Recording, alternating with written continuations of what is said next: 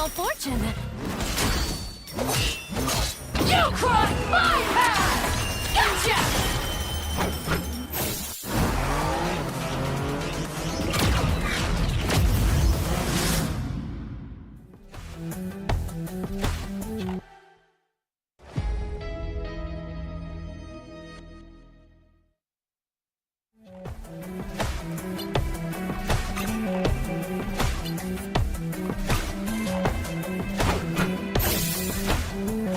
Hellfire!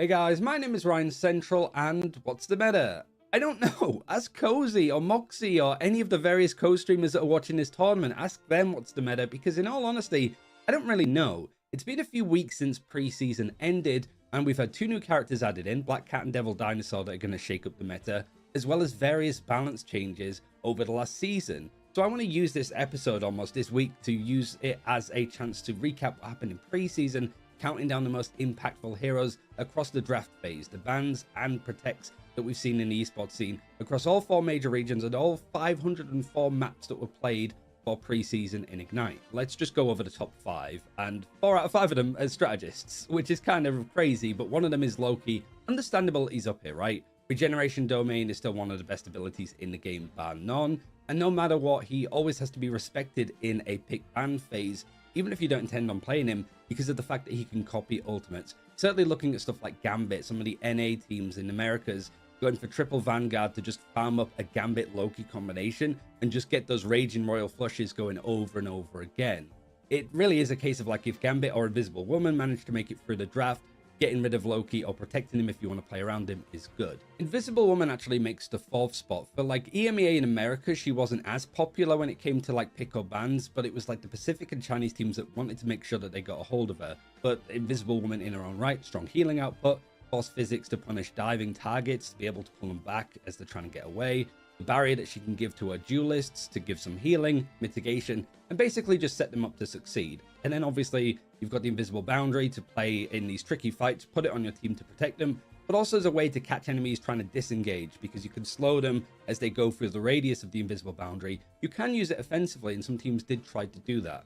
3rd place is Mantis. It took a while for Mantis to get going, but her popularity definitely started to surge towards playoffs across all of the regions, most certainly again in Pacific and China, where she was the 2nd most rated character over for those teams.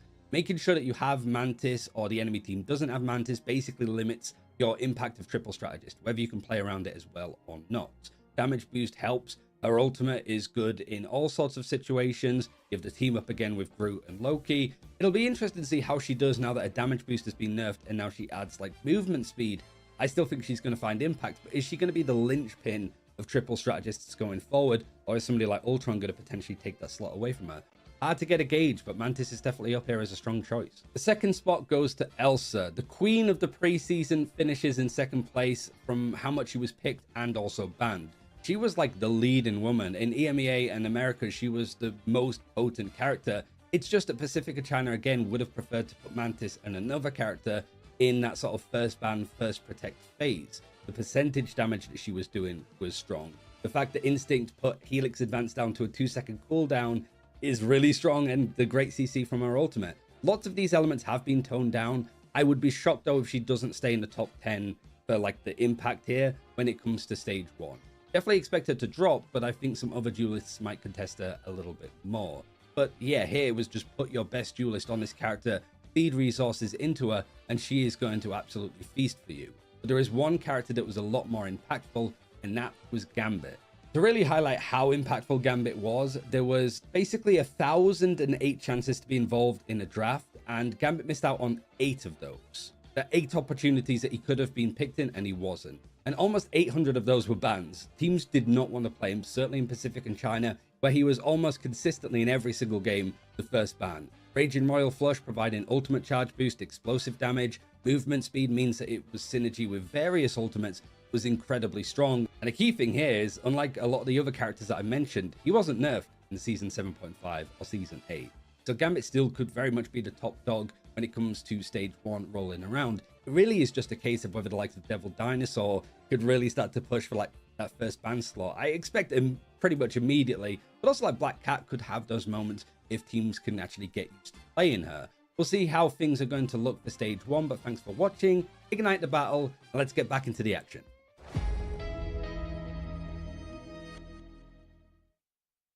How's it going, everybody? Welcome to Meet the Rivals. Okay, today our first guest is a legend in the scene. We got Donald Vanguard from the Chiefs representing in Pacific OCE. How you doing, Donald? Hey, I'm good, Lager. How are you, bro? Good, thanks too, brother. All right, let's get into it. I want to know, the people want to know, how did you start your esports journey and how did you end up on the Chiefs? Look, my esports journey's been nearly a decade long, mate. Obviously had like modest success, nothing crazy. I've played, I started with just some, friendly, like I used to play split screen, FPS competitive stuff with my mates, and then went into a hero shooter, played that one for too long, and then played a MOBA, and then back to that hero shooter, and now we're here. Respect. We love a game out here, but outside of gaming, outside of competing, what's your profession? So I work in public health. I'm a manager at a private cardiology practice. So it's pretty full on as well. Trying to juggle that with scrims is painful. My day is kind of work 8 hours, go to the gym, scrim, go to bed. So I don't know how I've successfully maintained a relationship this long, but it's full on. Now I'm gonna hit you with some quick fire questions, okay? Straight away off the bat. What's your favorite MCU movie or show? So I'm watching the Daredevil series at the moment, but I think my favorite overall has got to be the second Deadpool movie. So I watched the first and second one, 2 days, and then 1 day before Deadpool and Wolverine came out. So it was kind of a trilogy in 3 days, and I enjoyed that a lot, actually. Yeah. Now in Marvel Rivals, what's your favorite hero to play? Straight away. Yeah, I mean Magneto's kind of like, I don't know. If you look at my profile, obviously scrim time isn't recorded. So I'm not a one trick, but it's pretty bad. It looks like I am, yeah. Okay, well, we call him LeBron for a reason, everybody. Come on now. Now, what's your least favorite hero to play against? I don't know. Long time LeBron fans would know that I hated Wolverine and the first MRI, and it's still pretty irritating. The dinosaur existing now sort of remedied that a little bit. It's probably still Wolverine, or maybe I don't know, half the strategist roster. Which hero do you wish you were good at? There's a couple of heroes I haven't had a chance to play recently that I used to. So at the moment, my Hulk and Cap have fallen off a bit. Then people will be like, "Yo, is that the Hulk guy?" Like that doesn't happen anymore. And it's just because whether it's because the meta changed or I don't know, the game caught up to me. Yeah, I'd probably want to say Cap and Hulk. What Marvel character would you like to see added to Marvel Rivals? Okay, so there's a couple mutants that I'm a big fan of, but okay. I want them to be vanguards, so it makes it hard to pick somebody. I prefer ranged vanguards, obviously, and ones that can headshot are cool too. So, actually, forget about that. No, I want Big Bertha from the Great Lakes Avengers. Yeah, I want to play Big Bertha. Yeah. That's a good pick. That's a deep cut. We like that. What's a new team up you'd like to see between heroes? Yeah, so a team up I want to see, it's maybe not necessarily due to lore or anything, but more so their abilities. So I would like there to be a Black Widow and a Magneto team up where, Black Widow's the anchor and then Mag gets the ability to headshot. Yeah. What is that? Look, I'm a simple man. I just want to play Mag every game. Come on. Hey, he's going to make Black Widow meta now. This is crazy. What hero would you nerf all the way to bottom tier? To the depths. Worse than Blade. Worse than Black Widow. Blade is you might be surprised, man. The FMCL Blade might come out again. It's okay into Dinosaur, especially with a bit of rocket. I've been asking. Yeah, okay. I think Sue Storm has been in the limelight a little too long. She's not as crazy as she has been right now, but she's still pretty consistent. Maybe White Fox actually, a new addition. That's kind of And yeah, I mean, Black Cat is a little OP as well. I mean, it's better for our team when Daredevil is the one crazy DPS that runs everything. But no, Devil Dinosaur is perfect and probably needs buffs actually. I think so. Yeah. Okay, well, yeah, following it up, what hero would you buff to the top? Straight to the Yep. best instead. I mean, yeah, obviously Mag, Devil Dino. I love playing with Loki. I think having Loki in the game's a lot of fun. So getting him when he's good, the game's good, in my opinion. When he's banned, the game's good as well. So like, yeah, get him out of there. I don't know. We need to ban. We need to buff something that brings it up to Gambit's level. So it first ban isn't just always Gambit. That's what it needs to be. So it shouldn't be Magneto then, so I can still play him. Maybe it should be something I don't like or I'm bad at. So yeah, like I don't know. Maybe Black Widow. Right. Make Black Widow overpowered. Yeah, when it was just Black Widow Hawkeye ban, that's easy, right? Everyone was doing that. Like, yeah, bring it back to that. True. Okay, Yeah. okay. Well, you spoke about him earlier. What is your opinion on Devil Dinosaur? I think he is super duper versatile. Can be played as the like in the Groot Venom sort of archetype, and can also be have a similar playstyle to like appealing Emma. He struggles a bit into super duper mobile characters on like wide maps. There's one in specific that I lost a scrim on, and yeah, I was very upset. On push maps, like top 10 out of 10, better than Groot, like blah blah blah. Like you want to pick him. People are taking one-sided in scrims with us. Granted, we scrim the other regions, so I'm not sure what else he's gonna do. Yeah, he's good. He's good, but he's beatable. His hitbox is massive, so just shoot him in the head. Okay, well, somebody else is coming down the line. Cyclops. Do you have any predictions what role he'll be? Oh, Cyclops is he's always been like a. I've liked him as a character a lot, right? But You know I your don't know. X-Men. You know your X-Men. I know you do. Yeah, I know. It's I don't know the love triangle between him, Jean, like Wolverine. I absolutely despise that. Like this guy is he deserves the world, and he deserves to be played by somebody like me. But he's like it was Devil Dino's a Vanguard, so Cyclops is probably going to be a duelist. If he's a strategist, I'm going to lose my mind. But yeah, I mean, hopefully he's just like a hit scan sort of. I can't imagine them giving him like crazy movement or anything. I don't know how they'll keep it close to like comic book accurate, but yeah, I mean as long as he shoots straight and does a lot of damage, like that's all I can ask for. Now, you've been scrimming. You've been preparing for Ignite. Now, we want to know, what is your opinion about the current meta? So the current meta is probably the most flexible it's been in a hot minute. A lot of things are good, a lot of things aren't. So it's map dependent comp. So like I think that's the biggest. And I mean, yeah, you just switch characters, get a better matchup. Can't just pick one comp and roll stuff because people will pick stuff that's good into it. It's really flexible, and I really don't like that. Our team is definitely a bit of a just play the same stuff, smash our head into a brick wall until it works kind of team.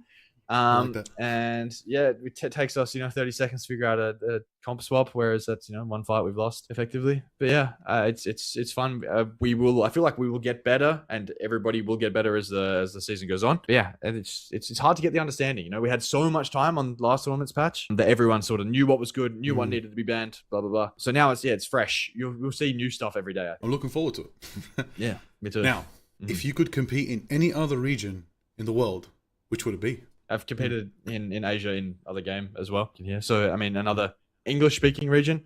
I think NA is obviously like what is considered the best at the moment, and I'd love to drop my stuff over there. I can imagine, I'd come in as like a weaker tank there, but the tier, like the quality of practice and whatever else, right? There's so much more. Oh yeah, even EU would be great too. Actually, and China would be fun too, because I feel like that's probably I've got a lot of friends that play in China, and we scrim a lot of China, so. Yeah, I think that's my answer, actually. And a lot of them are decent at English. Yeah, I'd like to play in China. Hypothetical scenario, okay? Multiverse. You have to swap teams for an entire stage with another player. Who's it going to be? All right, so region. for the, I mean, I want to stay in OS, obviously, I think. Respect. This is where the stories are, right? This is where my friends are, people I care about. So the Chong MRC season that I was on the team, by the way. We came first. FMCL didn't wake up for the 10 placement games, so I subbed in as flex DPS for Chopper Mag, best team in Asia at that point. And I played some thing.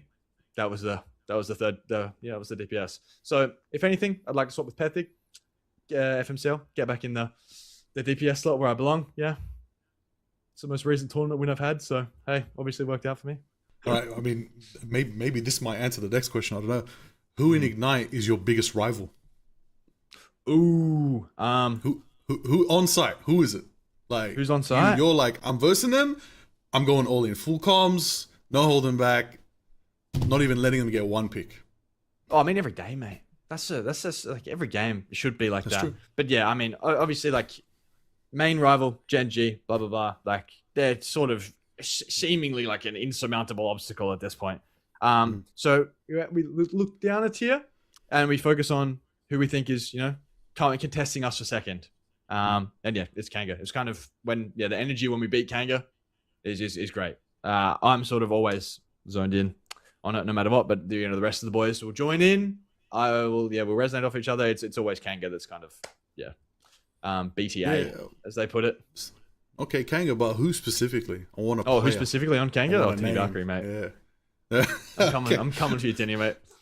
All right. I might interview him next. We'll see. All right. What city do you want to see host a Marvel Rivals LAN? Oosh. Well, I'd love an Aussie one. I think Melbourne would be pretty chill. I'm from a smaller spot, so yeah, don't come here. I think Sydney was great for a different event I went to. But also, if I'm qualifying to it, prefer for it to not be in my country. So yeah, I don't know, somewhere in Tokyo maybe. That's a holiday. That's the next holiday destination. So go there for free, it'd be wicked. Final question of the evening: why do you want this? Why do you compete in Marvel Rivals Ignite? Look, we've actually had this conversation as a team, and I know so gaming is like the one thing that keeps me it is my passion. Outside of the woman I love, right? This is like my favorite thing ever. And I mean, one day, making it the entirety of making it my career, or at least, I've spent so much time on it. I want, to not necessarily build a legacy, but when I have kids and grandkids, they'll be like, yeah, your grandpa Seth went to X country playing games. That is pretty cool. And I don't know, man. I'm getting old, getting up there. I just want to, leave a legacy, do something relatively cool. It's I don't know. It's for the love of the game mainly, but also it's a rare opportunity. Being the best at anything is really, really difficult and really impressive to me. So yeah, being good at games is the same thing as being a good football player in my mind. It takes a lot of effort, a lot of talent, a lot of skill. But yeah, man, it's just my favorite thing to do. Yeah. Well, thank you very much for your time, Donald. Wish you all the best in the next stage, and everybody who've officially met another rival. Have a good night.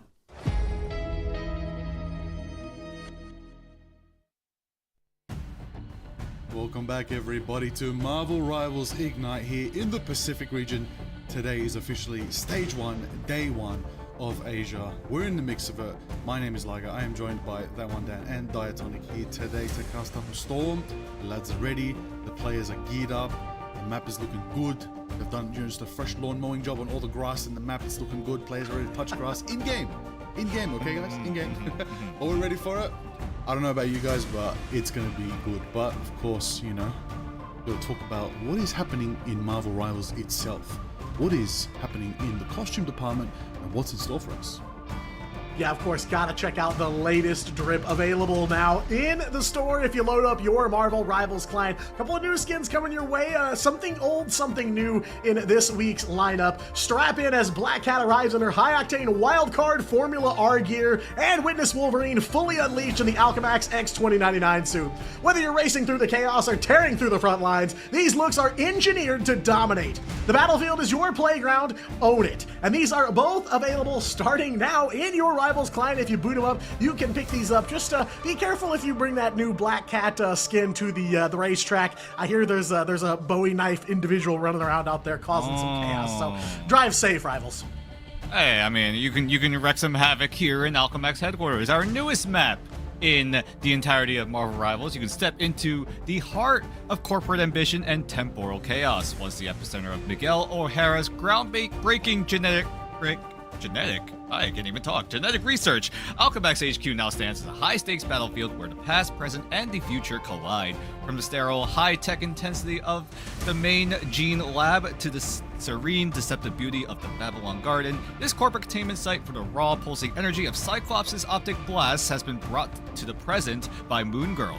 Whether you're maneuvering through sleek nano-ceramic halls or taking in the view from the Infinity Edge pool overlooking the Manhattan skyline, remember, you're not just fighting for territory, you're fighting with the epicenter of a timeline-shattering rescue mission, and my goodness, they really did cook with this new Doom Match map, so take a look at it, experience all the scenery, and make sure check out Alchemax headquarters.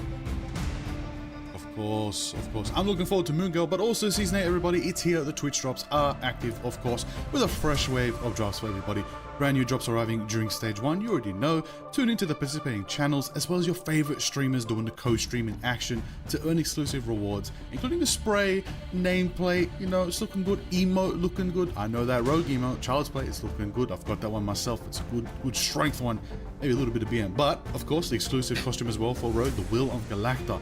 Locked in as well, looking good in purple. Honestly, equipped it immediately once I got this drop. It's going to be available until June 12th, but of course we have the Ignite exclusive Stage 1 Twitch drops. You got the Chrono tokens for 30 minutes, Galactus Glare for an hour, the Wolverine Will of Galacta nameplate for 2 hours, and then if you watch 4 hours, you get that beautiful Ignite man right there. Wolverine absolutely destroying Deadpool on the other side of the good old portal there from Strange. No. The portal pool, oopsie.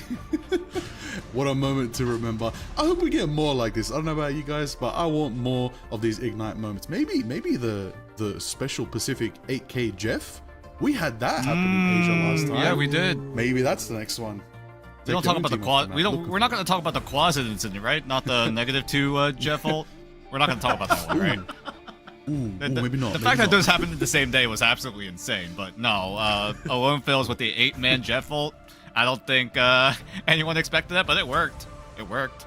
Yeah, somehow, some way. It did for sure. I mean, literally, that's what we're looking forward to. I don't know about you lads. I'm kind of excited to get back to Asia. They'll be cheeky here. They get a bit, you know, just intricate with the meta. They extract out so much potential from heroes we least expect, and they do it differently. This is the meta. The region known for actually doing dive really well. However, in Marvel Rivals, they play very differently. The dive may not be what we see here today. You know, Diatonic, you were telling me we need to find out who's on Team Devil Dinosaur, who's on Team Black Cat.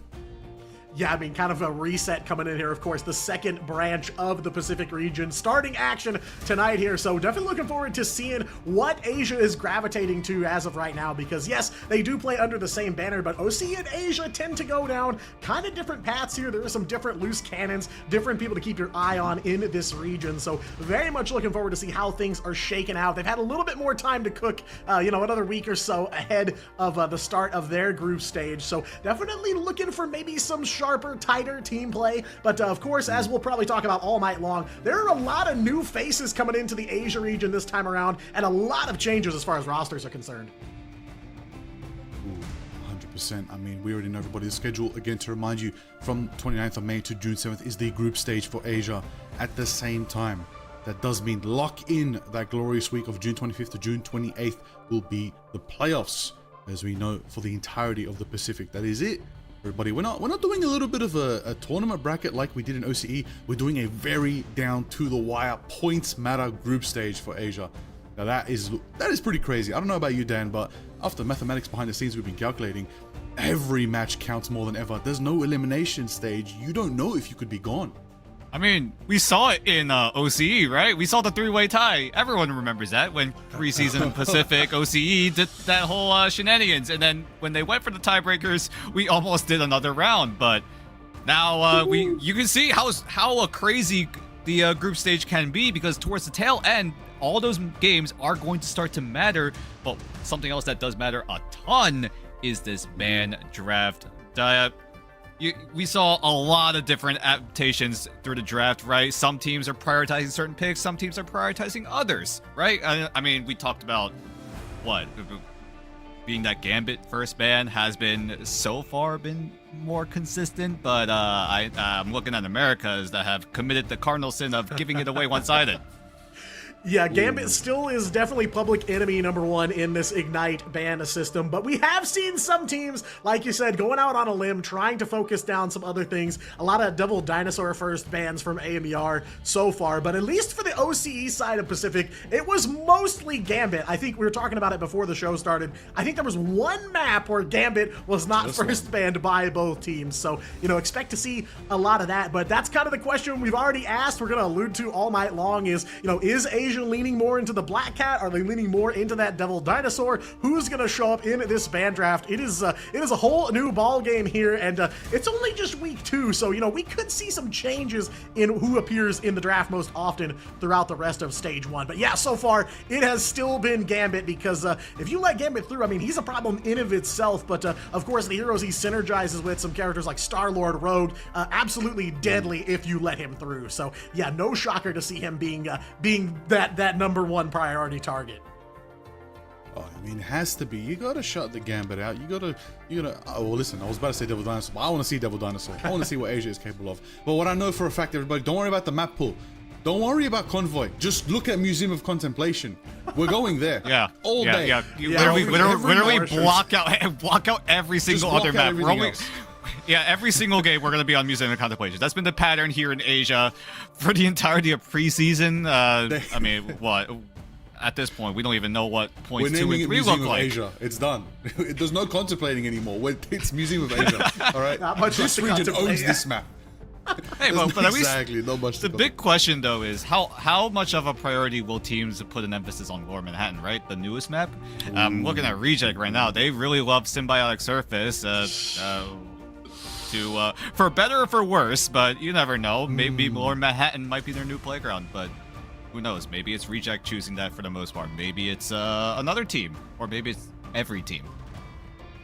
I was going to say, to be fair to Reject, they did kind of turn things around and picked up some wins there on Symbiotic in the back half of the preseason. So yeah, I'm curious to see if that love of Convergence extends to Lower Manhattan as it enters the map pool, but this is what we got on deck tonight. All Asia teams going to be in action here, and plenty of changes for some of these squads. So I am really looking forward to seeing some teams in action. You know, some like Loyalty that feels like they've turned over a lot of their roster. They've got some more staff in place, and they're not the only ones. But yeah, I am very excited to see what's changed. You know, especially as we've got a new face here in the mix. Pirates breaking up between preseason and stage 1, and now the Burgers, your season 7 Pacific MRC champs, are here.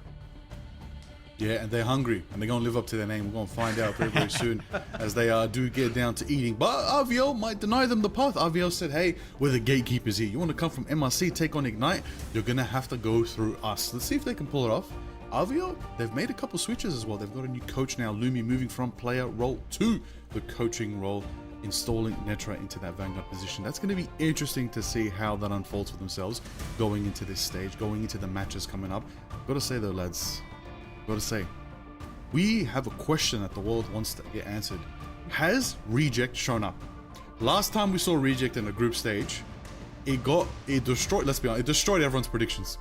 A complete Yeah, wipe of mine. everyone's predictions. We did not expect Reject to show up to that form, but nonetheless, today, the first team on the horizon is Loyalty out here. Of course, NXT Escape, and of course, this team is doing good. Bumyong as well. I believe Gambo as well. Jay-Z, looking for Beyonce, Necrobe, Joe, Zenos. We've got a couple new players here. The names caught me off guard because we've got a couple new names here, which I like. I feel like this team's, you know, something special now. Maybe Loyalty have something to say. It's unfortunate they weren't bottom 2 last time. They did miss out on Asia playoffs. They did fall out in the group stage. Maybe they got something here. Maybe they've added some new spice, some new ingredients to their recipe. What do you think, Dan? Not only did they miss out on the playoffs, but they also missed out on winning a map. They unfortunately bombed out of group stage in preseason Asia, again, by not winning a single map. A little bit unfortunate of a result, but now they're looking to get a little bit more serious as they look to overhaul their entire roster, bringing in a coach as well to help with the team. So far, for what I've seen on social media, the team environment looks great. Joey seems to be the main leader of that team, so we'll see if that ever does translate into, hopefully, at least a map victory. Okay, indeed. Now, of course, second team on the horizon, Triple AD. You got Quasid, No Smite, Tuba, Rocco, Mandu, and Snake out here. They're doing good. They're looking sharp. Only 6 people here on my screen. I wonder, do they maybe have a coach installed as well? Maybe that might be the brain power that they want to, you know, install into this matchup. Look, they've had a good run so far. People probably seeing them as the favorite going into this one against Loyalty. What about that, Diatonic? Do you think AAA are going to come out in strong form? Have you seen them before? Maybe they want the gold. Maybe they're going to aim higher. Yeah, I mean, AAAD was my breakout team in preseason. Super fun to watch and made themselves look like a serious threat to almost every team in the Asia lineup. So they're definitely one to watch out for, and, you know, bringing in some new blood here in Mondu and Snake. Curious to see how that will change things up, but, you know, they took some big wins, took some names in the preseason and put themselves pretty high up in the ladder coming out of group stage. So, yeah, I'm kind of looking for them to come out swinging here and maybe prove that they definitely belong at the top of the ladder. And, you know, like we said, without Pirates in the mix now, that 3rd place slot in Asia is kind of wide open. We know Reject and Zero Tenacity have been kind of battling for the top 2, so now there's kind of this power vacuum, and I'm interested to see who is going to move to fill that in.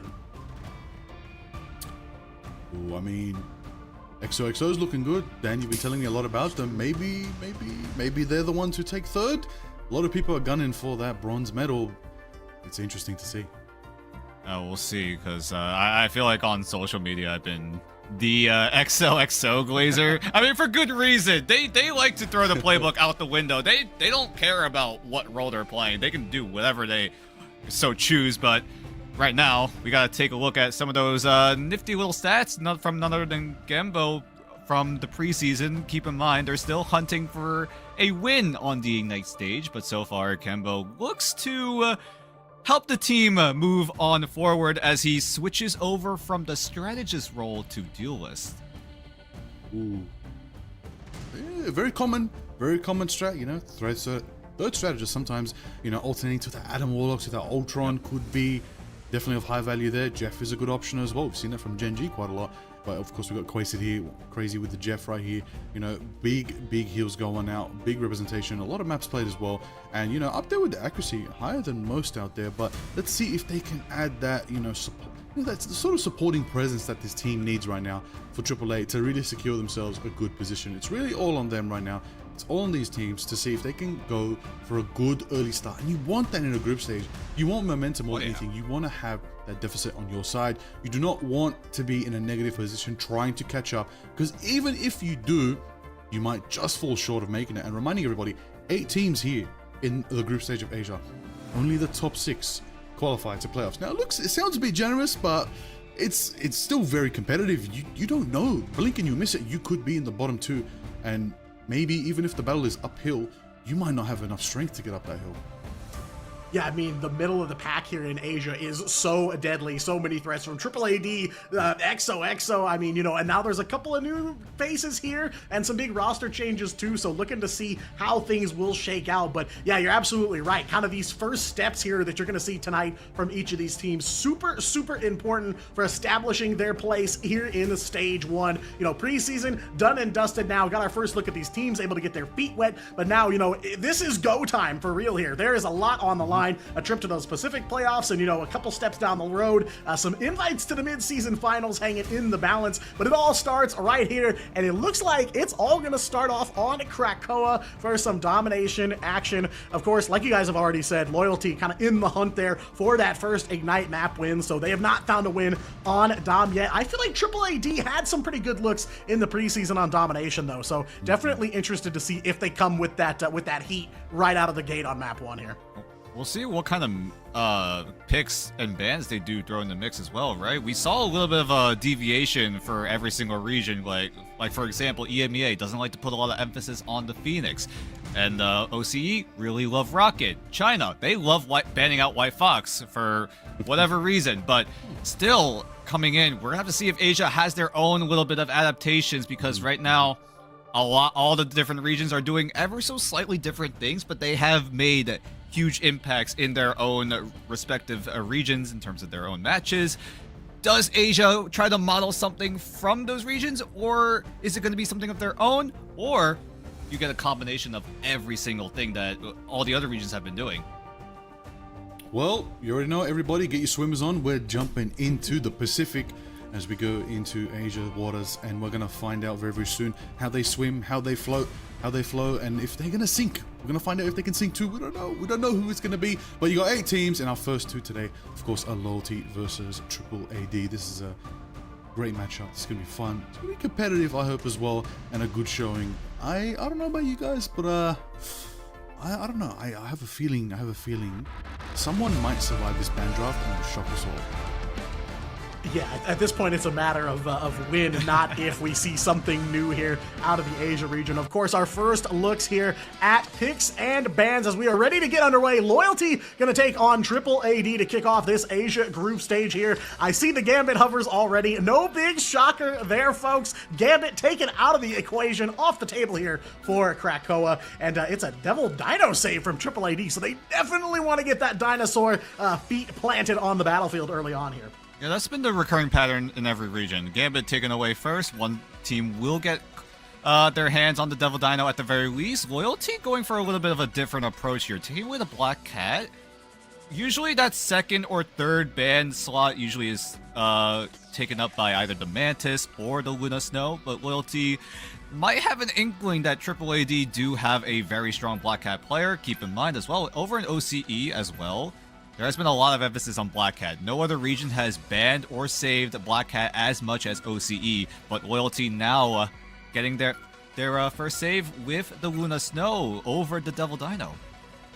Yeah, and it's going to be a one-sided Dino for Triple AD as well. Curious if Loyalty is going to try to make it a one-sided Black Cat if they've got somebody that particularly fancies her. It's Mantis bans from both sides of the board, though, on that mid-round simultaneous ban. And a White Fox save here, too. Dan, we were talking about this. You were just talking about this, but we talked about it before the show as well. A lot of White Fox showing up in China, whether it's banned or something they like to go for here. It looks like, though, maybe no Felicia Hardy in this first matchup. Though I do want to say that Luna save, very interesting. She does have some potential this season for sure. A solid strategist choice, and the damage potential is kind of wild. She can really take you by surprise. It's also such a great anti-dive measure, right? You got the Luna Fox and Luna Fox team up. Yeah, Luna Snow and White Fox. There you go. That's the combination of a team up, right? Extra CC, extra peel potential on the side of Loyalty means that if Triple AD do want to run a more dive-oriented composition, it's going to be a little bit tougher to get a hand on the backline as Triple AD finalized their save with the Phoenix. So it's going to be a lot of that hit scan potential coming in for Triple AD. Do they go for a more poke / front to back style of play?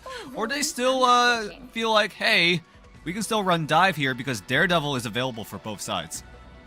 Yeah, there's some big openings here, so it doesn't quite answer the question of what they're going to bring to the table, though Triple AD with that Phoenix save may be leaning a little bit more hit scan. Obviously, they've done their homework, though. Phoenix has emerged as a very, very powerful hero this stage and this season in general. We've seen a lot of her so far, so yeah, I imagine at some point, Rocco hovering the Phoenix right now, maybe going to see a little bit of that shine through here, but yeah, interesting ban phase to start things off. Nothing too crazy. The White Fox save, definitely one of the more interesting parts of that draft, but overall a lot of what we've seen from the other regions as well here, though Triple AD definitely locking down some of the newer heroes for Loyalty. No Black Cat, no Devil Dinosaur available for them, so gonna see how they respond here when the game's 2 newest heroes are out of the equation. But again, it is a rundown here on Krakoa for map 1. Loyalty, no maps 1 in the preseason, so you have to imagine they are hungry to try and get this one.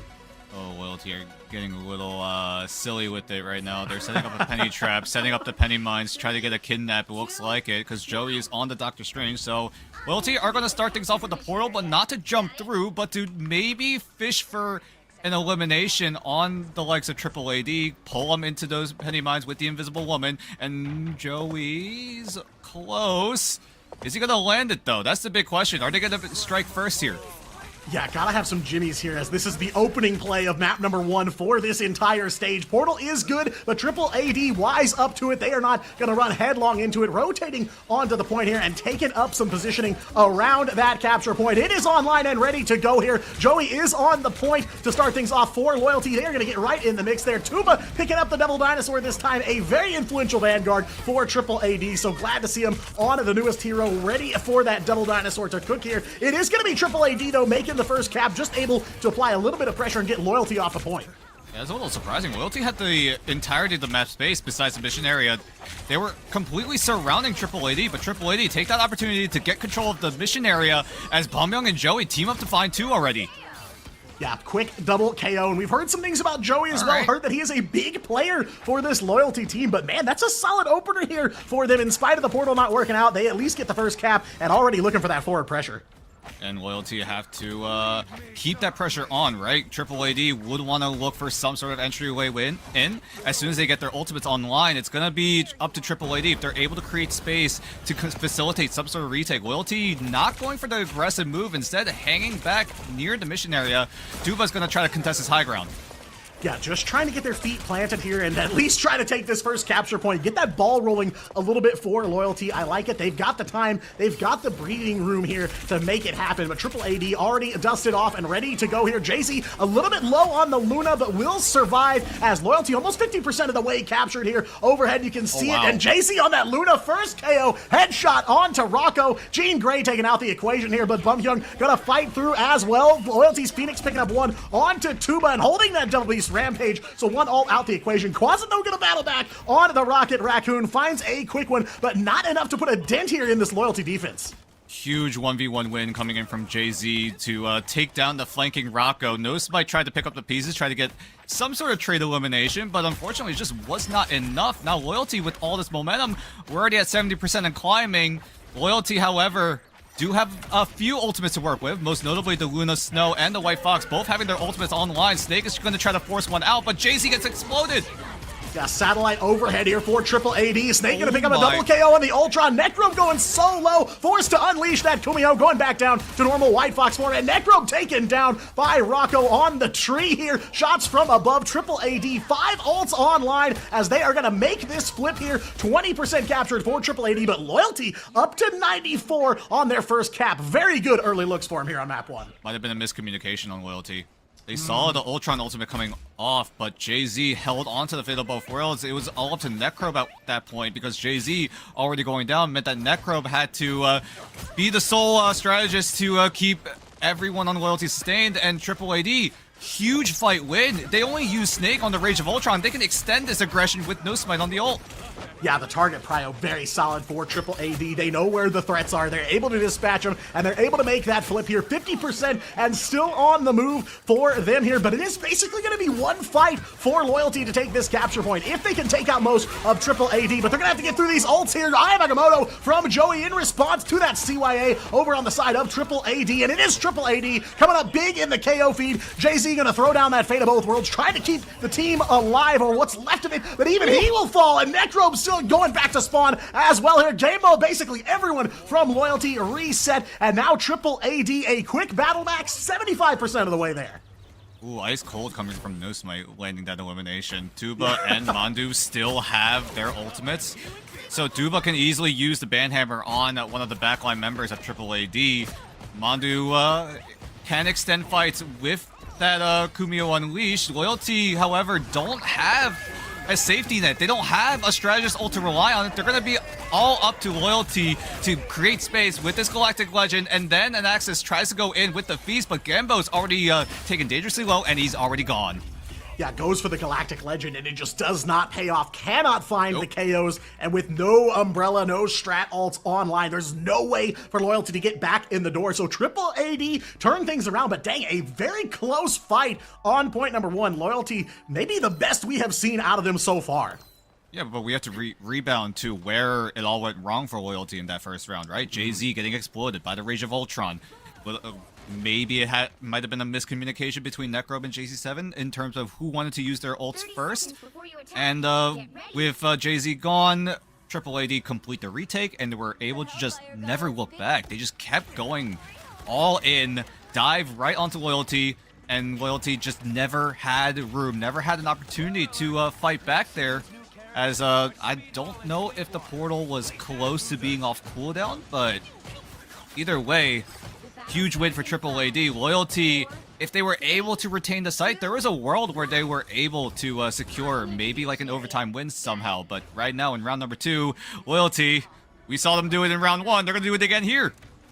Yeah, gonna have to look for Triple AD to be wise to it again. Maybe focusing up on Tuba here. Portal gonna open up from Joey. There's an Ultron going right through, and Nice. Necro gonna take him down. Snake offline already. A good early pick here, especially considering Snake is holding Triple AD's only ultimate at the moment here. So Loyalty now gonna push their way to the point, but it is gonna be a bit of a fight here. I already see Tuba on that big dino right in the middle of the capture circle. So Triple AD gonna make him work for it from square one here. Joey, though, big maelstrom of madness onto Tuba. Will take the dinosaur out here. Snake should be backing on the point here, but it looks like Loyalty gonna grab first cap here.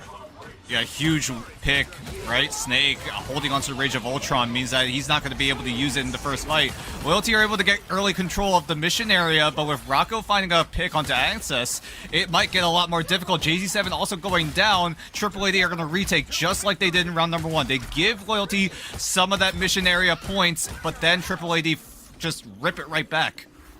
Yeah, and again, it's kind of like we saw on point number 1 for Triple AD. They're bringing some kind of umbrella, something to protect themselves, whether it's a strategist ult, whether it's that freedom charge from No Smite that they used. Loyalty, meanwhile, it seems like they keep getting caught with no strat ults, no way to really defend themselves when they're on the point. So yes, very aggressive on the attack, Loyalty looking good, but once they have control of the point, they've been having some trouble finding their footing here. So now Triple AD, lots of forward pressure here, looking to try and push Loyalty all the way back to their front door here as Triple AD gonna overtake, but somebody from Loyalty is on the point, looking for a little bit of a cheeky swap here. It might be Axis there on the Captain America, but that capture progress gonna go right back down here as the rest of Loyalty gonna file in here. It's going to be so hard for Loyalty. Ancestor is really on the Captain America just to try to disrupt the backline. Claus is going to pop the ultimate because he knows that Bumhyung doesn't have the Ensong Inferno. So this is a free CYA coming in for Triple AD.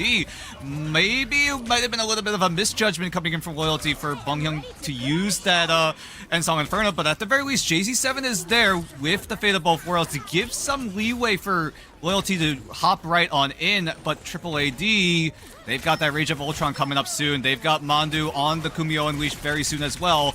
Loyalty, I feel like this fight might be doomed already. Yeah, I mean, some good pressure from that Fate of Both Worlds, but it runs out, and Loyalty's time quickly running out here one by one. They are going to go offline. Triple AD still in control of the capture point, 70%, and Joey going to fight back there, does manage to take down Rocco, but that's about all Loyalty is going to get here. They will back off, but they're going to bring some ultimates to the table here, I think. Loyalty needed to find eliminations during that Fate of Both Worlds, but they could not find anything. Triple AD knew what had to be done. They just had to stall out on the mission area. Loyalty never even got the flip, so Triple AD keeping that control means that Loyalty, they're going to Final Fight territory, and they've already lost out on one. But at least he has Cocoon. Yeah, missing one member here. That Adam gonna get right back up. But Tuba, though, taking down the other strategist for Loyalty here. Necro will get back up and running. Don't know how close they are to a Karmic Revival, but feels like miles away here as Triple AD coming up big in the KO feed. Huge. Yet again here, Rocco's Phoenix absolutely deadly in the most critical moment here. Ensong Inferno will crash down, grab the double KO, as well as that Freedom Charge for Triple AD. Plenty of safe space to fight here, thanks to Rocco. Triple KO there for the Jean Grey player, and almost all of Loyalty going offline, and Triple AD close it out. A comeback there on point number 2, and they'll lock in Krakoa.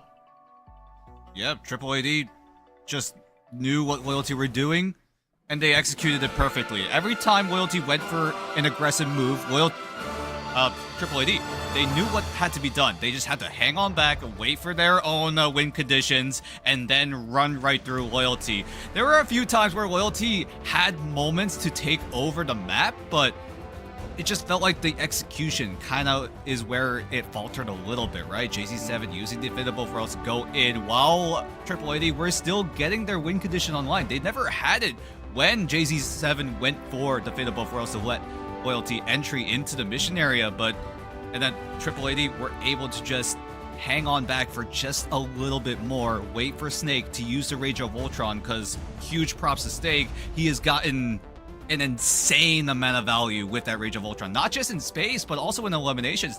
You don't have to always get eliminations, as long as you give space, right? The map control is the most important part here in professional Marvel Rivals. If you're able to utilize most of that map surface area, you have a big chance of winning out on those fights. Yeah, I mean, it's like you said, it's not always about cashing in KOs with those ultimates. Sometimes it is about the pressure that comes from that ult just being activated. You have to give respect to something like Rage of Ultron. Gotta find somewhere to hide from it because it can take you down faster than you expect. I like what we are seeing from Loyalty here, though. You know, there's some clear go signals for this team. They're working together, but the problem is they're taking engagements with no protection. They've got no strategist ults to keep them up and running. You know, you saw there on one of those last fights there at the end of point number 2, they went in with the Fate of Both Worlds, but they couldn't find anything else. Everybody else just having to play neutral. So, you know, not able to convert to KOs there, and then it's all just downhill from there. Triple AD walking away with it pretty consistently and pretty comfortably, but definitely better looks for Loyalty than we saw in the preseason. Yeah, at least Loyalty put up a really, really solid fight. Like, there were times where Loyalty did the right moves, but unfortunately, they just could not keep making those right moves, you know, right? Loyalty made 1 or 2 small mistakes, and that really spelled their demise here on Krakoa, but now with their opportunity to choose a map here in map number 2, which one do they go for? Do they go for Convoy? Do they go for Convergence? We'll figure that out right after a short break, so we'll find out soon after this break.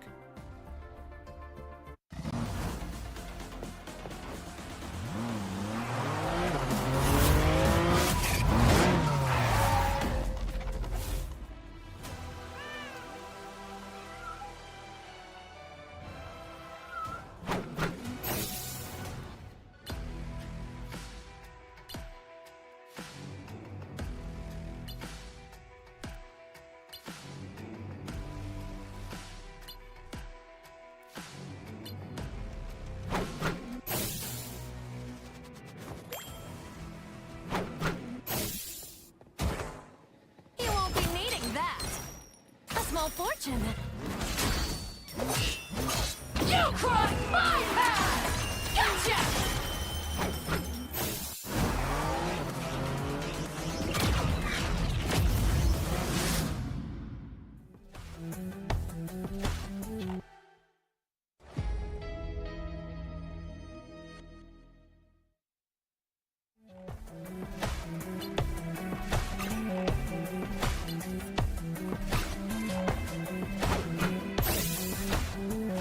Hellfire!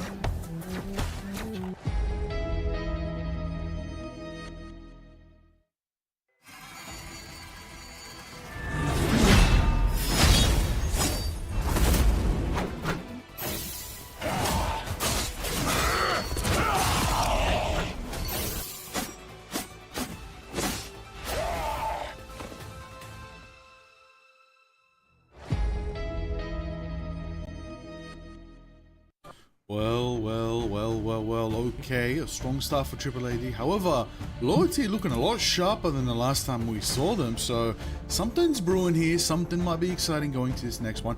They do get map selection here. Dan, how do you think they've been going so far? I mean, Loyalty looked really good. At least in the first fight, right? They were able to get the first cap, but unfortunately, Triple AD were just able to complete the retake time and time again. And I feel like somewhere that Loyalty could really work on coming into map number 2 is that resource management, right? Loyalty, they tried to get a little too greedy with those resources, at least in that first round on Krakoa, right? Having JZ7 go down to the Rage of Ultron just meant that Loyalty had to literally just start scrambling for something to rely on, and it had to be the White Fox ultimate, and that really doesn't really do a whole lot if Triple AD aren't gonna engage in that a big little skirmish at all. So maybe resource management might be something that they should work on, but coming into map number 2, we'll see what Loyalty decide to cook up here as Triple AD starting to ride that momentum, right? They finished 5th, 6th in the middle of the pack in preseason.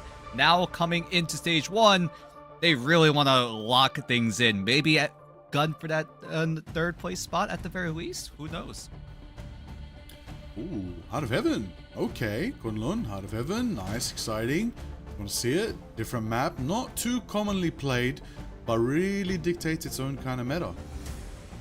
Yeah, I was gonna say, this does surprise me. We haven't seen a lot of love for Heart of Heaven so far in a stage 1. I don't know off the top of my head how many times it's picked, but I probably have enough fingers to maybe count that out. So yeah, definitely interesting map pick coming in from Loyalty. But yeah, like you were saying, Dan, really, really good looks for this Loyalty team. It looks like they are communicating though. You can see that they're moving together, some good rotations here and there. Not getting spawn held either. Triple AD tried. Yes. They tried to put that forward pressure on and they just couldn't do it. But now coming into Heart of Heaven, right? How does Loyalty decide to operate this here? Because they chose the defensive side.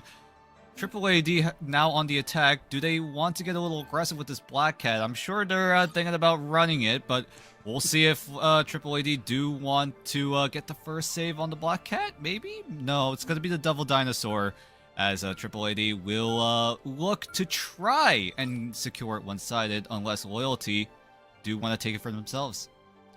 Yeah, I mean, feels right to me. Krakoa has kind of proved positive that Triple AD don't necessarily need the Black Cat to take the win, though especially on point number 1, very, very close. Black Cat ban does come through from Loyalty anyway here, so no Felicia Hardy for Triple AD, and they banned it out against Loyalty as well, so maybe not going to see a lot of Black Cat here in this matchup. Luna Snow save for Loyalty once again. Jay-Z did pick up a couple of cheeky picks on Krakoa on her, so no shocker to see them going right back to that strat, but there will be no Devil Dinosaur for for Loyalty as well. Yet again here, simultaneous ban's gonna come through, and I feel like Loyalty, they just got caught in a couple of weird positions on that first map. It's either they went into a fight with no strategist ults, no way to protect themselves as they were fighting, or they went in with just like a Fate of Both Worlds or just the White Fox. So kind of need to sync up those ults for sure. Gonna be looking for that to change here, but what's not changing is that Mantis ban across the board. No Mantis here for map 2.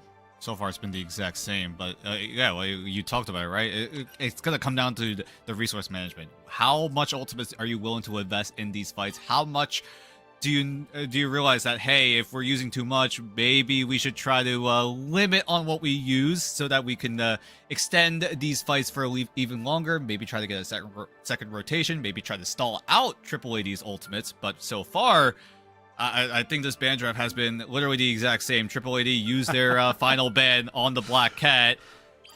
Maybe they're just like, all right, we just want to diff you guys again. We're just gonna go through the same exact ban draft, and hopefully that the mechanics will take over yet again. Yeah, I'm going to go right back to that Phoenix as well. Influential, not just on map 1 here in this matchup, but all throughout stage 1 so far. Top pick for sure here. So Triple AD want to make sure they can bring her to the table as Loyalty have the final say in this draft phase here. They are going to take defense first as we load up into Heart of Heaven. Triple AD going to be on the attack. It is a White Fox ban against Triple AD to round things out. So no Kumiho available for Triple AD, but yeah, Dan, I feel like a lot of this basically played out the exact same way, and, considering map 1 was close, at least on the first half there, not too shocking to see Loyalty maybe wanted to go down the same path in terms of picks and bans, but we'll have to see if they change things up in the comp they bring to the table here, because again, they are going to be on defense first, so they're going to look to set the pace here and determine just how far they're going to have to go if they want to take that first Ignite map win. We'll see if Loyalty are also relying on this Heart of Heaven map choice, right? This was a very unpopular map at the current moment, not just in preseason, but just here in Stage 1 as a whole in every single region. Not a whole lot of Heart of Heaven has been really picked out for many of these teams, so maybe Loyalty have been cooking something up here? Maybe, but so far, Loyalty are going to utilize a Necrobe on the Adam Warlock once again. We saw it pop up towards the tail end of that first map, but here, they're, especially on the defensive side first, they're going to try to rely on this Karmic Revival being that win condition. Triple AD, once they identify that there is an Adam Warlock in play, Triple AD should be accelerating this tempo very, very quickly. Yeah, it feels like there's a lot of tricky parts here for the offensive team. Like when you're getting closer to checkpoint 2, there's a lot of places defense can pop out of, give you some jump scares. So maybe gonna look to throw Triple AD off kilter here. But doors are open. We are underway here. Triple AD take map number 1. Now 1 away from locking in this first match win here in the group stage. Tuba picking up the Devil Dinosaur yet again here and leading the charge for the rest of the team as Triple AD gonna look to find a way to get in the front door.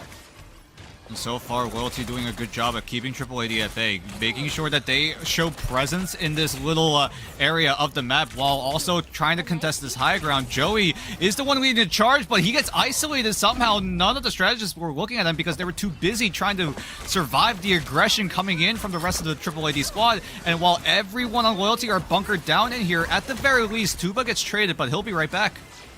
Yeah, backs against the wall here for Loyalty, though they are able to hold it off. 60 seconds away now, and Triple AD still circling that capture point, but no way to get a tick quite yet here. X is going pretty low, though, on the Groot. Needs a little bit of a heal. Will get it from JZ on the Luna Snow here, and they're going to look to try and convert to some KOs here, but now Triple AD finally able to get a little bit of progress moving. Rocco going up for the Insong Inferno, and Tuba in the jaws here, taking down Anxis. JZ will respond, though. It's going to be 1-for-1 as No Smite gonna go back to square one on the Captain America, but Loyalty gotta get on the point here and stop this progress. Triple AD almost 2 ticks away. They'll find it here as Snake goes for the Rage of Ultron. Jay-Z's finally got that dance floor ready to go. Fate of both worlds. That will let Loyalty get right back in the fight here and at least hold off this third and final tick. There is a portal here for Loyalty from Anxis right in the front door where Triple AD is trying to head here, but they're not ready to give this up yet. It is gonna be CYA as well from Quasit, and Rocco gonna get that damage buff and take down Bum Hyung. Wins the 1v1 here, making a double KO, but now the Karmic Revival comes through from Necrobe. Loyalty all back up and ready to fight this thing out. Half of a Triple AD's time away now as they've got some support ults ready to go here and are just looking for a way to try and close out this capture point. Oh, but Loyalty really held down the fort very well, using this small room that Tuba is in right now to bunker down on what Triple AD wanted to go for. If Triple AD do dive into that small room, it gets very difficult to get out, but at the very least, Triple AD looking all but likely to secure this first checkpoint. It got a little bit difficult for Triple AD, but at the very least are able to secure it in the end. Great hold coming in for Loyalty, being able to survive long enough so that they have their win condition online with Necrobe on the Adam Warlock ultimate. It looked good for Loyalty, and now with 2.5 minutes added to Triple AD's time bank, Loyalty just need to get those ultimates stacked up once more. Necrobe is staying on the Adam Warlock, which is a little bit surprising here. Yeah, I mean, not a bad start for Loyalty defensively. You know, Triple AD gained that 230 buff. They go back up to just 4 minutes, so they don't build up the time bank here. So Loyalty still have an opportunity to get ahead in this second capture point here, and they are going to rely on this being a little funky, right? You got this bridge overhead, you got the staircase off to Tuba's left there, so there's some places defense can really hold up here. Nice jaws, though, from Tuba. Going to drag Anxis back to the rest of the team, and they will finish the meal here. Tuba getting the last hit in on that Stranger. He's still holding that eye of Agamotto too, so they take one ult out the equation here. That's the go signal for Triple AD here, but Joey on the Magneto finds the mid-air dunk onto Snake, so Ultron shot down, sent all the way back to square number one. Solid stuff from Loyalty here. Those Smite, though, gonna try to get Triple AD in the fight. Freedom Charge on the ground, plenty of overhealing for him, and plenty of safety that he can go in and take down Joey. Rocco will find Gamebo as well, so White Fox off the table, making another double KO here for Rocco's Phoenix. Absolutely game-changing. No Smite as well, going deep for that double KO, taking out Loyalty's backline, and Triple AD on the move here, looking for checkpoint 2. I'm not sure if Bumyoung had to use the Insong Inferno during that fight to try to get the health reset, but he really needs to save that Insong Inferno. Quasit already has the CYA with Genbo on the White Fox ultimate already burned away. It's going to force out Jay-Z's ultimate as Tuba's just stomping around. Quasit on there with the CYA. That's going to allow Rocco to get a double. Loyalty have no other option but to tuck tail and run. That Fate of Both Worlds dance floor needs to be shut down and quite literally out of business. Yeah, the club unfortunately closed there for Loyalty. They're going to have to take the fight all the way to checkpoint number 3. But that last little scrap there on point 2, just a matter of kind of eating away at Triple AD's time. Not able to get back up to 4 minutes, so they have at least put a dent in the time bank here, but still 3 minutes on the clock for Triple AD to try and lock this down. Fate of Both Worlds is ready to go for Mondu, but that's all they're going to bring to the table on offense here. Meanwhile, Necro over onto the Ultron, going to try to get some of that rage going for Loyalty as well. I mean, once Necrobe uses the ultimate, right, on the Ultron, it's going to be easily countered by Mondu, and then No Smite or Snake could easily come up huge by giving Triple AD more of that momentum, because Joey not very close to that Meteor M. That was the reason why Snake's ultimate got shut down, but with a quick pick onto Tuba, this might be the go button for Loyalty's retake. Yeah, battling back, Joey there on the Magneto, escapes the jaws of Devil Dinosaur and gets the KO, but Tuba right back up off of that rocket BRB. So everyone from Triple AD still here and still bearing witness to this Rage of Ultron. Shut down though by Jay-Z on the Luna, sniped right out of the sky, doing a good job clocking down Snake in these last couple fights. Bombgun goes for the Insong Inferno, able to get a little bit of pressure back Triple AD off of the cart for now, but they'll fight right back. Quasin picking up one on the Rocket Raccoon, and it's a freedom charge from No Smite to get them right back onto the mission vehicle, and now 2 minutes just a few meters away from closing out this map. I mean, that freedom charge needed to come on right then and there for Loyalty, but with an excess going down, he's going to have to use it now in order to create some space for Loyalty. Joey threatening with the Meteor M, but none of those key ultimates on Triple AD are going to be up anytime soon. Access almost gets the BRB down. Tuba's now going to create space for Triple AD as they are going to try to force away Loyalty, and with so many of those health bars going down, most notably on Joey, because he needs to be careful.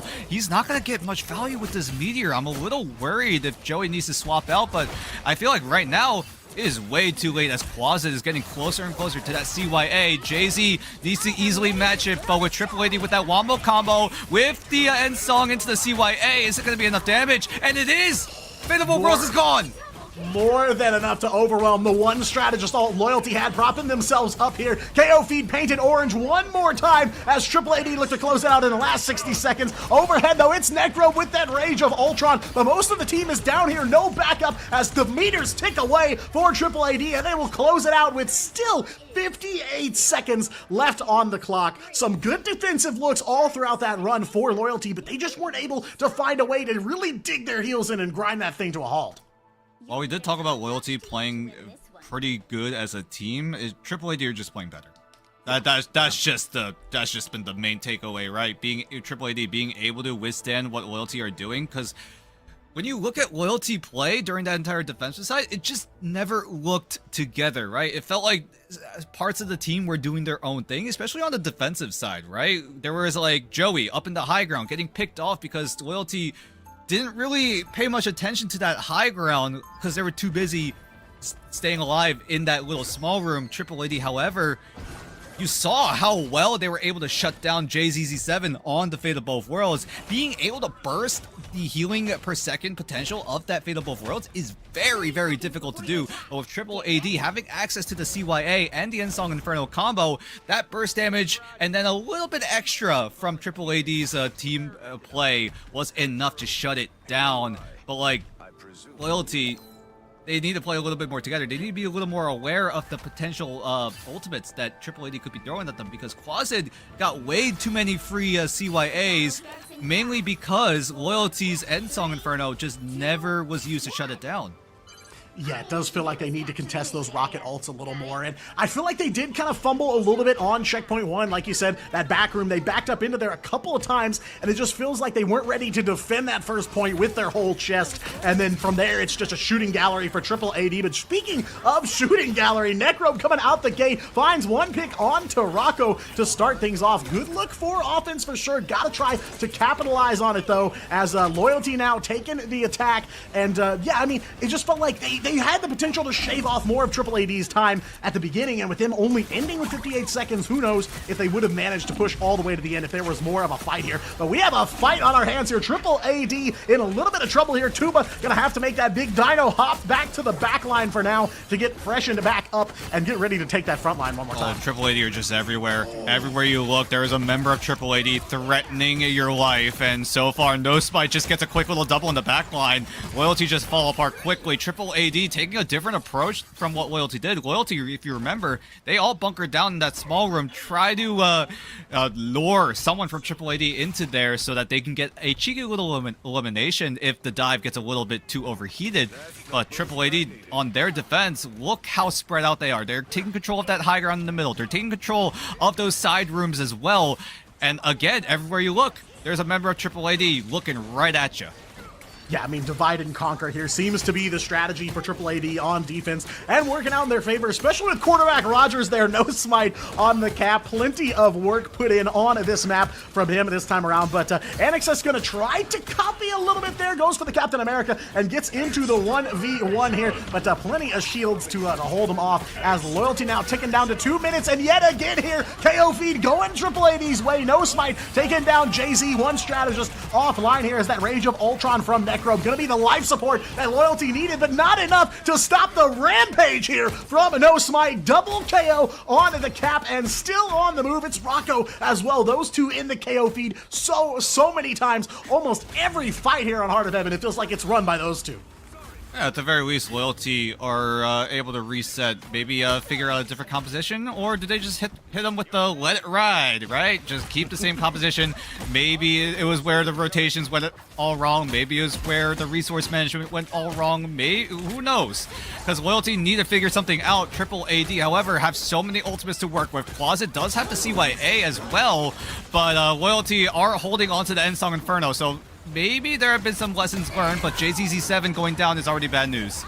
Yeah, keeping that Luna Snow on lockdown that's almost a double every stack. single time. There goes the end never song. mind. That makes sense. Yeah, I was going to say, there is a dance floor down here. Snake will pick up one on the Ultron, wins that 1v1 here. Freedom charge from Loyalty this time around, trying to keep the team here in the fight. Just 60 seconds left to go as Joey on the move on the Emma Frost there, taking down Mondu. So one strat for Triple AD offline. Snake goes over to the Strange. So we're going to see a portal here as Loyalty trying to close it out at the last second. Rocco up overhead, Insong Inferno looking for a target. Will crash down, but under that Fate of Both Worlds cannot break through here. 40 seconds left to go for Loyalty, so they've got about one engagement left here, but it is going to be trouble with Necrobe offline and Excess as well going low here. Can only get some heals from a couple members of Loyalty, but I don't know, Dan, it doesn't feel like they're going to be able to muster much for this last 30 seconds. Wait a minute, you might have to eat your words here. Mandu thankfully does come back thanks to the BRB. Rocco does go down, so that's a huge amount of damage away from Triple AD's side as Loyalty are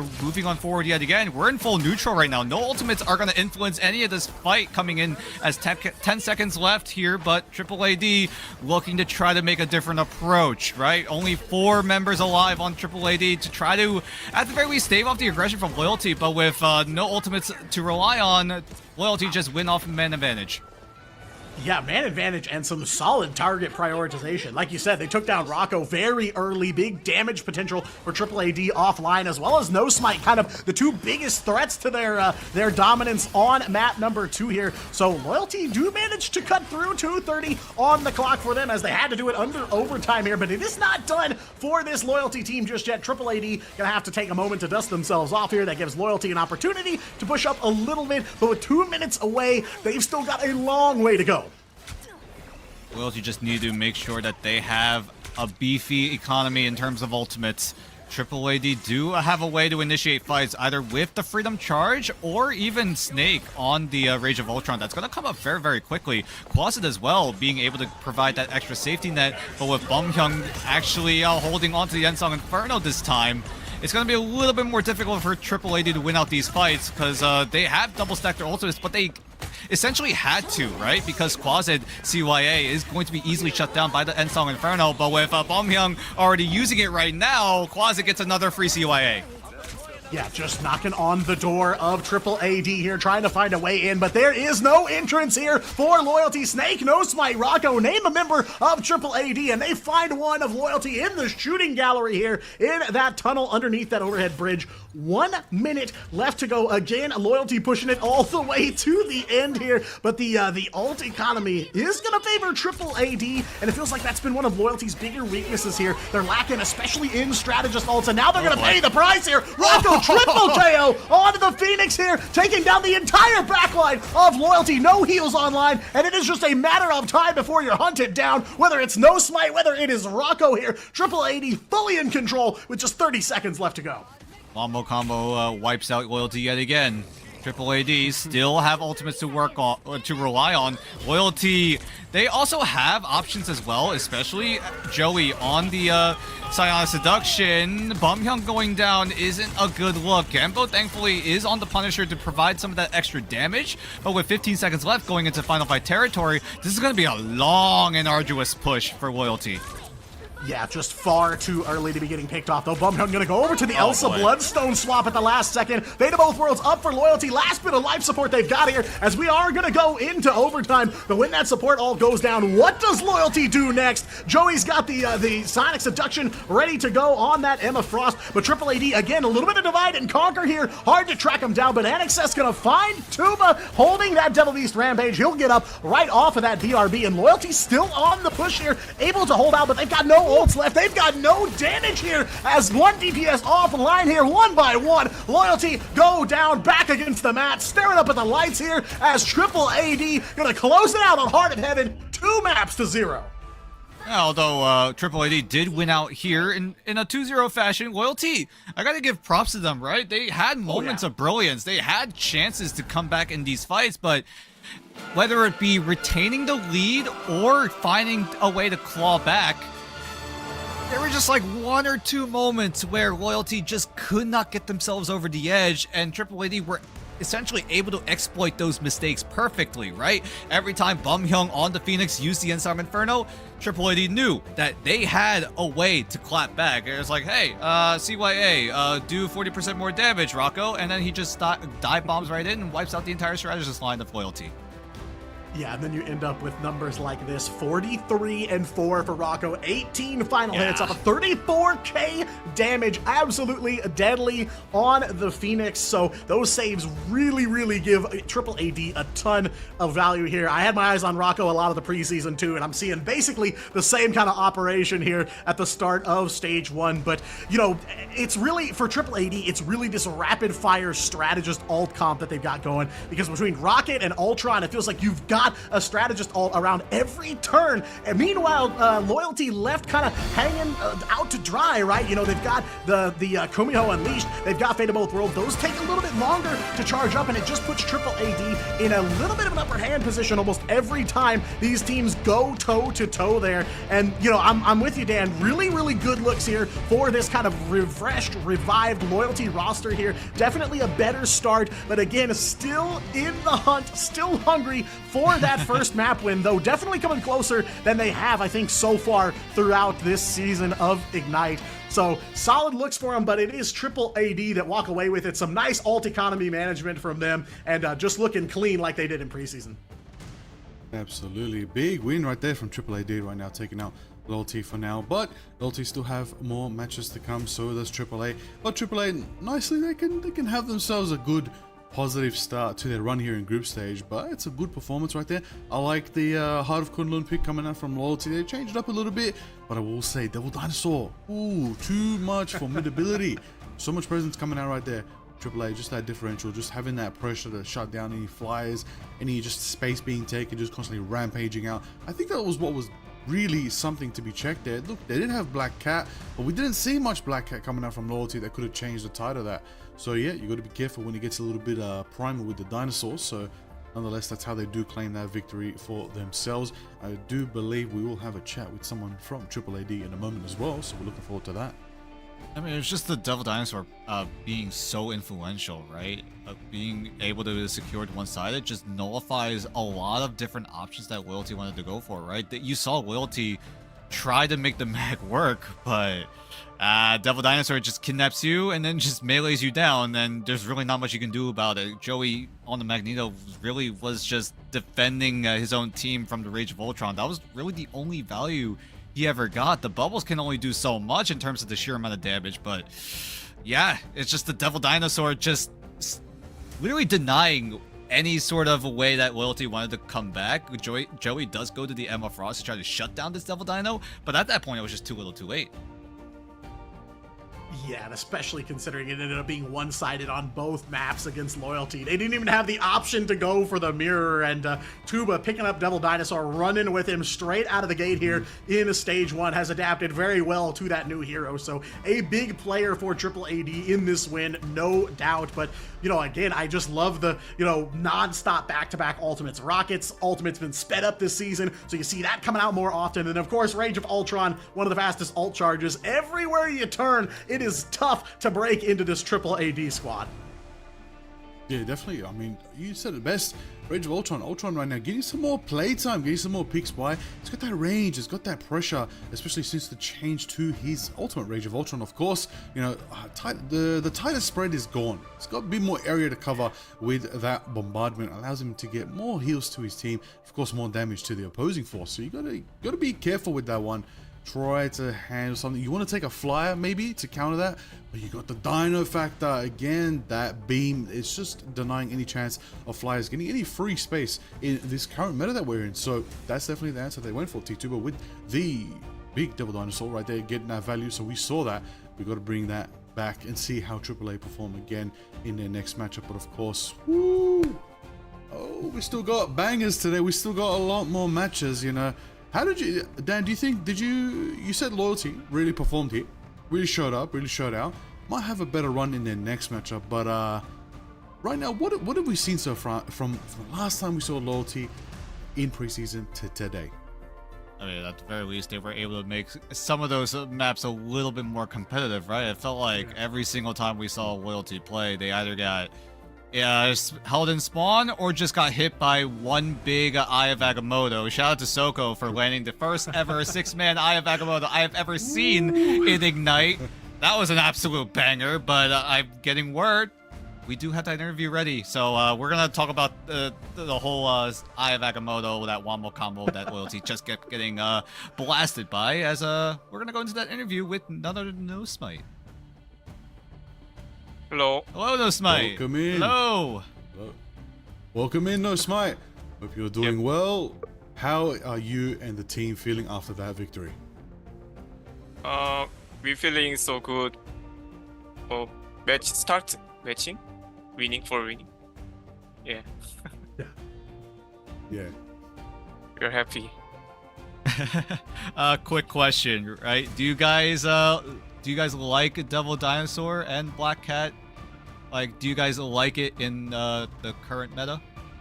Yeah, we are maybe I think good at Dino and Black Cat, so our teammates like it this meta. Yeah, and Captain America too. Clearly, really good Captain America for sure. Who do you think is kind of the standout teammate in this match? Who's your carry this game? I think Tuba carry, Dino carry, maybe. But, yeah, Dino carry, yes. That is a good pick. Now, is there another team out there that you guys really want to beat? We really want to beat XXO because we lose to XXO a lot. Okay, well, hopefully you get that chance to take on XOXO. Of course, you know, wish you best of luck to you and your team in your next match. Thank you for your time. Thank you. Fighting. Fighting! Ha! You. Oh, it's always so fun to interview No Smite. He's an absolute treat in the Asia scene. I remember interviewing him all the way back in Stage 2 last year, and oh my god, every single time, banger of an interview. He just brings so much joy. Yeah, literally, he's looking good. They're feeling sharp. They like this meta. The squad's ready. They've adapted to it. They're playing to the Dino. They're trying to make sure they get that Dino Protect as well so that they can have some fun on Devil Dinosaur and get that value. Get primal with it and do what they can. I like that. But I'm still waiting. We saw some Phoenix movement. We saw the crazy Agamottos, but I'm still waiting to cash in on the Black Cat.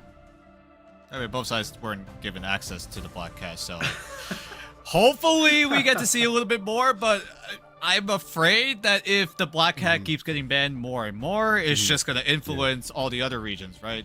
If everyone's going to ban out the Black Cat, then no one's going to have the Black Cat, so hopefully OC isn't the only region that has been crazy with it. Let's hope not. For sure, Asia's definitely got Black Cat in store for us, but we'll find out very, very soon if we do see that after this short break. Won't be long. If there's anything we can do to make your flight more enjoyable, please don't hesitate to ask. Please sit back, relax, and enjoy the flight.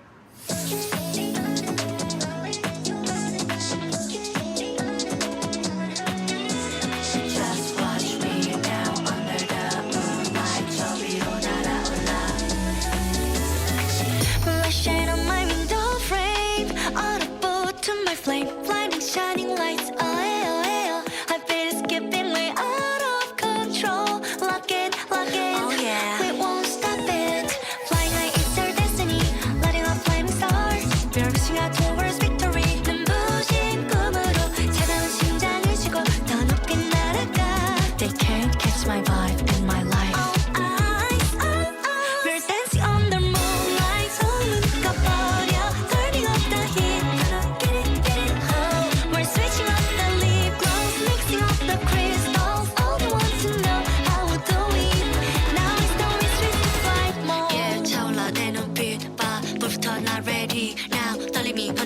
밤 위로 올라타 거침없이 난다 겁없이 뛰어가 fly mode be free free shining flying high feel the spark of light mode 우린 하늘 위로 더 rise up 사라져 fade out fade moonlight gonna burn the night out every time my heart's flight we go higher eyes wide right through the starlight 차가운 공기선을 relax 지금이야 take flight we're dancing on the moonlight 손 묶어버려 turning up the heat gonna get it high we're switching up the lip gloss mixing up the crystals all they want to know how we do it now it's time to switch to flight mode wake up wake up wake up wake up feel it feel it feel it feel it this time switching to flight fly fly fly fly burn up burn up burn up burn up 나 올라가 this time switching to flight 올라가 계속 계속 높이 높이 fly away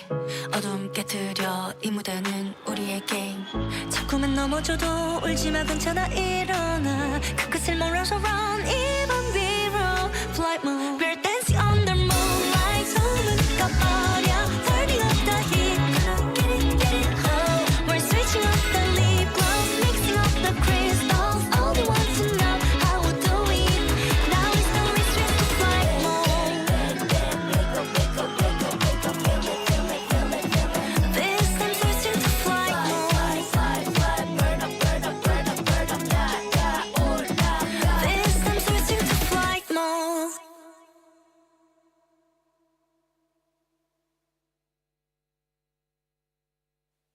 If there's anything we can do to make your flight more enjoyable, please don't hesitate to ask. Please sit back, relax, and enjoy the flight.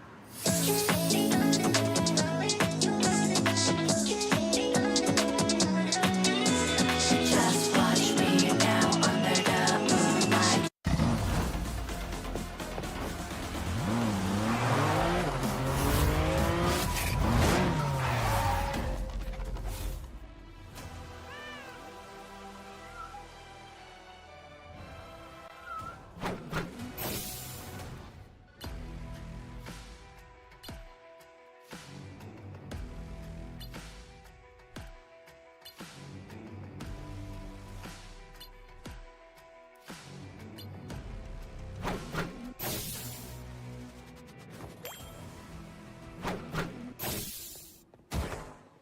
You won't be needing that.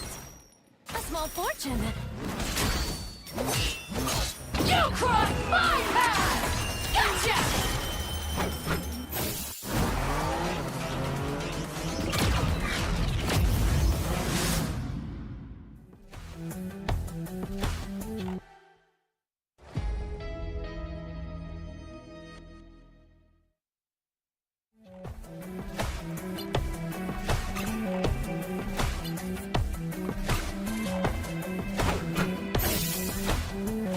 Hellfire!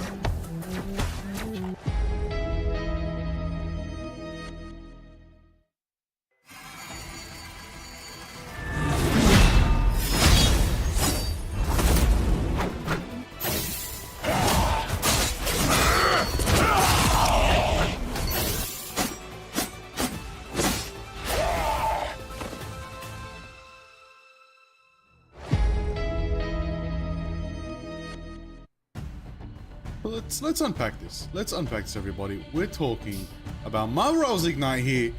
That's what you're tuning into. That's what you're here for, watching on any platform that you're watching, whether you're on your couch, at your desk, with your family, with your friends, watch from space, watch from underground. It doesn't matter where you're watching Ignite, and you're here watching the best in Pacific Asia here today. Now we got a banger matchup coming up. It's going to be between Zero Tenacity and XOXO. This is a big one because we're talking about a podium finishing matchup here. We're talking about what could be a marquee matchup as well, with two big teams that got big problems with each other and they want to take each other down big time. And I'm going to say it big one more time because we're going to see a big dinosaur for sure. On top of all that, we got number one XOXO Glazer here today. Dan, how do you feel? How do you feel XO is going to do against Z10? Come on now, give me the breakdown. I mean, there's a reason why I love XOXO so much. This is a very, very aggressive and a very unique team in terms of how they want to utilize their team compositions and their playstyle, right? Just dive, and let me think. Dive some more. Yes. XO. This is the I'm saying it right now. This is the OG YWL. Yeah, you thought we lost are good at diving. They're good at doing something weird, something spicy. XOXO have been doing that all last year. They've been doing that the whole time. Maybe YWL have been doing the similar thing, but they weren't in the limelight of Ignite at that time. But no, it's XOXO. They're the OG YWL. So Now, Tonic, you were telling me, you were breaking it down. You're kind of in the Z10 camp. You believe Z10 might be cooking over here. Maybe even taking first overall in the group stage. Yeah, I mean, Zero Tenacity, they came on the Ignite scene in the back half of last season. Stage 2, Asia was kind of their entrance into the Asia region. But the roster they've put together here is a killer one for sure. They immediately broke out in preseason as one of the top teams, one of the ones to really watch out for. And, back and forth with Pirates all throughout the group stage. Then the Reject kind of became their nemesis in the playoff bracket of the preseason. And now Pirates out of the way and Reject, a little bit shaky in the last group stage. I am looking for Z10 to maybe take this one home, at least in groups here. But yeah, this is a team seriously to be concerned about. Not the first time they've tangled with EXO, so I'm looking forward to kind of the next chapter in that matchup. Well, look, if I'm Reject, sadly I'm not the premier team right now in Asia, but maybe, you never know. If I'm Reject, I'm watching this match. 100%. I'm watching. I'm on the top of the mountain. I gotta watch out for who's climbing. Who wants to take down the top wolf in Asia? Who's gonna do it? It's one of these two teams that are definitely predicted to do it. However, if we know anything about Pacific predictions, throw them into the ocean. Throw them away. It's not going the way you expect. All right. If anyone has actually gotten 100%, I don't believe you. You must have just threw darts at a board. That's you can blame Reject for that. You can blame them for picking That's true. Symbiotic. You can blame them for going on Cloud9 for a little bit, but that's a whole different story. We'll cross that bridge when we get there, right? But I think right now in this current matchup, as Zero Tenacity go up against EXO, Zero Tenacity have stayed together. They have made 0 roster changes compared from preseason to now in stage 1. They're just looking to build that synergy, build that long-term team building way of playing Marvel Rivals, because some teams have completely overhauled their rosters either for better or for worse, but Zero Tenacity are staying together. They're like, hey, if we play long enough, we can become unstoppable come stage 2, come those international tournaments. And Zero Tenacity are looking just that, as they already came in with a runner-up spot back in preseason, but up against XOXO01, XO did make a few roster changes, mainly because Rester left EXO to go to Kanga. I see. Big moves have been made in the past, but Z10 have locked themselves down with this roster.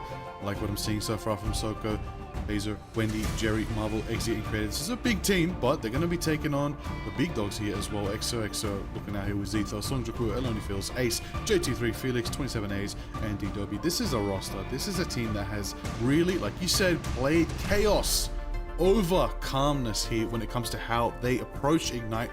It's gotten them pretty far. It's gotten them some good fair prize winnings, but hasn't gotten them a medal finish. Hasn't gotten them that top gold spot. Hasn't gotten them to take down probably want to take down Reject. They've got to be careful. AAA is looking at them as well. They've got a target on their back while at the same time putting targets on other teams' backs. But it all depends. And I got to say though, I think Ace with that cheeky, little thinking face right there, it's got something planned. He's a strategist I don't know, man. I don't trust him.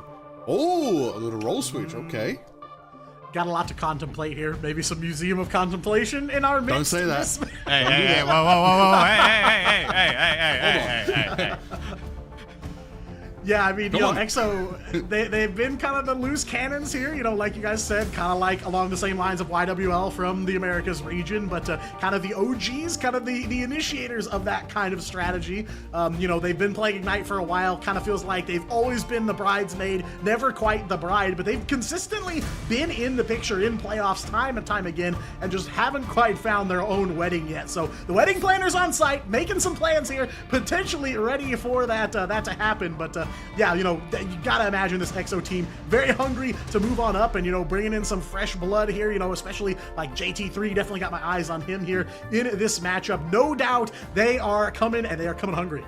I mean, EXO have made a decent amount of roster changes, especially because of the fallout of Rez going into Kanga Esports over in the Oceania side.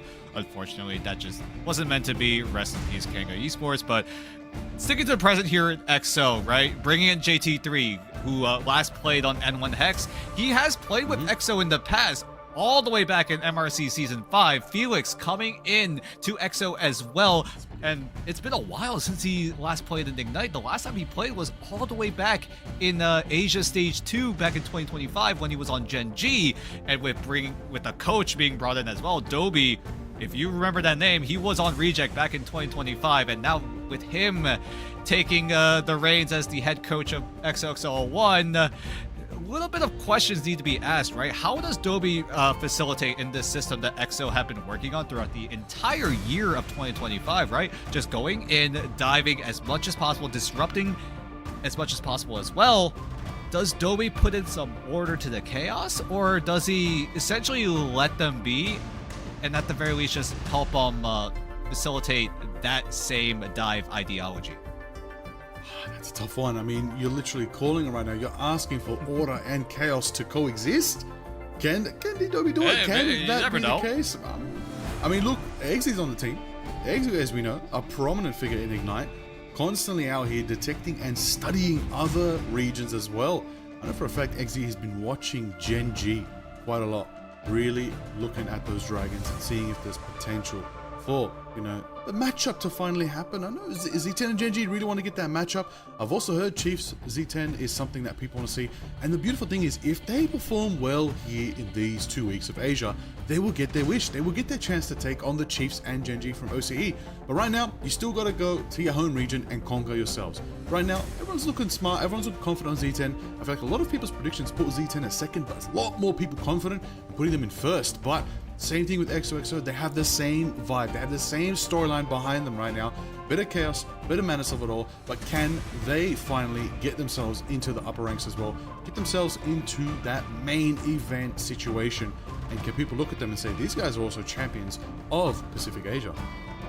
Yeah, I mean, EXO really has lock on the middle of that pack. They're always coming out on top, just below those top teams. So you know that they've got the lock on some of these matchups already, but playing against teams like Zero Tenacity, especially early on, can kind of help prep them for those later group stage matches that they're very likely to take home. So, definitely curious to see what, it is going to be a matchup of legacy and chemistry versus kind of this new blood being injected into EXO. Obviously JT3 coming back into the fold, but, Zero Tenacity kind of staying the same, and we saw Exy, he's been a pillar of this Zero Tenacity team ever since they broke into Asia, and now the team kind of built around him. He's been kind of the big centerpiece for the squad, so definitely looking for that kind of legacy built over time versus some of this new kind of new blood being injected in.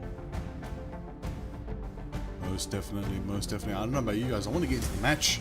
I want to find out what they're going to be playing. Domination map, different maps tell a different story. We could see very, very quickly how this can all play out for themselves. As you said, to summarize it again, Z10, a team that has stayed solid with their roster. Quite a few teams statistically who've stayed consistent with their roster. Shout out to VP, shout out to Gen G. They've won. They've gotten themselves championship first slot positions in their region, in their splits, and so and so. However, going to Hell's Heaven, would be change of Heart of Heaven. We're going to Hell's Heaven. We're changing it up. We're going to Hydra Charter Space. It's a very interesting map, very closed in, boxed in, can get very dangerous very quickly for both these teams, for Z10, for XOXO. We're going to find out very, very soon. Reminding everybody, it's a best of 3 here in the group stage. Of course, the first team to take 2 maps. And look, I don't know about you guys, but Hell's Heaven, it's a very snowball driven map. You get that momentum once, it is so easy to bunker in and defend and clap and absolutely get that first round very quickly. 100-0, it's very common. Yep, it's gonna all come down to the first fight. Whoever wins that first fight, not just here in Hell's Heaven, there's just domination in general, right? If you're able to take control of that first fight, get the first cap, you have a high chance of converting it into a round win because of the sheer amount of potential that you can play around with the map. You don't have to worry about the mission area as much. As long as you take control of everything around that mission area, you're set for success. You can do whatever you want. the other team has to go for a retake. And if you're marking all of those small rooms, all of those little corners that maybe someone could be hiding out in, you essentially just set yourself up for success, right? Just hold it off and win. Yeah, and I mean, it does feel like, you know, I want to say it favors EXO to some degree. I feel like some of that, you know, using the corners, using the map to your advantage does feel like it's in their wheelhouse for sure. But yeah, you guys are right. I mean, it is all about tempo with domination. And either you are the maestro or you are trying to catch up and get on tempo. The question is, who's rushing, who's dragging? It's all going to come down, like you said, to kind of the opening scrap between the two of them. So, you know, look for some of that aggression early on. Both of these teams, they know that they are very competitive, especially against one another. So they're both going to bring claws to bear right out of the gate. And, you know, you're going to be seeing some up-close brawls for sure, especially considering this is not the first this is not the first time they have tangled. Listen, we've got 3 variables here, okay? 3 variables. The first one, who's going to win? Unfortunately, we can't answer that variable. Not yet. We're going to see the match. The second variable is it a banger guaranteed? Yes, we can confirm it will be a banger guaranteed. The third variable is what will be the second map. It's Museum of Contemplation. Don't even bother coming back to the map screen. It's still going to be Museum of Contemplation. I'm more than confident it's going to be Museum. So, Hell's Heaven into Museum of Contemplation. I'm hoping 1-1. I think this could be a 1-1 series. I think we could lock that up into the second map and have a decider in our third map as we move to Convergence. That could be the move, that could be the key. But Convergence, I want to bring everyone's attention to Convergence. I have a feeling Shin Shibuya might make an appearance, okay? Or spice it up a little bit, change the plan, change, you know, maybe catch the opposing team off guard, depending on who gets that last map pick. Could go to downtown Manhattan. Could change it up again. It's a very divisive map, very decisive map. If you're not running those scrims, if you're not running those reps on downtown Manhattan, this map will catch you off guard, and it's happened in other regions as well. I mean, it's only picked like what, I think 3 times total, twice in OCE and once in I think Americas, if my memory serves me correctly. It was either Americas or EMEA, but still, Or Manhattan has not been a very popular map. I'd say because it's just very difficult, right? If you're on the defending side to at the very least get a foothold in the defense. It's so hard, right? Especially on that first point, having that courtyard at that open space before you get into the building, that is near impossible to defend because you have no cover. And then you go over to the second checkpoint, right? After you control the mission area, you get the shield mobile up and ready to go, right? You got that big high ground in the middle of between first and second in terms of checkpoints. And if you're able to control that high ground, you essentially just set yourself up for a huge amount of success, because once you have control of that, you see literally every single little nook and cranny besides the floor below you. So that's just so much of that control. Now, something. Go for it, Daitoni, go for it. I was just gonna say, yeah, I'm on the same page. It's that building kind of that oversees the whole curve there on checkpoint number 2. That's so important for both teams, really. You're gonna see a lot of fighting on that rooftop. I've somehow ended up on Lower Manhattan so many times in ranked games this season that I've seen that rooftop. I can see it when I close my eyes. I hear the sound of the lockdown, the scanner showing you the all charge, showing where everybody is. So yeah, if we go there, I'm definitely interested to see how these teams are going to react to it and where they're going to fight it out. Oh, definitely. I just realized something. Dan, correct me if I'm wrong. Somebody on XOXO plays a certain hero, beautiful, absolutely bellissimo for this map. Certain Emissary from Hell. Certain Web Warrior. Oh, we're going this way now. All right. No, we may not delve deeper into it, but maybe we save it for later. But listen, it might be Emissary from Hell, it might be Friendly Neighborhood. Could we see a little bit of Song Joong-Woo on the Spider-Man? Could we see? It's Hell's Heaven. It's Hell's Heaven. If we get Super Soldier Factory, I'm sure Song Joong-Woo's gonna try to whip it out. Maybe on a frozen airfield if they're able to draw the fight away from the mission area. You know, that little area. We don't know. Song Joong-Woo plays literally every single dive character in the entire game. That's true. He plays the Spider-Man. He plays the Magic. We've seen Alone Fills. Who's not Song Joong-Woo, who has whipped out Black Panther before, but Song Joong-Woo also, going back to him, that's a whole different story. Jeff. We're gonna Jeff is great too. Yeah, Jeff is also great. Jeff. Oh my god. He got 8 people with Jeffel. Who else can get an 8-man Jeffel and still win the game? It's only Alone Fills. No one else can do it. XOXO1, Go to the team. This is why I glaze them so much. I love this team so much. Absolute cinematic team. We love to see XOXO pull off, but Z10, we're talking. A team that is actually rivaling for first place right now for a consistent amount of time against Reject, have put Reject on the back foot quite a lot, and a very, very surmountable force step. Let's see if XOXO can conquer them. It is up to them to find out if they can. Yeah, and I mean, a lot changed throughout the preseason in Asia because, when Zero Tenacity and Reject cross-passed in the group stage, it was pretty much no question. Lights out for Zero Tenacity. Same when Z10 and XOXO faced off with each other. It was Zero Tenacity all the way. So, by the end of that preseason, it was Reject 4-0ing Zero Tenacity in Grand Finals. So, curious, has something fallen off with Z10? What are they going to look like here coming into stage 1? Because, everybody's kind of got a new fit.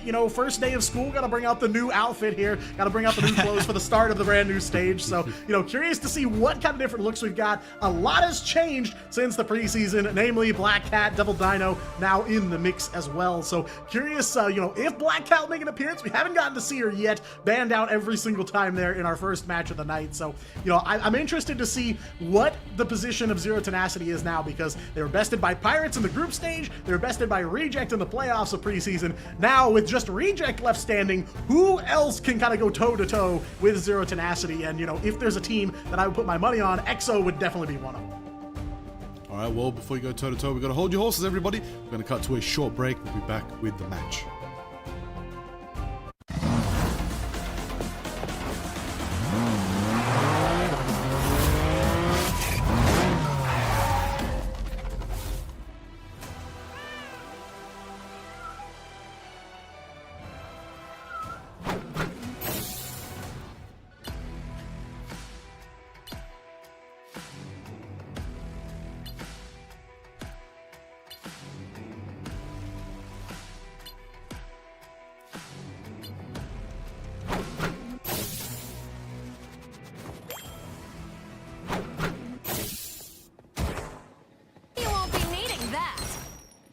Fortune. You crossed my path! Gotcha!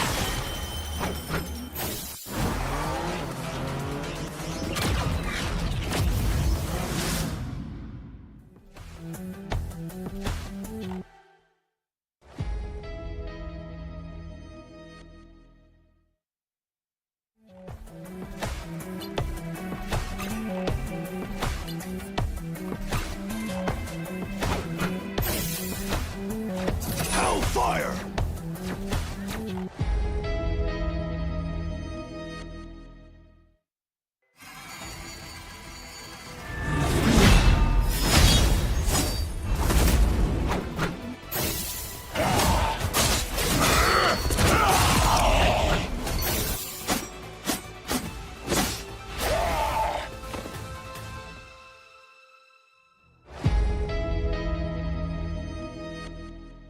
Hey guys, my name is Ryan Central, and what's the meta? I don't know. Ask Cozy or Moxie or any of the various co-streamers that are watching this tournament. Ask them what's the meta, because in all honesty, I don't really know. It's been a few weeks since preseason ended, and we've had 2 new characters added in, Black Cat and Devil Dinosaur, that are going to shake up the meta, as well as various balance changes over the last season. So I want to use this episode almost this week to use it as a chance to recap what happened in preseason, counting down the most impactful heroes across the draft phase, the bans and protects that we've seen in the esports scene across all 4 major regions and all 504 maps that were played for preseason in Ignite. Let's just go over the top 5, and 4 out of 5 of them are strategists, which is kind of crazy, but one of them is Loki. Understandable he's up here, right? Regeneration Domain is still one of the best abilities in the game, bar none, and no matter what, he always has to be respected in a pick ban phase, even if you don't intend on playing him, because of the fact that he can copy ultimates. Certainly looking at stuff like Gambit, some of the NA teams in Americas going for triple Vanguard to just farm up a Gambit Loki combination and just get those Raging Royal Flushes going over and over again.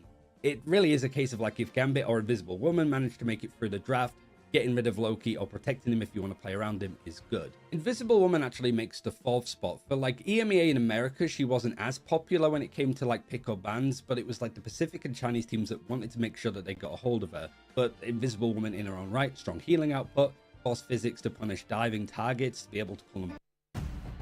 We're back, everybody. I think it's game time. I think it's go time. I think we have the match ready between Zero Tenacity and XOXO ready here in Marvel Rivals Ignite Asia. It's going to be a fun time. It's going to be a good time. Let's get into it. Surely, lads, we've been waiting. We've been waiting. We're all here, guys. Don't worry. The match is happening, okay? Nobody was nibbling on cables. They're all good to go. All right. They're ready to roll. They're so yummy. I love it. I love the cables. Playing too much Devil Dinosaur, Dan. You gotta stop eating the cables, man. All right, plug them in. All right, plug them in. All right, man. We gotta lock in. We got a game on our hands. Let's get into it. Yeah, no forbidden spaghetti here, but yeah, both teams seem to be ready for this matchup here. It is another round between these two, and of course, Zero Tenacity, kind of the number 2 team here in Asia, came in second to Pirates in the group stage of the preseason, came in second to Reject in the bracket in those playoffs. Gotta imagine they are ready to try and claim number 1, and that all starts right here with this matchup against XOXO01, who won very much of the same, right? Top 4 across the board for them throughout their history of Ignite, so no doubt they're ready to climb. Whoa. We need to cut to this right now. XOXO1 did not ban the Gambit. I repeat, XOXO1 did not ban the Gambit. This might be the first time Zero Tenacity might get a one-sided Gambit here, and oh my goodness. So XO, I'm under the assumption, right, they took away the Dino because XOXO1 really want to run this dive ideology and just turn it up to 11, because if Devil Dino's into play, he's easily able to shut down one of those dive characters, whether it be the dive Vanguard or the dive Duelist.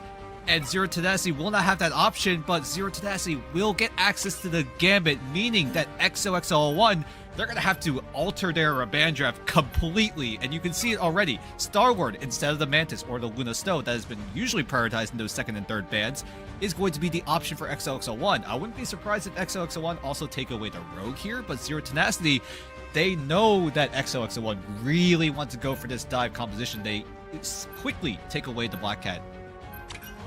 Yeah, I mean, that's kind of the Ooh, they make question it you one-sided. ask. Ooh, yeah, that's gonna be nasty for sure. And that's kind of the question you ask when you leave the Gambit open is, okay, are we prepared to base our entire draft around stopping some of those synergies? They take out the Star-Lord, I like that. Taking care of the Phoenix as well, she's pretty strong too, and I think can benefit from that Raging Royal Flush as well. Captain America also banned out by EXO. They will save Luna at the very end here.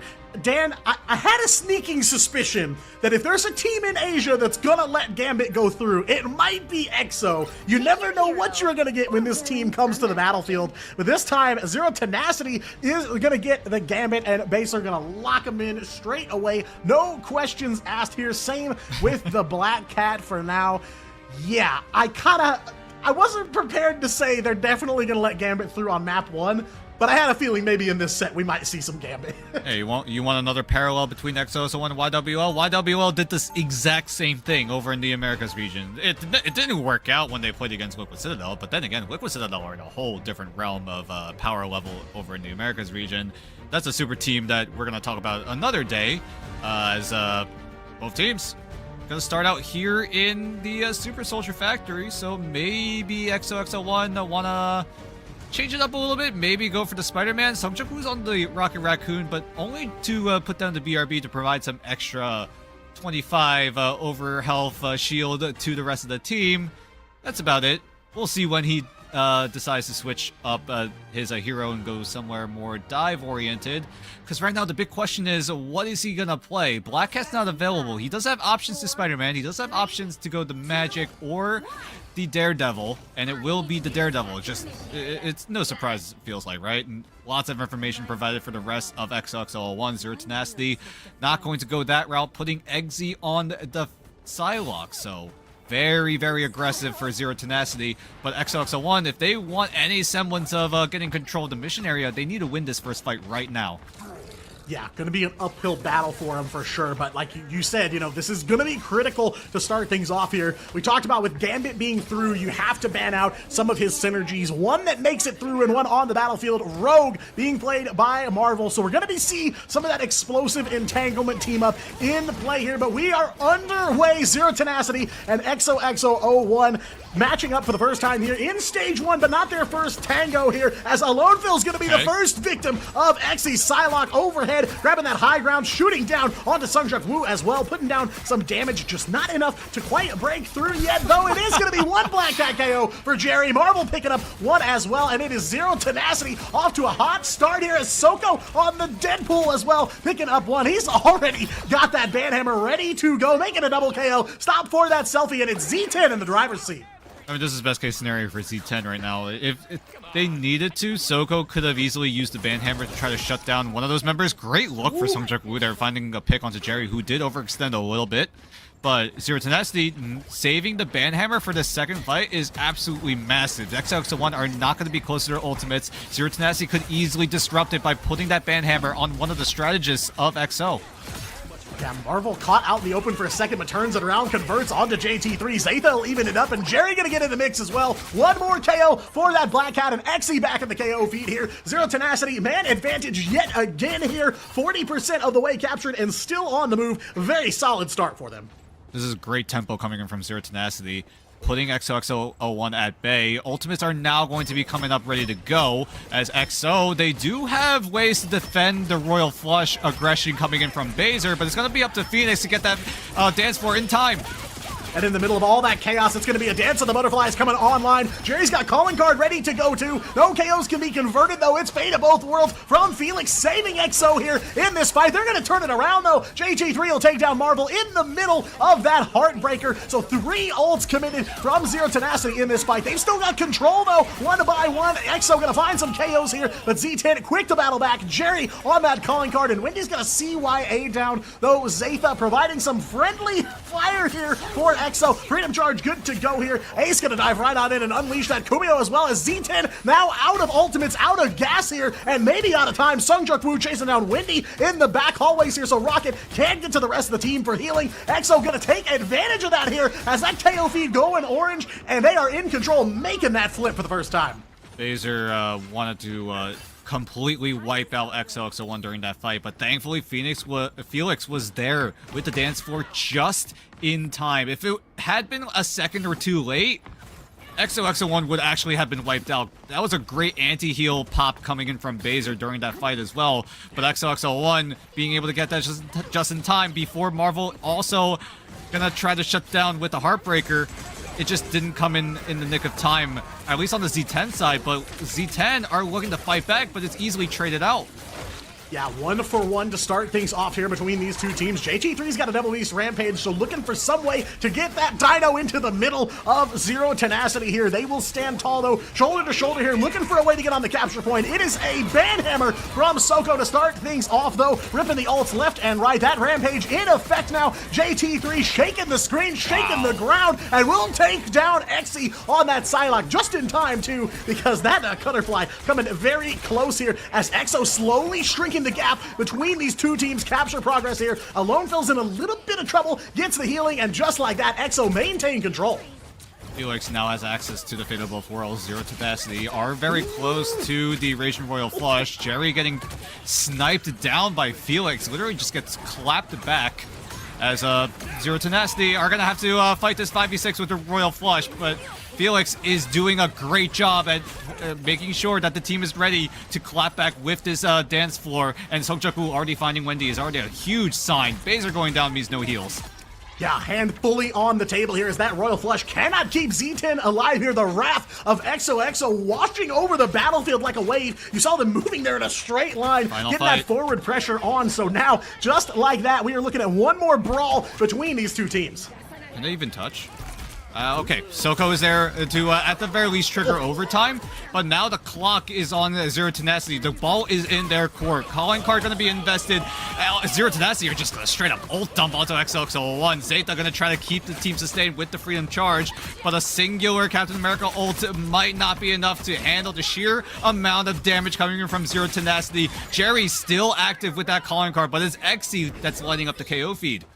Yeah, just the strategists go offline for EXO so early that it's a matter of when and not if they go down here. Gonna try to make the touch. They will get it into overtime here, and EXO have the ult advantage. It's one fight yet again here. Neither team giving each other the quarter here, as there is a portal coming in from the Felix, and now the ult dump for EXO. There's nothing Z10 can do to defend themselves here, so they gotta survive the onslaught, though, with one White Fox down early. There goes Baser as well. Strategist offline for Z10, and now one by one, the lights go out for Zero Tenacity. EXO make the flip, and it is a matter of time here. Banhammer from Soko just to try and keep this team alive, but there is no way they can do it, and in a double 99 overtime, EXO steal point one away from Z10.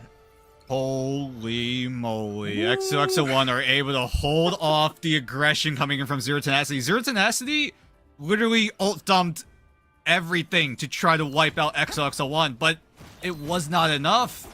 Zeta coming in huge with the Freedom Charge was just barely enough to at least stall out for long enough so that XOXO1, when they do go for the retake, you saw how much damage that they had. You even said it during that fight. XOXO1 had the ult advantage. Zero Tenacity had literally nothing, and they come into this first fight still with absolutely nothing. It's going to be up to Baser in how fast he's able to get that Royal Flush online, but XOXO1... I'm sure Sungjak Woo is gonna really want to let the devil out in this first fight. Oh, no doubt about that. And I mean, it really all came down to how fast EXO were able to get back to that point, because Z10, they dumped 4 ults all at the same time active against EXO, but they knew they would have the swing if they were able to make another fight. So they come back through the portal, they play the Uno reverse card, Zeta gets the team there safe and sound, and they just walk away with it. Now 1 point of taking the map away from Zero Tenacity, but the fight, I dare say, far from over. Yeah, Zero Tenacity are also adjusting to a more triple strategist lineup, putting Jerry out of the Black Cat and putting him on the Mantis. Maybe to provide some extra sustain for Zero Tenacity, provide that extra damage as well. Zero Tenacity have won that first fight back in round number 1. They need to look for it again here in round number 2 if they don't want to lose any of that momentum. And so far, JT3 going down by Exy is great news.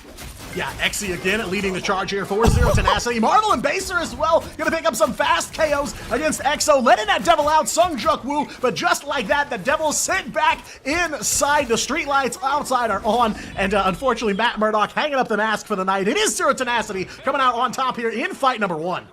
Zero Tenacity don't even use the Raging Royal Flush. Lots of adjustments coming from Zero Tenacity, and they're all very good options. Soko moving over to the Emma Frost to shut down JT3 on the Devil Dino. Marvel going to take the reins as the Deadpool, the Vanguard Deadpool version, as he does get the Banhammer and just wipes out the backline. That's exactly what Zero Tenacity wanted to do, right? Go in swinging in this first fight.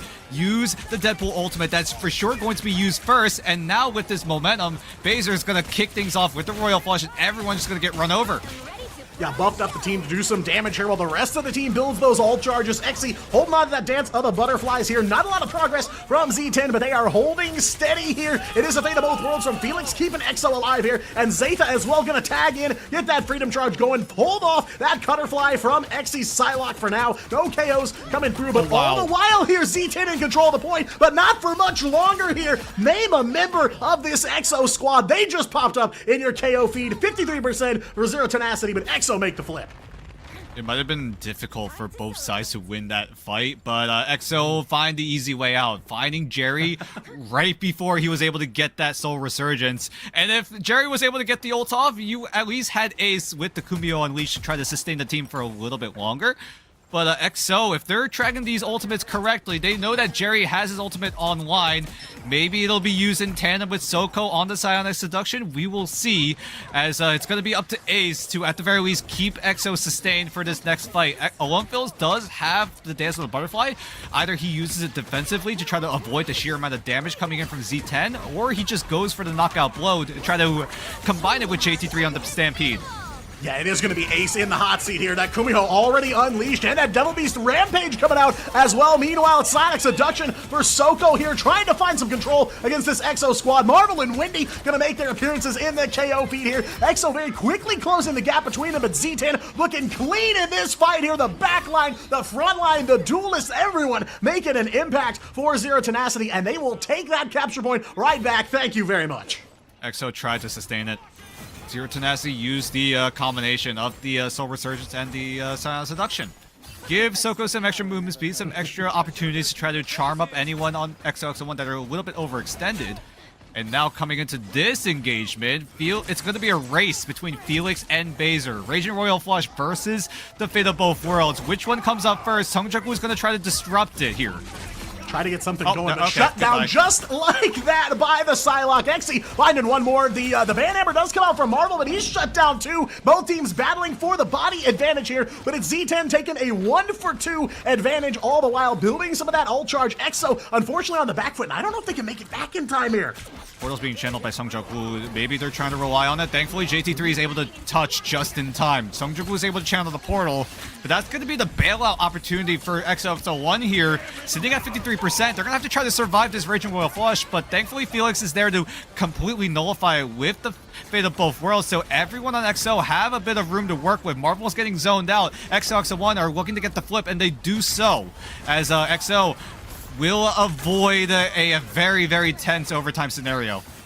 Yeah, I mean, beautiful pressure For how on that long? Fate of Both Worlds, but Z10 ready to fight right back here. They just need one to grab this point. Exy on the move on that Dance of the Butterflies, but Zatha, again, the shields up here from Captain America, keeping the team alive, though, as it goes down. Ace falling No heals. immediately here. Nothing online for EXO to keep themselves on life support here. JG3 going for the Devil Beast Rampage, trying to get Zero Tenacity off of this point. Soko, Sonic Seduction goes down here, and one by one, EXO sent back to spawn here. Overtime in effect. It is going to start ticking down. Double KO for Jerry's Mantis as well, making a triple here. You cannot even relax around the strategists for this team. EXO taken down here on point number 2. It all comes down to Frozen Airfield. I don't think it would have mattered too much, but Soko came in with the Carbon Crush to lock down Sungjaku there. How in the world? When do you ever see an Everfrost choke slamming a Spider-Man? You don't see that very often. But Zero Tenacity made it flashy to win out here in round number 2. Now going into round number 3, taking a look at these ultimates, right? Jerry will have the Soul Resurgence in this first fight. XOXO1, it's just going to be a matter of them if they're able to sustain with the Kumiho Unleashed. It's a little bit inconsistent in terms of how you want to use it to sustain the rest of the team, because quite frankly, Zero Tenacity can easily just explode the White Fox ultimate and give Zero Tenacity all of that momentum, but XOXO1, they do have knockout opportunities. If they're able to survive Jerry's Soul Resurgence, Alonefils could easily just wipe everyone of Zero Tenacity out. But then again, you've also got Marvel on the Vanguard Deadpool. Surely he will have ultimate ready during that fight as well. So Banhammer might come up huge to either tag up Ace or Felix. Yeah, I mean, it feels like this is a fight brewing here where things are going to change right in the middle of it. And you're right, you know, the Soul Resurgence is going to be big here for Zero Tenacity as they are going to look to control the tempo right away here. But once again, comes down to this first fight here, the final point between these two teams. No surprise to see them going all the way to round 3. But yeah, how long does it take for Zero Tenacity to initiate here? Alonefils is the one that initiates things with the Dance of the Butterflies. At the very least, force out Jerry's ultimate. Ace gonna try to sustain the team, but again, the target focus is just absolutely perfect for Zero Tenacity, and Ace is already gone. Yeah, the picks just coming in too early here for Zero Tenacity. EXO trying tooth and nail to hold on, but they just cannot do it. Z10 full momentum here for them as every single member of EXO going all the way back to square one here, and Zero Tenacity gonna walk away with a first point capture, maybe the cleanest and quickest of the 3 so far. And Baser having access to a Raging Royal Flush. Felix is lagging behind this time. Every time Baser went for the Raging Royal Flush, Felix was easily there to counter it. But I feel like if Baser pulls the trigger right now, XO are not going to have a response. Yeah, and they're so close to that Dance of the Butterflies too. What damage can they do with this Raging Royal Flush up and running here? Backs against the wall. EXO here pushed back to the spawn as that forward pressure comes out from Z10 here. 30% of the way captured and still looking to keep control here. JT3 on the march and on the hops here with that Devil Dino as EXO gonna try to invade Z10. They do have a Kumio Unleashed. Exy's finally got that Butterfly ready to go. EXO though, not a lot of tools in the tank here. Great discipline coming in from Zero Tenacity. They realized once they used the Raging Royal Flush, they couldn't find the eliminations that they wanted, so they just back on out, but Alonefill's not getting access to that dance floor, just a little bit outside, might have been near the bar or something, but XOXO1 not gonna have any sort of opportunities. Zeta is just desperately trying to keep some sort of retake opportunity going, but with Soko on that Scion Seduction, this one might be cooked here. A little bit of trouble for Z10 though. EXO gonna bite back here. It's gonna be JT3 leading the way for EXO. They do pick up some KOs here. They will flip it in the middle of the fight. Zero Tenacity stopped at 73%. But yeah, I was with you there, Dan. I thought Z10 had that one on lock for sure. All right, my fault, EXO. I was not familiar with your game. I should have never doubted you. I'm the one glazing EXO, and I, unfortunately, I doubted them, and I will, for sure, will never do that ever again. Anyway, taking a look here as EXO trying to make more of that space, but XZ goes in with the dance, finds Ace, so it's going to be up to Felix, and he's already gone, so no heals for EXO. Yeah, big trouble here once again for XOXO01 and Zero Tenacity. Dangerously close to closing this one out. Sungjuk will find one, but for one, they get three picked up by Zero Tenacity in response here. They create value around every turn. XZ picking up another one on the Psylocke, and just like that, as quickly as they took control, Zero Tenacity back in the driver's seat. EXO may have to get a little bit desperate here. We're going into Final Fight territory. Baszler having access to the Raging Royal Flush. Now it's out of sync with Felix's ultimate. So Baszler, if he does go for the Raging Royal Flush again, it's just going to be a matter of can Zero Tenacity once again target down Ace with the Kumio Unleashed. Yeah, Raging Royal Flush now down and out. The flop made here by Zero Tenacity looking to close it out, and it's Baszler picking up the first KO in the fight. Jerry will find one, a headshot onto Ace here. Target prioritization on lock for Zero Tenacity. They know who needs to go first, and it is the backline, and it is a matter of time now. OT will tick down, and Zero Tenacity in 3 points will take Hell's Heaven. I feel like the entirety of those 3 rounds, yeah, it seemed close, but it felt like Zero Tenacity just had the upper hand every step of the way. It almost feels like XOXO1 got a little bit lucky in that first round, right? They had opportunities for retakes, and they were able to pull off that because it got so close. It was like, what, around 97 to 100% in that first round? But either way, now Zero Tenacity, you saw how well they play as a team. You saw how much of an emphasis they had in terms of who they needed to prioritize, who they needed to target down, and you saw that because Ace literally got 0 value with that Kumio Unleashed. Yeah, unfortunately not the game changer I think they were looking for. And yeah, you're right, Dan. It felt like point number 1, EXO kind of had this reverse Uno card at the end. They said, hey, we'll lose this fight at 93% for you guys. We'll come back and take the last fight. But that was really one of the few moments where it felt like EXO had that upper hand. Like you said, Z10 able to just create value in every valueless situation you could imagine here. EXO would pick up a single KO and it would be 2 or 3 for Z10. So every step of the way, it just felt like EXO were stuck in the rearview mirror. I also feel like they got out-healed a little bit too. The sustain for EXO just not quite as strong and not doing enough protection of their backline. Every single time it felt like they could just get right on to Ace and Felix at the start of the fight. So it just left them with no opportunities to really heal and sustain themselves through all that damage that Z10 were putting out. You also got to give props to Zero Tenacity for changing up the composition, right? They tried to rely on the Gambit and the Rogue win condition, but they realized, hey, it's not working out. Let's switch it up a little bit. Let's put Marvel on the Vanguard Deadpool, make sure that he's able to get his Banhammer up during those fights, and Zero Tenacity were able to use that tempo, use that momentum, because quite frankly, the Rogue Gambit team-up is just a little bit behind in tempo. If Zero Tenacity were able to outpace your XOXO1's game plan, Zero Tenacity would have the upper hand, and they did just that. Great adjustments coming from Zero Tenacity. The synergy is there, but are they able to follow through on this series? We're going to go into a short break. We'll see what XOXO decide to whip out here in map number 2, so don't go anywhere. We'll be right back.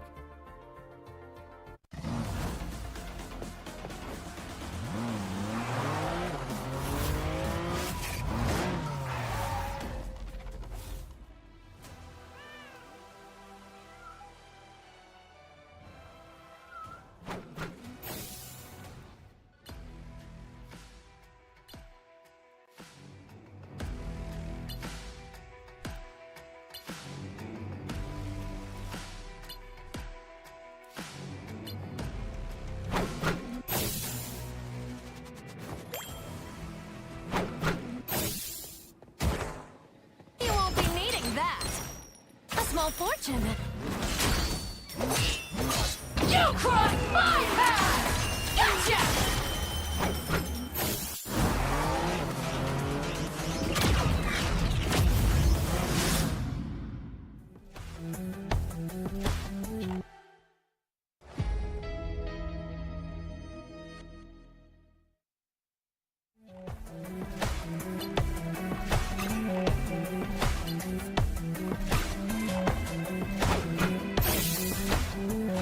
Hellfire!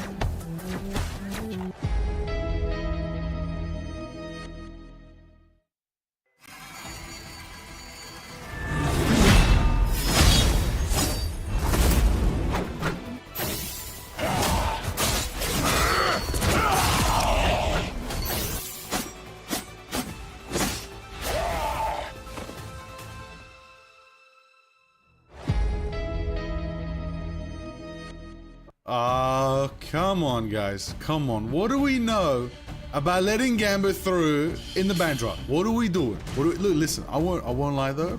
They cooked. They did pretty good, but it just wasn't enough to get that map victory for themselves. But break it down for me, Dan. This Gambit factor. It's been like it's a high risk play, and just no one has pulled it off yet in all of stage 1. I mean, America is the biggest region in terms of committing the cardinal sin of letting the Gambit through one-sided. It's before this this map that we just saw, Gambit one-sided happened in 17 games. You know how many times Gambit one-sided won those 17 games? 14. 14. Damn. You have an 80+% win rate if you have the Gambit one-sided, and we saw it just there in Zero Tenacity, right? See, EXO, gotta give props to them a little bit for finding ways to work around the Gambit one side, but Zero Tenacity just figured out, hey, what if we just picked heroes that outpaced your tempo and we won that way, right? Vanguard Deadpool was the biggest factor in terms of Zero Tenacity coming out on top there. Getting that Banhammer almost every single fight meant that XLXL1, if they wanted to make some sort of plays, they had to make sure that their own backline stayed alive. So Absolutely. we'll see what. Oh, wait. We ain't contemplating. Okay. No contemplating. Oh, We're going to Spider Island. Oh boy. Okay. Usually EXO Took it like 29. Arako in preseason, but is this their next option here? Have they been cooking up? I mean, Arako worked out pretty well in preseason, but now going into stage 1, is Spider Islands their new playground?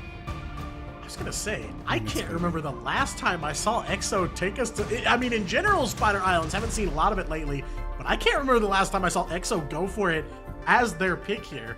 As you heard all of us react at the same time, like, this is kind of surprising here. I was thinking maybe Arako. I mean, contemplation for the meme, just to keep the theme of contemplation in everyone's thoughts. Oh, yeah. But I really thought it would be Arako from EXO, so no, very surprising. well, look, it's a good pick. Spider-Man Islands, as we know.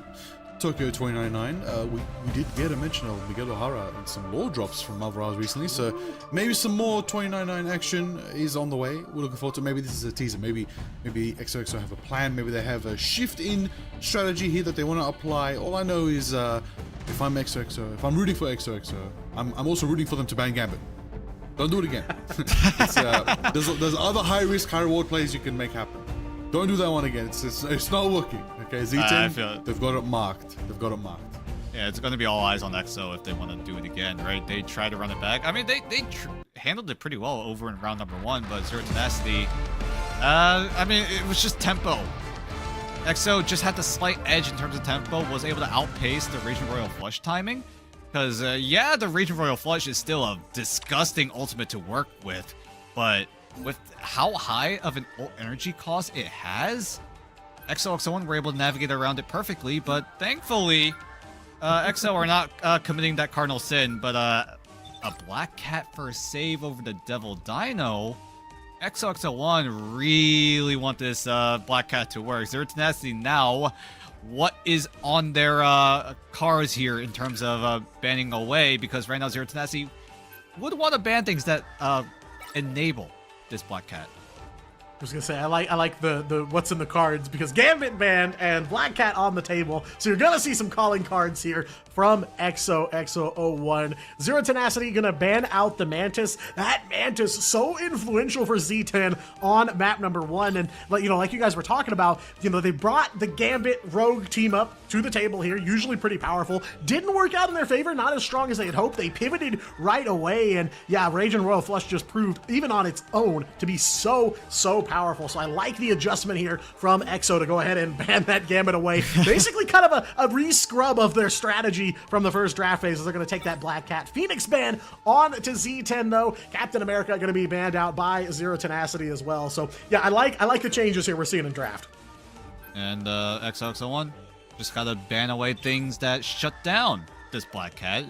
Manta is going to be one of those options, especially with the damage boost and the extra movement speed. You also don't want to deal with the CC potential with the sleep, as XO1 also taking away the Phoenix means that Rocket might be on the cards here for XO1. That CYA will for sure be getting at least a bit of value. XO1 also taking away the Star-Lord, but they've already taken away the Gambit. I assume it's just because of how well the Star-Lord is able to be slotted in to any sort of composition, because right now it really feels like if Zero Tenacity want to go for more front to back composition, they're gonna have to rely on Elsa Bloodstone.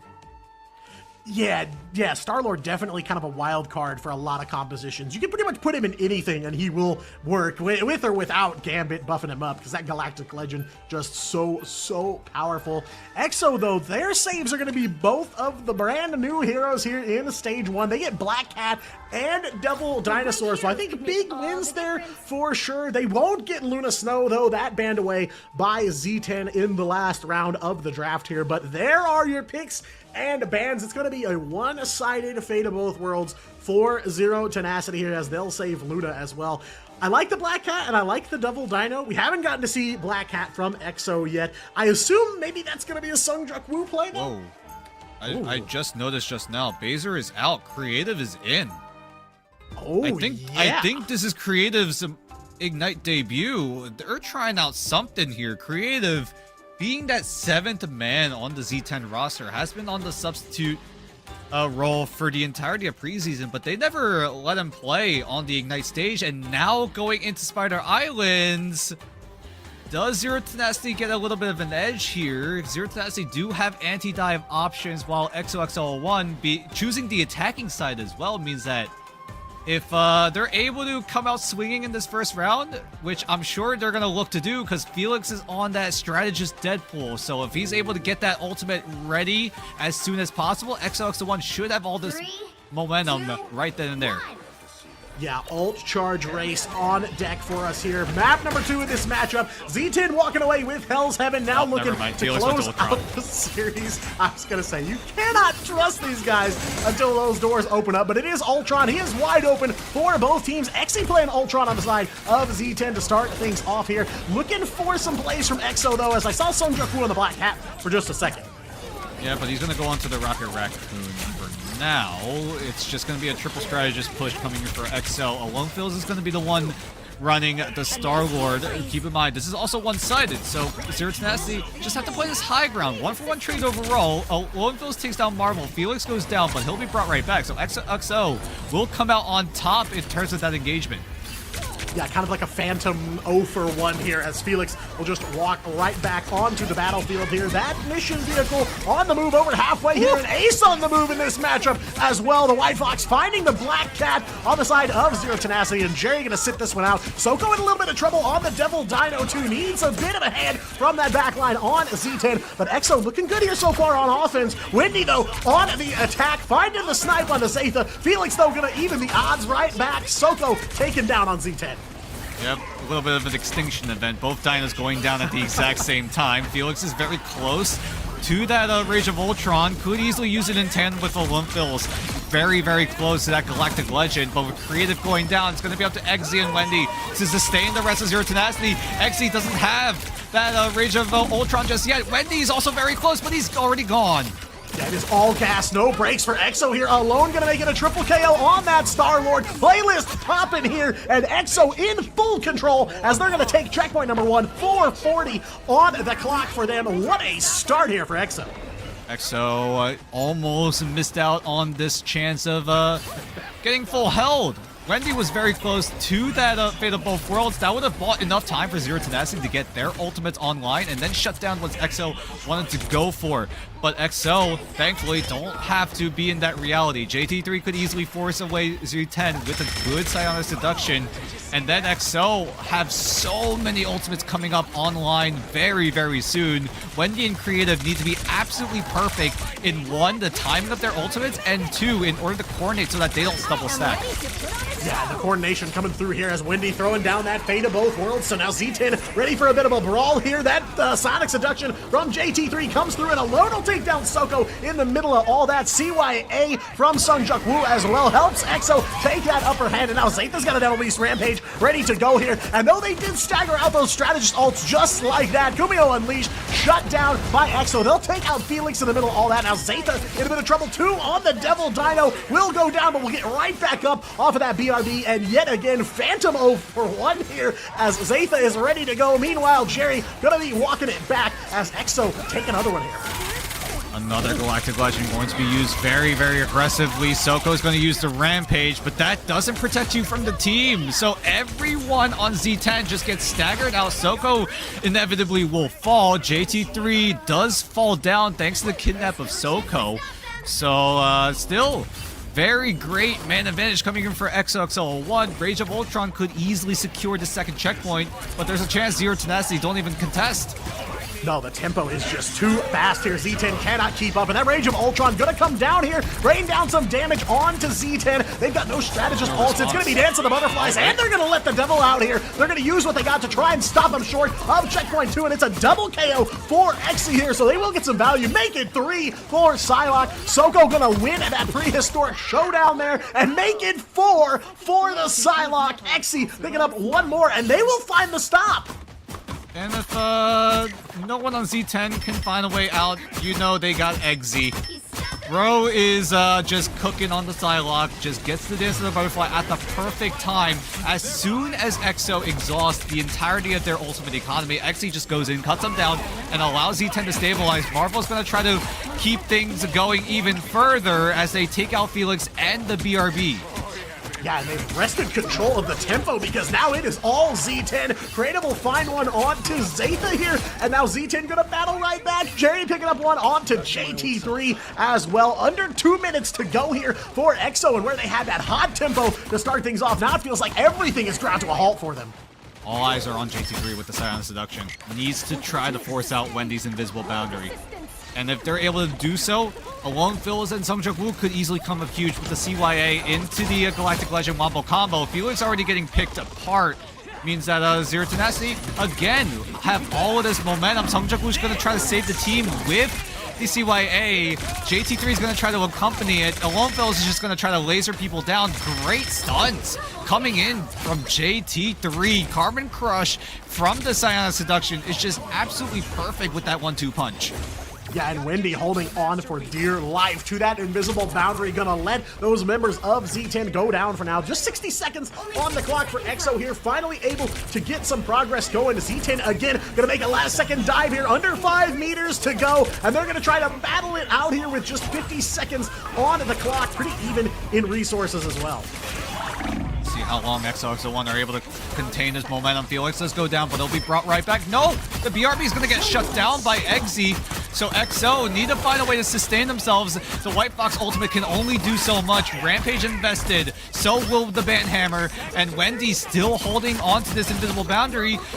Because it doesn't even matter. Zero Tenacity are able to win out this fight yet again. 20 seconds left on the clock. XOXO1. Do they want to go for the portal play? Do they want to force space with the Rage of Ultron? JT3 will answer my question by channeling that portal ASAP.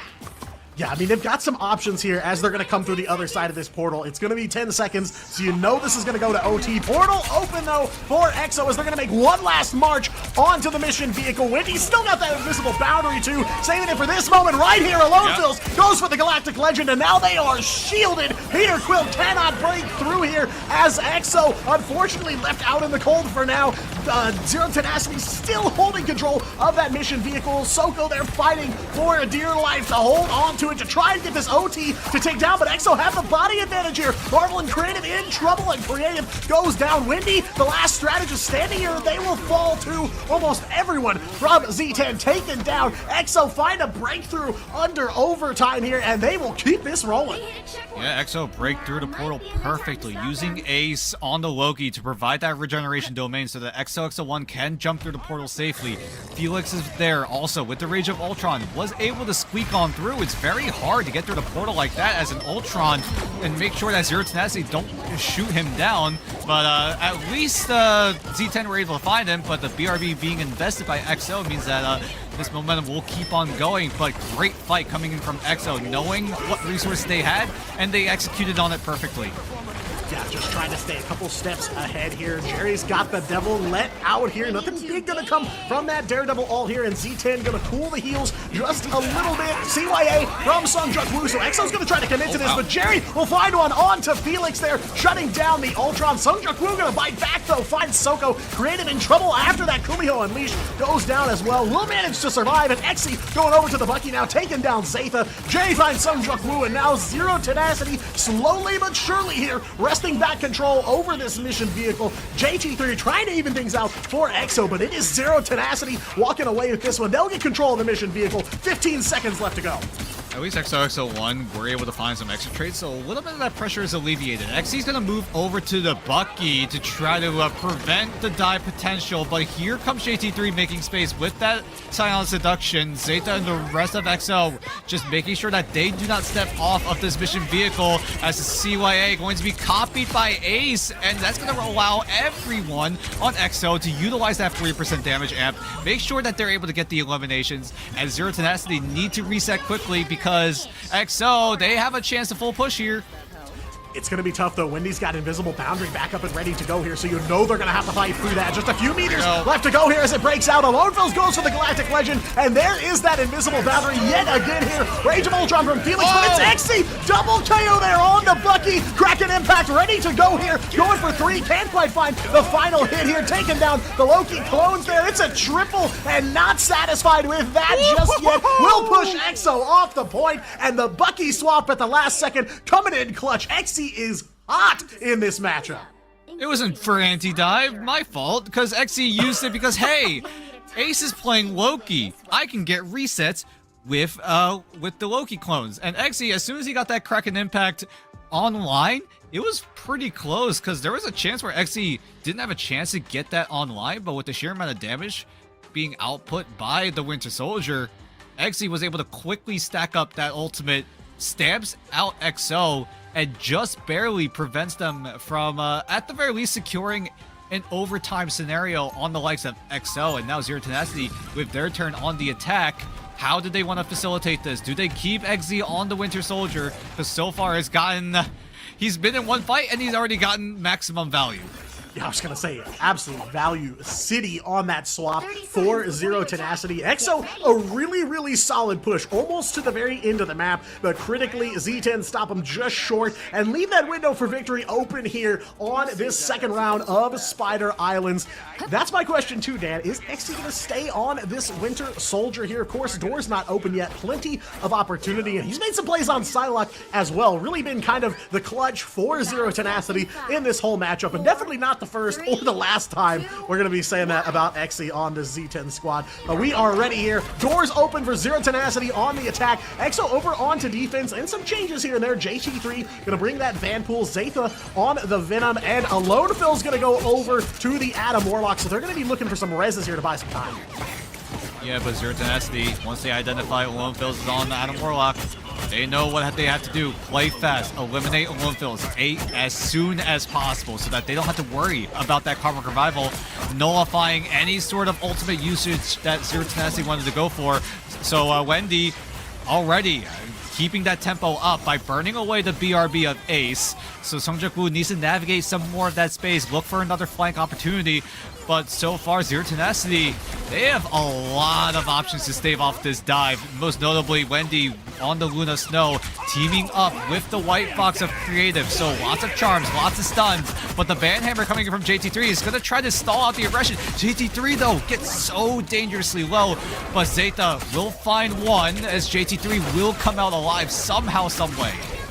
Zeta, unfortunately, gonna face the wrath of Soko on that Devil Dinosaur here, though Soko in a bit of trouble as well, as Exo gonna try to fight back. But yeah, it's kind of a battle of the Banhammers here. Marvel and JT3 both letting them fly, and Soko, again, in a little bit of trouble. Health bar is going low here. These guys like to play on the edge here, but Exo not able to find the stop just yet. Felix going overhead for a Rage of Ultron here, just to try and scramble Z10, buy themselves some time. 2:20 on the clock still. Z10, though, pretty solid push so far, about 3/4 of the way to that first checkpoint.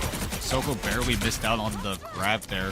Not sure what exactly happened, but Zeta was able to use the symbiotic defense to keep himself sustained and was able to luckily get himself out to safety as he looks for another engagement in the backline. Lots of members of Zero Tenacity trying to peel away, and they do so successfully. Creative will find Zeta and burn away the BRB, but XO, they have access to that CYA, and now the calling card's going to be invested. Yeah, gonna try to buff up that Black Cat. JT3 gonna find one onto Xe here. A lot of ults being committed to this one. Zeta and Songjak-woo finding chaos as well. Zero Tenacity melted down here. The Venom will find another one. Adam Warlock into the mix as well. Songjak-woo relentless there on the Black Cat, and just like that, full reset here for Z10. It was just a minute 30 on the clock. Damn, that defense looking really solid. All right, how in the world is Songjak-woo able to get away with that elimination? Just cheekily just dashes from the stairs where that mission vehicle is all the way into the doors of Z10 spawn.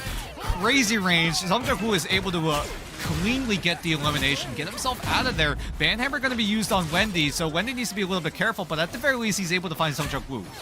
Yeah, did not stop firing at all underneath that Banhammer. Did go pretty low there, but Z10 gonna get right back in the driver's seat here. A minute left to go as they'll take down Ace on the Rocket Raccoon. That is Xe, and just like that, looking for checkpoint number 1 here.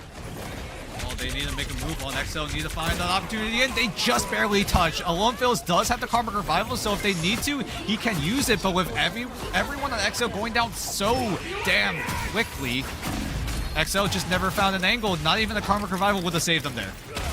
No, I mean, kind of a Hail Mary for them, and they walk right into the arms of Z10, waiting for that fight. 3 minutes on the clock now. Winter Soldier coming back onto the battlefield for Z10, but it's going to be Jerry picking him up this time, and damn, they're building some ult charge here. Yep, lots of ultimates already online for Zero Tenacity, so if they go for another ult dump here, as long as they put Alone Phils in the crosshairs in that ultimate barrage, XO will not have a chance to come back. Felix does have Rage of Ultron, so Ultron could easily make space for XO1 with that ultimate, but JT3 is going to be the one to kick things off. Yeah, it is all going to come down to whether or not they can stop the Xe. Karmic Revival, but Xe gonna look for the play, will find it onto Alone Phils, does have the Cocoon, I believe, so might be able to get up here. Z10 gonna have to be heads on a swivel here. They will fight right back, though. Felix finds Xe mid-air satellite there for XO on the ground. Wendy's got Fate of Both Worlds, and Jerry is on the move here. Kraken Impact will take down Zeta right away here, ready for the reset, but can't make the play here. It is gonna be a Karmic Revival from Alone now, so they are under that Adam Warlock umbrella here, and from the bridge will take down Jerry as well here. So XO managed to throw a wrench in Zero Tenacity's plans here. That's a crazy Karmic Revival angle from Alone Phils. All the way up top of the temple, of all places. Hello? Soko was able to laser down JT3, burns away the BRB once again. Zeta's ultimate got canceled. Shut down almost immediately there, back to 50%, but Ace with the CYA here, trying to right the ship as they hit some rougher waters here, courtesy of Zero Tenacity. They're in full control of the mission vehicle, though. XO has been swarming that thing for a lot of this matchup here. Now it's another calling card from Songjak-woo. Look out for that Black Cat here. Cards on the table from XO, but Wendy, target practice here, taking down Songjak-woo and shuts down the calling card. At the very least, Songjak-woo is able to be contained this time around. Songjak-woo could have easily let XO stabilize, and there's a chance that the stagger train could have kept on going. Zero Tenacity, however, will have access to the mission vehicle, is able to push it a little bit further. Felix is very close to utilizing the Rage of Ultron. They will do just that. JT3 does find the Banhammer on someone, and with Zero Tenacity not having access to any of their ultimates means that they're going to have to tuck tail and run just for this fight at the very least. So Zero Tenacity, all they need to do is poke and prod, wait for their ultimates to come online, but at the very least, XO are able to find some trades, some eliminations to make sure that XO will have the space that they need, so that if they're able to close hold, Zero Tenacity are going to have to use some of those ultimates if they want access to the mission vehicle.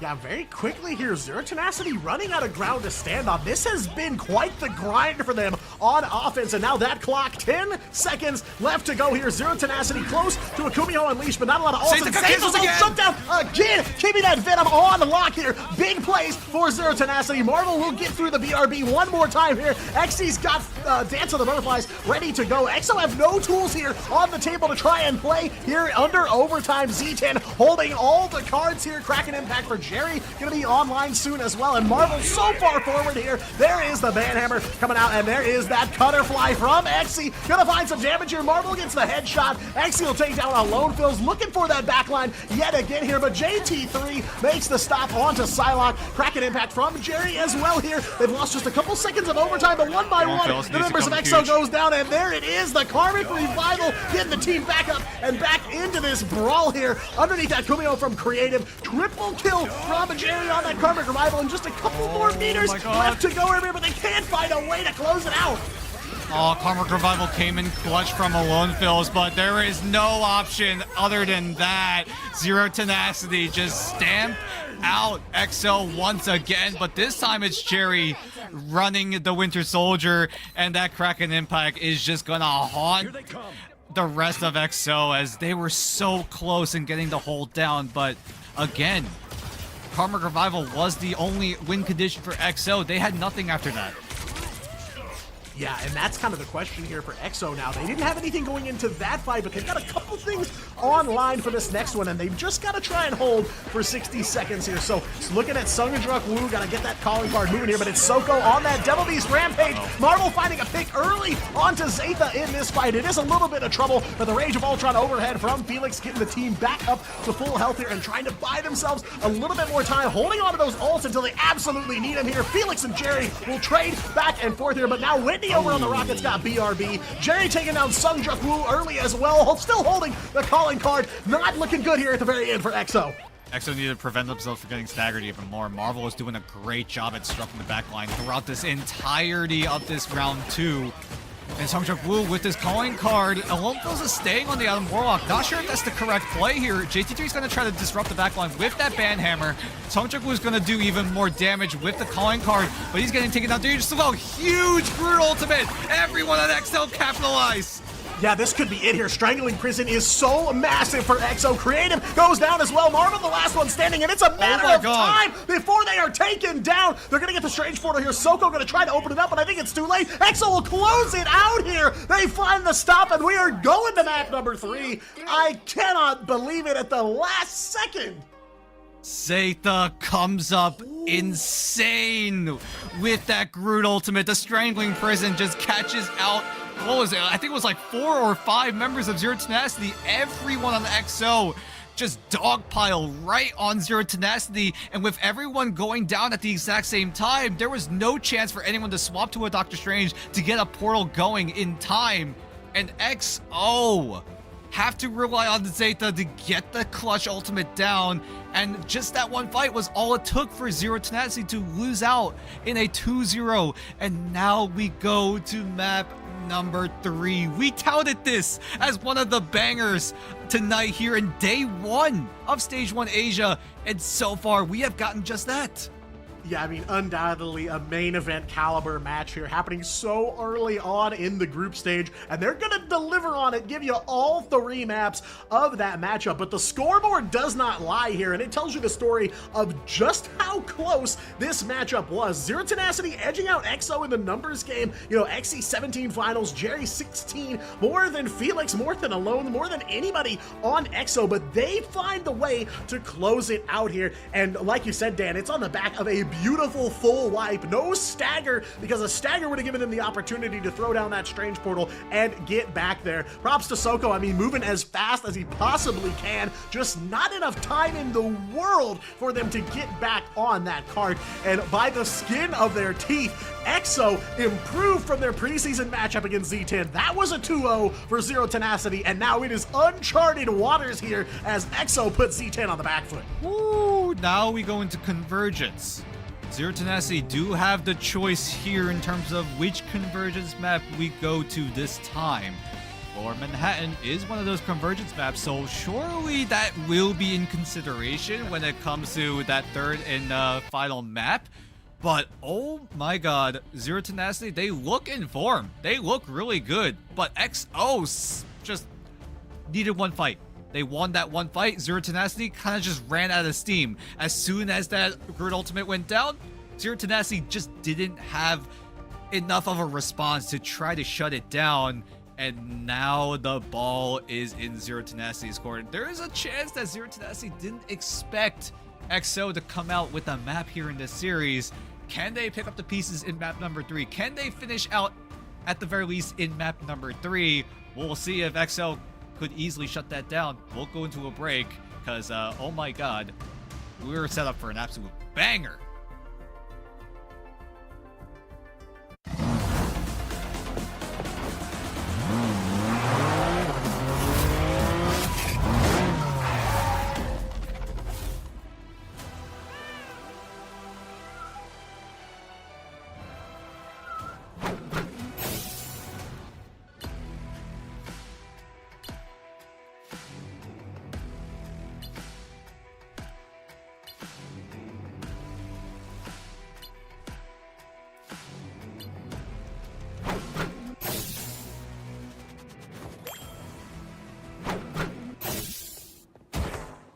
You won't be needing that.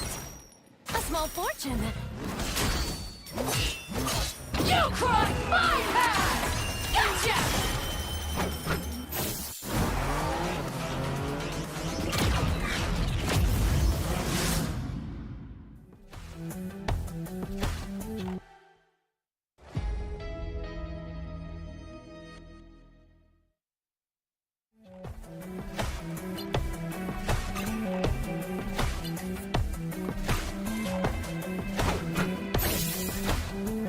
Hellfire!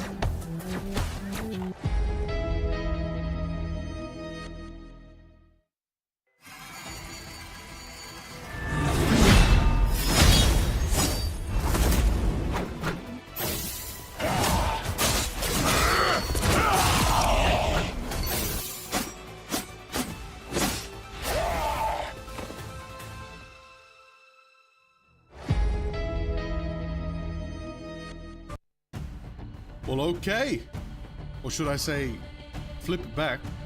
XOXO, go hands. They're here to scrap. They're here to take points off the board against Z10. You kidding me? What a cinematic experience. Now, we're gonna unpack it. We're gonna really just rewind the clock here a little bit. How did they take this one? Okay, so one, map. Let's start with the map. The map, they changed the game. They took away comfort maps, museum contemplation. No. They don't want to go to Arako either. They said, let's go to a map that we feel like we might be able to change on. Then, when we talk about the ban draft here, they immediately said, we're going to build to a triple strategist clone. However, a little bit unique, because triple strategist with the new, glorious, very ready to destroy your backline Black Cat. So they got the Black Cat there as the solo focus for Song Joong-woo to go carry hard on. They also took out 2 duelist picks in the ban phase. They took out the Star-Lord and they took out the Phoenix, which nullifies so much mid-fight presence, so much power that they could have brought, which meant they constantly had to go on an alt rotation to stop their momentum. Z10 had good pushing power, but as you lads mentioned, they couldn't slow EXO down enough. Even if they had their hero moments, even if they had the big cracking impacts, it didn't matter. But then, you know, just let's talk about the reality. Let's talk about what really grounded it. Zeta, the Groot, insane Groot. Come on now. I believe it was a 5-man Groot ult. Absolute cinema we're getting here in this first 2 maps. It was really close, down to the wire both times. EXO literally just had that clutch factor in them. Zero Tenacity had 1 or 2 clutch moments, but EXO had the biggest clutch. Zeta, Groot. And it just felt like Zero Tenacity maybe didn't realize, hey, that's a Grid Ultimate coming online soon. Maybe we should spread out a little bit, but as soon as they had that thought, it was too little too late. And Zero Tenacity also, keep in mind, swapped out Baser, put in Creative. So I'm still wondering why they put Creative in this time around.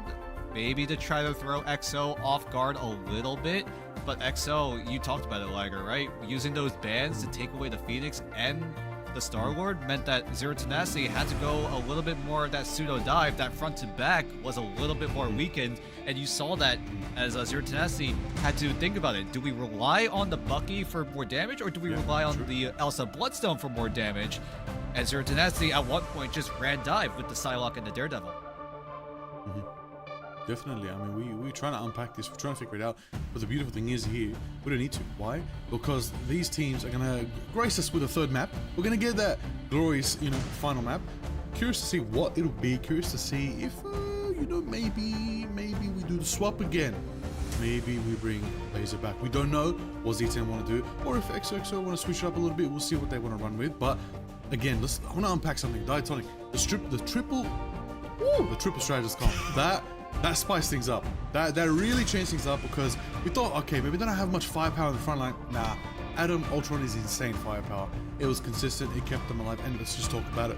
Karmic Revival on lock right there.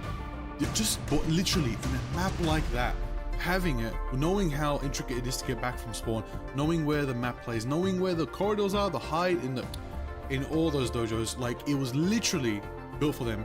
It's as if finally we see a team pick a map, apply a game plan, execute, and profit. It's been a while since we've seen that. I like that XOXO have actual fully realized game plans that they can bring to play. Yeah, I mean, it feels like they did everything by their playbook here. You can see it kind of laid out before you. It felt like all along they kind of knew, hey, we might be a little bit behind when we go over onto defense, right? Z10 is going to take some fight wins. They're going to get some room. But, by the end of checkpoint 1, I was saying to myself, wow, that timer is a lot lower than I would have expected. And you mentioned the triple strategist, right? And EXO took some notes from map 1, because Z10 brought that triple strat to bear there on map number 1. Very helpful. A lot of sustained power from them, played through a lot of fights that I thought EXO might have had a chance in had they not had all that healing at their disposal. But like you said, the Adam Warlock, insane Karmic Revivals on the top of the temple right before checkpoint 2, an angle I've never seen for an Adam res before. But of course, can't overlook the rocket as well. I mean, they had to burn through that BRB every single fight. It was just one more way that EXO were buying themselves time. They said, hey, we didn't clear the map, but we're like 10 to 15 meters short of checkpoint 3. If we just eat away every single fight, find opportunities to waste away that time, we will walk away with it. And of course, closed out by Zaytha on that insane ult at the end. A nice little bow on top of, like we said, that finally delivered gameplay on Spider Island. Oh, I'm so excited for that. I'm so hyped. This is what we wanted. This we talked about, right? This could be the match of the night, and so far, it's living up to the hype. I'm all for it. This is insane. XO coming in with roster changes, having to figure out the Rester problem, right? He had to leave to go to Kanga. XO needed to find a way to help remedy that void left by Rester, and it was Ace going over from the Vanguard to the strategist position, a position that he's played before. Keep in mind, EXO really like to throw the roles out the window. It just feels like all of these players can play all different kinds of roles, different kinds of heroes. Most notably, Alonefils. He's been the most flexible of all the XO1 players. I mean, we've seen it, haven't we, guys? From stage 1 across the regions, we've noticed these specialists, these one tricks, they're getting walled off, they're getting banned out. And as Ignite evolves, that's going to be more the case. You need to build diversity, you need to build flexibility, you need to turn your team into the Flex Demons. You need to be able to show that our roles aren't locked, and you got to play to the advantage of the game structuring like that. We have duelists out here delivering on the Jet, from the Adam, on the Ultron. We have people out here flexing from duelist to Magneto even, to switch it up, to allow, for example, a Vanguard who may be a dive enthusiast Vanguard, like a Venom or a Cat player, bring out the Black Cat. or potentially go to the Dino solo to enable double duelists with triple strategist. And it works because the Dino is such a meat shield. He can sustain all that damage with the strat supporting, with allowing them to bring that sustain and bring that firepower. So we're going to see now in this third matchup, everybody, how it's going to unfold between these two teams, between Z10 and XOXO. Right now, 1-1 aboard, both teams showing up a big performance here. XOXO had a really good showing in map 1, but Z10 took him out. But XOXO had the number of Z10 here in Spider Islands, but Z10 still showed firepower and energy. And the thing is now, we might see them kick it up a notch here as we're taking it to Central Park. Yeah, love this one. We've seen some insanely close fights on Central Park, especially out of Oceania. A couple of very close calls there. So no doubt with how these teams are just trading back and forth here, we're going to see knockdown, drag out action here on Central Park. And, you know, Liger, I'm glad you brought it up, right? You were talking about how a lot of these players are specializing in those kind of intersectional heroes where they work well if you're a Vanguard or a duelist player or a duelist and a strategist player. You know, there's another team we saw a lot of that from here in Stage 1, and that was Gen G, the #1 team in OCE, trading roles left and right. So EXO kind of imitating the top team out of Oceania. You love to see it, and if anyone's gonna do it, it would be a team like XOXO01. I mean, XOXO1, they love to dive, and they have tried to do it to the best of their ability, and Sungjuk Woo will get access to the Black Cat once again. Instead of taking away the Dino, EXO will realize that, hey, maybe banning Gambit might actually be the play. Z10, however, will first save the Phoenix. So adapting from what they saw in map number 2, EXO used their second and third bans on the Star-Lord and the Phoenix. So at the very least, Zero Tenacity, if they need to, can rebound to that front and back style play. EXO will actually find a way to seize this opportunity to take away the Devil Dino. Yeah, big opening for them here. It's a big ban. I like it a lot. Not just because Devil Dino is big himself, but, you know, a very powerful hero, like you guys were talking about, you know, can soak the amount of damage that 2 Vanguards might do on your team. And they know that Zero Tenacity has played that triple strategist in the past. They don't want to set themselves up to face 2 duelists, 3 strategists. So I like the play here for sure. They do, EXO bans out the Mantis here, but Z10 doesn't take the Mantis ban quite yet. They did that already. They're going to take out Cap here and save Luna Snow for themselves. So they've really favored the Luna here in the back half of this series. I like the change-ups from both sides of the board here, and EXO gonna lock in that Black Cat one-sided here. I really like this for EXO. Oh yeah, EXO have so many different opportunities, right? Z10, they have taken away some options that help enable the Black Cat on EXO by taking away the Captain America. So if EXO really want to go for the dive, they're gonna have to resort to either the Deadpool or the Venom here. And Z10 have not touched the Devil Dino, so EXO, if Z10 don't use their last ban on the Devil Dinosaur, EXO will be able to secure it one-sided. Z10 are thinking about taking away this Ultron that has been working out so well on the side of EXO's camp. And with that Rage of Ultron being gone, EXO are going to have to find different ways to make space. But with that Phoenix save being on for Zero Tenacity, that Rocket Raccoon emphasis might go down a notch or 2. Yeah, definitely not as safe to run Rocket here. I like the Phoenix save. I love the Phoenix save for Z10 here. One of the saving graces for the draft, but I think EXO walk away with this one pretty big here.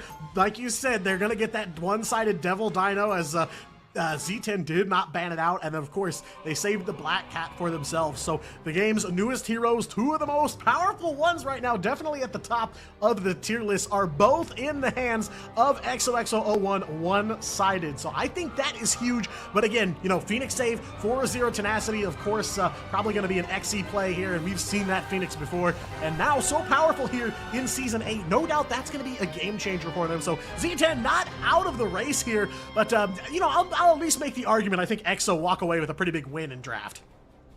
There's a chance, as EXO are still experimenting with what they want to roll out on. Zeta's thinking about running the Doctor Strange to give high ground opportunities, or at the very least give EXO some space to work with, because as soon as they jump out that portal, they may use it to get some sort of room, but no, they're just going to walk it down Main Street for now, as Zero Tenacity, looking at their composition, they've got the Rocket Raccoon, so they will have access to the BRB, so if anyone on Zero Tenacity either overheat or get picked apart, they will have something to rely on.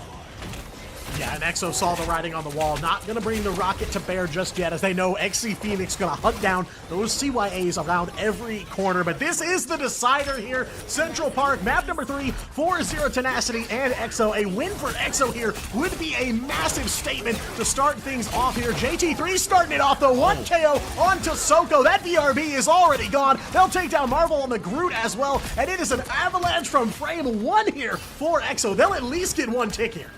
Ooh, great Mento Fish coming in from Sungjuk Woo, limiting the mobility on the side of Z10. XZ is able to laser down a low fill, so that's a huge 1v1 win for XZ as Sungjuk Woo tries to buy a little more time, but Black Cat in a small room usually spells disaster. XO1 are gonna get up to the second a tick here in that first zone as Marvel does invest in the portal on the side of Zero Tenacity, so at the very least, EXO can just back away, wait to stack up their ultimates on their end.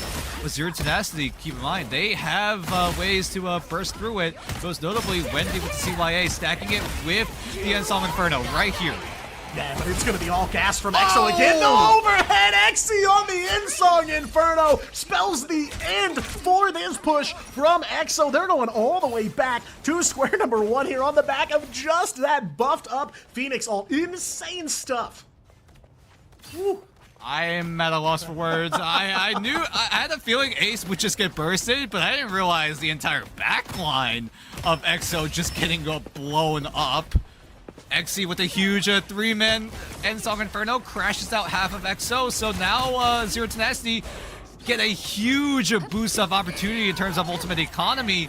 Sungjuk Woo gonna try to disrupt the backline. It does draw out Soko's Psionic Seduction, catches out Felix, so he's gonna be taken down. That's gonna be no Fate of Both Worlds available. Olymphos is gonna use that Ensong Inferno, but Zeta is there to bail him out, at the very least try to do something out of nothing, but a great wall coming in from Soko as well to just isolate Zeta, but he still stands tall.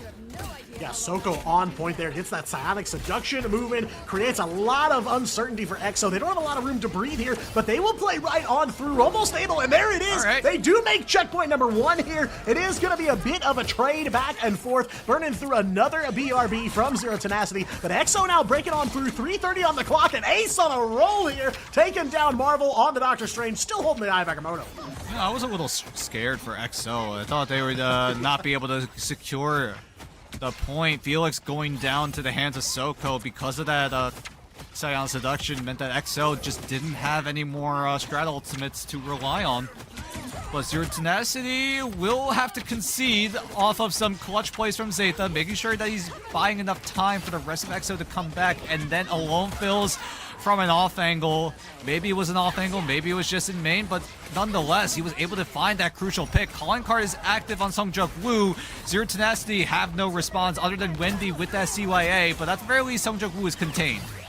Yeah, they do manage to walk away with the least amount of damage they probably could here. Zeta taking down Marvel. Gotta respect that Flora Colossus here, as they have seen what he is capable of. CYA from Wendy now. Felix gonna respond in kind, though, with Fate of Both Worlds. EXO still trying to keep this thing moving. 2:30 on the clock as Jerry gonna let the devil out, but in the background, Zeta will find one onto Soko, so Emma Frost out of the picture here, and so is Jerry. Wow. Zeta on the move on Groot here. Quadra KO yet again, and becoming a hero for this EXO squad, as all of Zero Tenacity out of the way here. Portal not off a cooldown yet, and EXO pretty much guaranteed to get checkpoint number 2. Ooh, nifty little baby portal from Sungjuk Woo to zone away the rest of Z10 there, but Zeta coming up clutch again.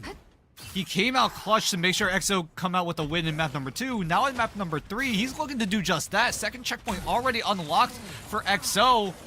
With 3.5 minutes, that is plenty of time to try to navigate to the top of these stairs, get right in front of Dracula's throne, and complete the full push. But now, this is going to be a difficult push, I feel like, for EXO. There's a lot of environmental KO potential right at the stairs. JT3 could easily grab someone off the edge, but Zero Tenacity do have a few of those environmental KOs of their own as well, with Soko with a good crystal kick. But Felix taking down Jerry is going to allow EXO to keep on moving forward. Soko's going to try to stunt it though. Yeah, gets the Sonic Seduction moving, but Marvel walking off the edge. Did he get Dino Dunked? I missed it there, but that's one more member of Z10 out the fight here as EXO are sprinting up the staircase of doom here. They've got the ult advantage on the move. JT3 leading the charge on the Dinosaur, and Alone looking for a bit of an angle there in the back rooms on that Phoenix. There's the Insong Inferno, though, to buy some time as he goes down super low here, gets some damage, but Soko on the move as well. Nice roundhouse kick from Emma Frost here with just 3 meters for EXO to go here. They are going to be stopped dead in their tracks as Exi will take down Sungjak Woo as well. Hey, even if EXO aren't able to complete the full push, this is still a very, very great push for EXO. You don't have to go for the third point. All that does is secure overtime. Maybe extra innings could bail you out in some situations, but Zero Tenacity, however, ooh, it's gonna get a little bit close here. EXO do have a lot of ultimates. Sungjak Woo could easily draw out any sort of ultimates on the side of Zero Tenacity. Maybe the Ensong Inferno, maybe Creative on that White Fox ultimate, but when they lasers down Sungjak Woo, Felix is gonna use the Fate of Both Worlds, but at the very least, Zero Tenacity will come out on top here with a one-man advantage. Oh my god. Beautiful. Oh, there's another strangling prison again. You gotta watch the Flora Colossus here. Alone Phils will capitalize, taking down Exi in the Phoenix v Phoenix match. But you are right, good shots from Windy to take down that calling card, but it only bought them a few seconds here. Sungjak Woo back on the scene. JT3 as well, stomping through everyone on the side of Zero Tenacity. Exi the only one, and he can't even escape from Sungjak Woo's Black Cat. 60 seconds left to go, and EXO gonna push this thing over the finish line. They will close it out all the way to Dracula's throne room and have at least made it, so they're gonna have to go to extra rounds. Otherwise, EXO standing on the verge of a series win. All right, what the hell did EXO feed their Vanguards? Because my god, both of them are clutching so hard. I mean, it didn't look like a clutch for JT3, but that multi-KO with the Devil Beast Rampage was absolutely perfect. No one on Zero Tenacity was able to match the aggression coming out of XOXO1. This is their playstyle. This is how they play on the daily. Go in, get in your face, try to draw out some of those cooldowns that you're trying to save up, and once you use them all, EXO strike once more, and they all go down. Zero Tenacity just could not match the aggression. We saw them match the tempo in the first maps, a little bit in the second map as well, making sure that if they want to stay alive in these maps, they just have to, at the very least, match the tempo of XOXO1. But right there, it just felt like as soon as EXO got control of that second checkpoint, EXO didn't look back. They just went right in Zero Tenacity's face. There was nothing Zero Tenacity could do. There were a few options. There were a few opportunities at times, especially with Soko on the Emma Frost, but it was just not enough. Yeah, I mean, it's like you're saying, you know, EXO is a team that you have to match tempo with. You have to play their game. And unfortunately, for a lot of teams that cross their path, they are the best at playing the way that they do. And Zero Tenacity is taking the full brunt of it here, as now a minute 4 in the time bank for EXO. Z10 are going to have to make this thing all the way to Dracula's lair if they want to stay alive in this series here. But both of these teams looking so good, so clean, delivering the cinema that we were hoping for. Sungjak Woo doing a bit of work, stacking up that gold, making sure that he has some fat pockets to use whatever gadget he wants to use. Maybe the crown, maybe the flame orb. He's already used both to try to reposition around the map. And he's doing even more work, trying to find an opportunity to disrupt the backline of Zero Tenacity, because right now is probably the perfect time for Sungjak Woo to go for some sort of backline access while none of them have their ultimates ready to go. Alone Phils is on the off angle, lasering down players as Marvel is caught in the crossfire. Yeah, and you know Z10 are going to get close together here as they go through that choke here, and that's going to be prime spark territory for that Phoenix here. One by one, Z10 melted down here. Sungjak Woo finding one on the Black Cat. Alone Phil's making sure nobody can escape without appearing in that KO feed. And just like that, a minute 15 off the clock for Z10, and EXO looking good here on defense. Adjustments coming in from Zertanesti. Wendy now on the Invisible Woman. Maybe to try to isolate someone on XOXO01. Maybe try to catch some Wu trying to escape with the Force Physics pull. Creative on the White Fox as well to try to charm up anyone that gets a little too close to Z10's backline. Song Wu gets taken down low, but he's able to reposition everyone on XOXO01. They still have ultimates ready to go now, as both Ace and Felix do have access to their strat ultimates. Another great Strangling Prison, but this time there is counterplay with Wendy on the invisible boundary. Yeah, instant response from Wendy, getting the team an umbrella to stand under while that Strangling Prison does its thing. Alone Phil's going for the in-song Inferno, but no good. And now it's Marvel's turn here. Strangling Prison onto EXO, but Felix has the response, though taken down right through the fate of both worlds here. Now it's up to the rest of EXO to try and battle back, and that they will. JT3, Double Beast, Rampage, and it's a Kumio Unleashed as well for Ace here, putting in some work and clearing the way where EXO take a little bit of damage. Z10 fully on their back now, and just a minute and 30 left to go. What a response from EXO. That was probably Zero Tenesi's best chance of getting that first checkpoint. That was a great Strangling Prison from Marvel to try to burst through the Fate of Both Worlds, and he does so there. Zero Tenesi could have easily wiped out the rest of EXO, but Zeta again coming up huge, getting those eliminations, as Song Wu knows that Zero Tenesi have no options, have no way to come back, but at the very least, the calling card only gets one. Exy's there to trade. Yeah, trading 1 for 1, though they do get the Luna Snow, so a nice pickup. Soko going for the Sonic Seduction was a little bit low, but Creative able to keep him alive here. Freeze on to Jerry, but he's going to be able to let the devil out and shut right back down by Ace onto that White Fox. Under 45 seconds left to go now for Z10, and they're losing bodies. Creative, though, in the mix will take down Zeta, one of those massive threats, and Soko finding the other Vanguard for EXO here at the last minute, looking like a breakthrough for Z10. Yeah, I don't think EXO are going to be able to touch here. Not even a portal will save them. Zero Tenesi just barely are able to secure the first checkpoint with about 30 seconds left on the timer.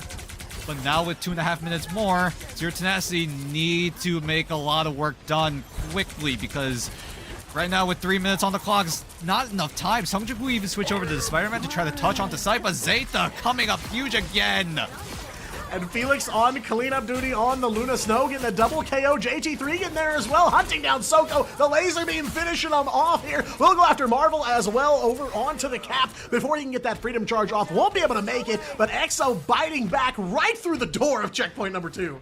Zero Tenesi just cannot catch a break from Zeta. These Groot ultimates have been banger after banger after banger. Song Wu even finding a way to upcut Jerry. So this stall potential, this spawn hold is looking likely for XOXO01. They're gonna have to find ways to break through. Zero Tenesi, I'm looking at Marvel with the freedom charge. That's gonna be one of those options, but with Alone Phil's taking down Soko, Zero Tenesi might just have to regroup for just a few more seconds. Jerry thankfully is able to zone away Alone Phil's, but he gets going right back on the rooftop. Song Wu providing a lot of that disruption as well, getting closer and closer to that spectacular spin means that XOXO1, if they see Zero Tenesi get a little bit aggressive, there will be counterplay. Great shot from Alone Phil's.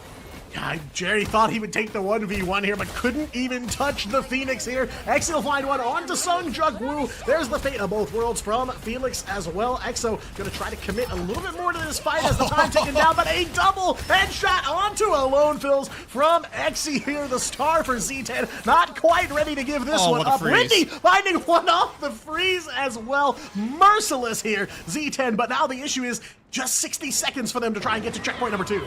Great awareness coming from Exy, realizes where Alone Phil's will re-peak that angle, was ready for Alone Phil's for the peak, and was able to shut him down instantly. So that's a little bit of room for Zero Tenesi. Great map awareness coming in from Exy as well. In the heat of the moment, very, very difficult to pull off, but Zero Tenesi with a lot of those strategist ultimates at the ready means that they should be able to outlast what EXO are going to throw at them. But Zeta, look at him with that Strangling Prison, because so far Zero Tenesi have found no ways to counter it. Yeah, they know that Strangling Prison is coming their way, especially if they took down Windy before that Fate of Both Worlds, but it is good. All the ults from EXO online. Insung Inferno from Alone Fills will break right on through, taking down the Luna Snow here. 15 seconds left to go. Creative goes for the Kumiho Unleash, but is shut down. There's that calling card from Sung Juk Woo. One last call to dial out here to Zero Tenacity. One by one, they are battling back. It is a dead heat between the two of them. Marvel and Soko, the Vanguards for Z10, stepping up in a big way here as we go into overtime, and it's Soko again, double KO there onto the Emma Frost. Sung Juk Woo over onto the Doctor Strange to try and stop him, and if they win this overtime fight, it is over. We'll see about that. EXO have no ultimates coming into this final fight. It's going to be up to Felix if he's able to get the Fate of Both Worlds in time, 90% and counting. EXO have to rely on this dance floor, or else this fight will be over.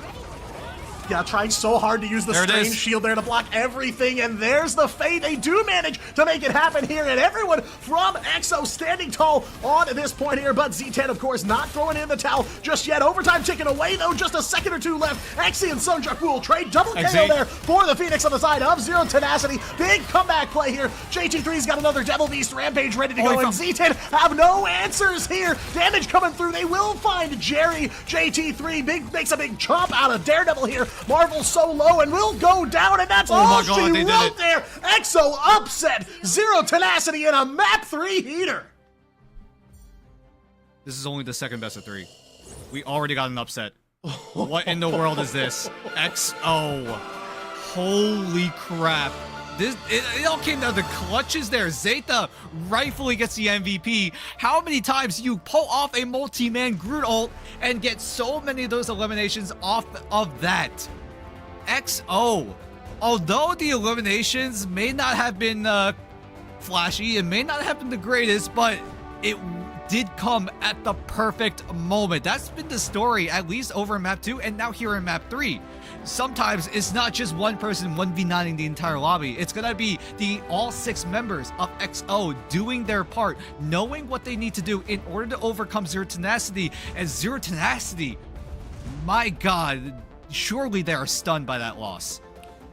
Every single member of this EXO roster is a threat at all times. There is no point in which you can really take your eyes off of one member. And there are definitely some shining moments for a couple players. Zaytha, of course, being a massive hero to this EXO team in this matchup. But it is every single member putting in the work, and the scoreboard shows it. I mean, EXO walks away with almost all of the medals here, topping almost everything except for damage. That goes to XC 42k on the Phoenix, but that is one of the few saving graces for Z10 in this match, which going out of that draft phase, something I pointed out was the Phoenix is going to be big for them for sure. And it was, but not big enough to stop EXO-01. Not big enough to stop these Groot ultimates. Not big enough to stop the Dino Jaws from JT3. I mean, almost every single member of this roster coming up big. But really, like we've already highlighted, it is the Vanguards for EXO that truly lead the way here. Duelists, of course, on some cleanup duty as well, but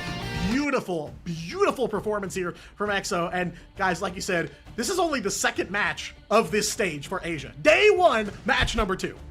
Liger, how are you not losing your mind right now? You look so calm. You look so nonchalant right now. The reality is we're gonna rewind. You know, when you have a one-sided Black Cat and a one-sided Devil Dinosaur in this patch, come on, with a Groot like that, it's insane. I mean, right now, EXO, they're on fire. They got momentum. They're doing an upset. They've come in strong. They've changed up their roster a bit, and they've adapted to the current environment of Pacific Asia, and they're getting value. Right? They've invested. They got the dividends. That's the question. But here's the question now. Okay, EXO have officially installed themselves into the top tier. You know, little trio sort of a battle going on for top of Ignite Asia right now. The question is, next week they face off against Reject.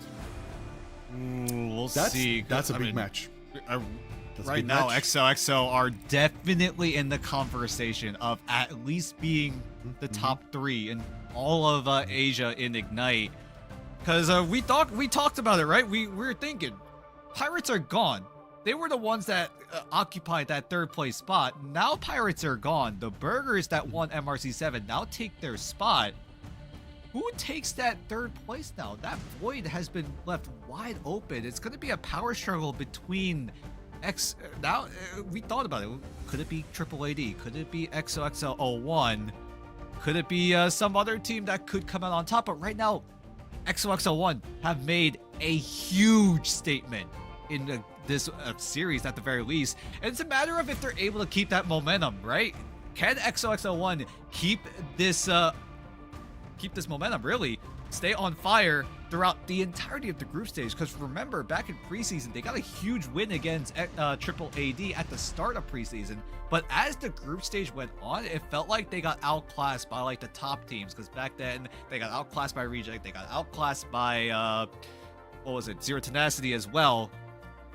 So is this early game XOXO1, or are they playing for the late game? Well, let's ask. We're gonna have an interview now with Sungjuk Woon. We're gonna investigate. Let's investigate. Let's find out, shall we?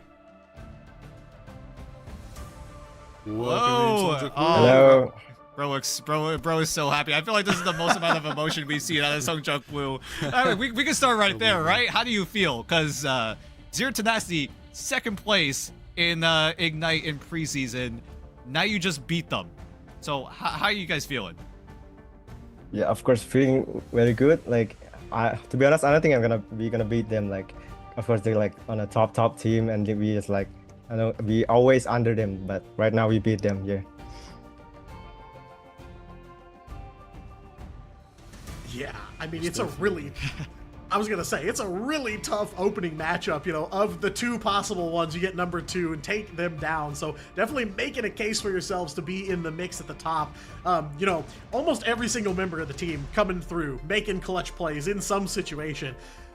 It's a hard pick. It's a hard question to ask, but is there somebody you point to on this team as kind of like the carry here, or who had the most standout performance of the standout performances? Yeah, for today, I think it's Seda, bro. Shout out to Seda. With his big good ult, like always save us from like losing the game. Yeah. But absolute legendary performance on the group there, on the main Vanguard. That can Zeta. That is good to see. Now, how's the team feeling right now? How are you guys feeling after taking this team down? And at the same time, how are you guys feeling knowing that maybe the next big challenge for you guys might be Reject next week, to see if you really are at the top of Asia now? Yeah, like we're really happy about this win, and we're looking forward to win like every team, I guess. Like, because right now the Pirates is gone. There's only like, we're looking for like a Reject to beat Reject, and I think only Reject that we're looking for, I think. Yeah. And I got another question, right? You did bring in a coach. It's Dobby. Dobby used to be on the Reject roster. How has he fit in with the team, right? If I remember correctly, you guys really didn't have a coach until now. How has Dobby been helping you guys out in figuring out this sort of playstyle that you've been working on throughout, like, what, the whole past year and a half now? Yeah, he been helping us a lot with auto replay, auto pick bands, and the comms. Like, he's really help us a lot. Like, from before this, like you said, like we have no coach, like we have to do everything ourselves. And right now, yeah, here comes Dobby, save us from losing the game. Yeah, I mean, honestly, you guys, wow, the ban philosophy is crazy, I have to say. Oh yeah, the ban draft did go really well. I won't lie, you guys made some really interesting approaches, especially in map number 2, taking away the Phoenix and the Star-Lord. Was that planned at the start for you guys when you went into that ban draft in map 2? Yeah, that 2 character is like the XC is like most like she's really good with those 2, so we have to get rid of it. So yeah, that's what we planned. Yeah, I mean, the drafts looked amazing here. You guys got so much potential coming into the battlefield before you even hit boots on the ground, so love to see that. I guess kind of, you know, this win definitely puts you guys on a trajectory. You know, the top 6 teams are going on to those Pacific playoffs where you're going to finally cross paths with those OCE teams. I gotta ask, how do you feel about those matchups between like Gen G or the Chiefs, the 2 teams from OCE in playoffs? You guys feel good about the cross-region play now? Yeah, we feel good about a cross region, but like there will be some like little ping issue thing that's like sometimes like more than 100 ping I cannot play DD, but yeah, I feel good. Nice. Well, that's fair. We will find out how those specific playoffs go off. But for you to be able to qualify into them, you still have 2 big matches tomorrow as well. You're going to be facing Loyalty and RVL. So we're going to let you head off and go with your team and rest. Get a good night's rest and prepare yourself for a big day tomorrow. Best of luck to you, Songjuk Woo, and to XOXO. You too. Thank you. Thank you for your time. We're locked in more than ever. They're feeling good, man. They're feeling good right now. It's the best feeling. You can tell. You can tell. You can tell. Usually when Songjuk, usually when we interview Songjuk Woo, he is calm. He does not show much emotion. There, yeah, you can tell the entire team is hype. You can tell they're all ecstatic about getting a huge win against Zero Tenacity. Oh my god. In esports, it's one of the greatest things when you get that coach, you finally unpack your team's issues, your solutions, your advantages, disadvantages, all of that slapped together. You finally go into a match, execute the game plan, and walk away not just with a clean victory like, oh, okay, we were built for this. No, with a hard-fought victory against a tough opponent like Z10. Z10 are crazy good. For them to get that, this is a big morale boost, a big maybe ego boost. We'll find out as they have 2 matches tomorrow, of course, and many more to come. And next week, the big behemoths of Reject they got to face as well. So before all that, we're going to go to a quick break and we're going to be back with the next matchup. If there's anything we can do to make your flight more enjoyable, please don't hesitate to ask. Please sit back, relax, and enjoy the flight.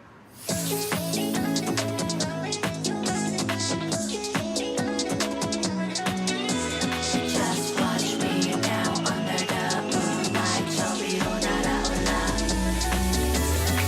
Light shine on my window frame. On a boat to my flame. Blinding shining lights. Oh, yeah. I feel it's skipping way out of control. Lock in. Oh, yeah. We won't stop it. Flying high is our destiny. Lighting up flaming stars. We're reaching out towards victory. 눈부신 꿈으로 차가운 심장을 쥐고 더 높게 날아가. They can't catch my vibe and my life. We're dancing on the moonlight. 소문 꺼버려. Turning up the heat. Get it, oh. We're switching up the lip gloss. Mixing up the crystals. All they want to know how we do it. Now it's the way switch to flight mode. Yeah, 차올라 내 눈빛 봐. 불부터 나 ready now. 떨림이 번져가 이 밤 위로 올라타. 거침없이 난다. 겁없이 뛰어가 flight mode. Be free, shining, flying higher. Feel the spark of flight mode. 우리 하늘 위로 더 rise up. 사라져 fade away moonlight. Gonna burn the night out. Every time my heart's flight, we go higher, eyes wide. Right through the starlights. 차가운 공기 속을 relax. 지금이야, take flight. We're dancing on the moonlight. 소문 꺼버려. Turning up the heat. Get it, oh. We're switching up the lip gloss. Mixing up the crystals. All they want to know how we do it. Now it's time we switch to flight mode. Wake up, feel it. This time switching to flight mode. Fly, burn up, 올라가. This time switching to flight mode. 올라가 계속 높이 fly away. 어둠 깨트려 이 무대는 우리의 게임. 자꾸만 넘어져도 울지마 괜찮아 일어나. 그 끝을 몰아서 run even 위로 flight mode. We're dancing under moonlight. 소문 꺼버려. Turning up the heat. Get it, oh. We're switching up the lip gloss. Mixing up the crystals. All they want to know how we do it. Now it's time we switch to flight mode. This time switching to flight mode. Burn up. This time switching to flight mode.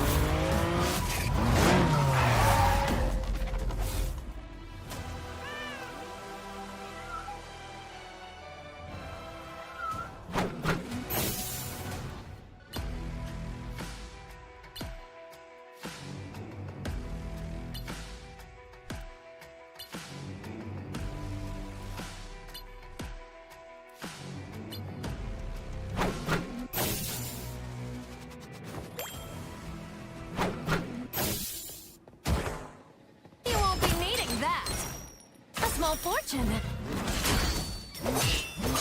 You crossed my path! Gotcha!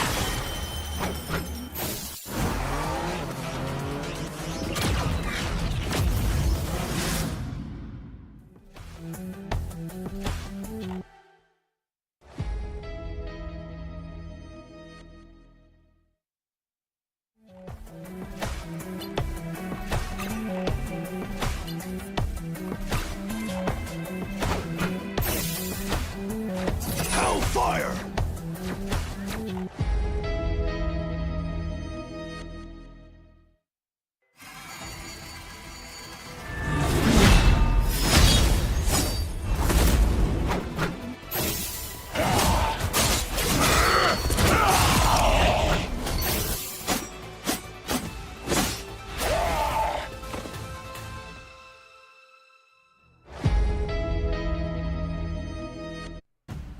Welcome back, everybody. Welcome back to Marvel Rivals Ignite here in the Pacific region, representing Asia. We are here today talking about the gaming, casting the gaming, hosting all the madness, witnessing the biggest plays there are across your gameplay screens, across whatever method that you are watching, and of course witnessing the big strangling prisms from the Groots out there and the big Kraken impacts, and maybe cashing in with Black Cat, doing all the above.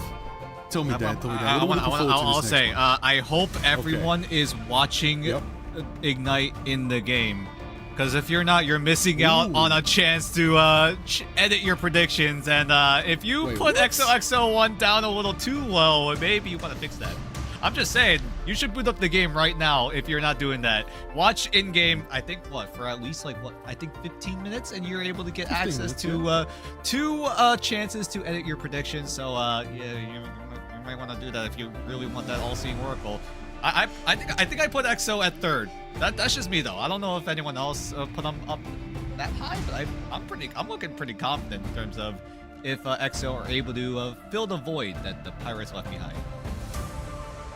They have really made it a task and a half to figure out how to predict this group stage. So thanks for that, EXO, guys. But seriously, a fantastic match, a great showing from them, and yeah, you know, definitely pick up those edits for your predictions, because if you watched Asia during the preseason, you know things can change very quickly. You know, across both Asia and OCE, really. So yeah, take advantage of that, because I certainly will be doing that next chance I get. Oh, honestly. You gotta lock in, everybody. You gotta tune into the path. Remember, in Asia, right, in the group stage, all these teams will face off against each other. We got a 2-week-long round-robin group stage bracket. It's going off. Everybody's gonna take on everybody at least one set in a BO3 situation. It's gonna be crazy to see how that's all gonna unfold for these teams. I've gotta say, though, right now, we're looking already at a post-upset matchup with XOXO having taken down Z10. It was a hard-fought match. They did get a point on the board, though, so Z10 do walk away with something, which is good. It may be the difference later. Every point counts, but they got a lot of matches ahead of them. But the next matchup is going to be between N1 Hex and Reject right now. This is a very interesting one. The question is, in their time away from the scene, they never got the chance to play in the playoffs, as they sadly fell out in the group stage of preseason. N1 Hex, do they have the silver bullet to take down Reject? That is the question here, because Reject, they're big dogs, they're champs of the region. I mean, right now, N1 Hex have gone through another one of those overhauls, right? The first one being right before preseason to make sure that their roster is ready for preseason Asia. But now coming into stage 1, they've gone back to the drawing board. JT3 left, Doxlin and Jambomber all left the team, and now coming in is NRX, Louis, and Winsger. Winsger is a familiar face here in Ignite. He last played on Loyalty in MRC Season 6 and last played on Triple AD during their preseason run. And NRX coming back into Asia, previously in the EMEA region on Team Vision as a substitute player, now coming over to N1 Hex as one of the main players on the team. So is N1 Hex's roster change enough to put them in the conversation of, at the very least, being maybe the 5th or 6th team going into playoffs? We'll see, because right now, I mean, just me personally, I really like these roster changes. Okay, you know what? I like that. Something different, something spicy to see what N1 Hex can bring out of their bag. But, of Of course, Reject here looking strong, looking sharp. As we know, these players, Diatonic, they've been coming through very consistent. I know you've broken them down before, analyzed how they get their success here. Well, you know, we've got Piggy, Gago, Brownie, Yaki, Lastro, Sunhyun, and Finale out here. Curious to see what their starting roster is going to be out the gate.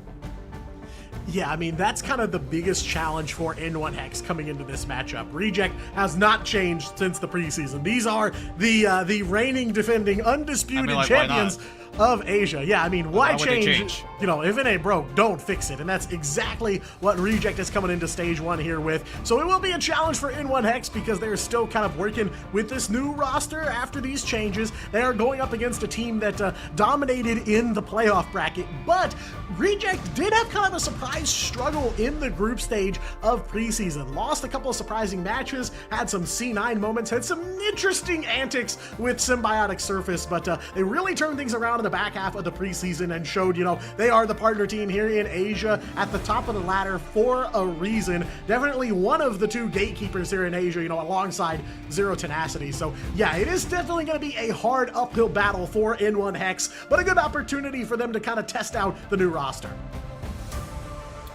Most definitely, that's what you got to do. Just don't put them on Symbiotic Surface. That has haunted me so hard. If Museum was traumatizing enough, for Reject specifically, every time I watch him play, I see them pick Symbiotic Surface. I almost said Symbiotic Shenanigans. I mean, at that point, it's the same thing, right? Symbiotic Shenanigans on Symbiotic Surface. Say that 5 times fast. Reject should not pick that 5 times because, oh my god, every time they picked it, they went on Cloud 9. They've gone, hey, well, I don't know what happened, but we should not talk about Symbiotic Surface if we're talking about Reject. So, at the very least, they were able to clean it up in playoffs. I mean, Diatonic, you and me were able to cast Reject's first ever Symbiotic Surface win. That was already a crazy game, but we're just gonna take a little spotlight here, right? N1 Hex being the David up against the Goliath of Reject here, as D Spooky has put up some decent numbers during that preseason run on N1 Hex.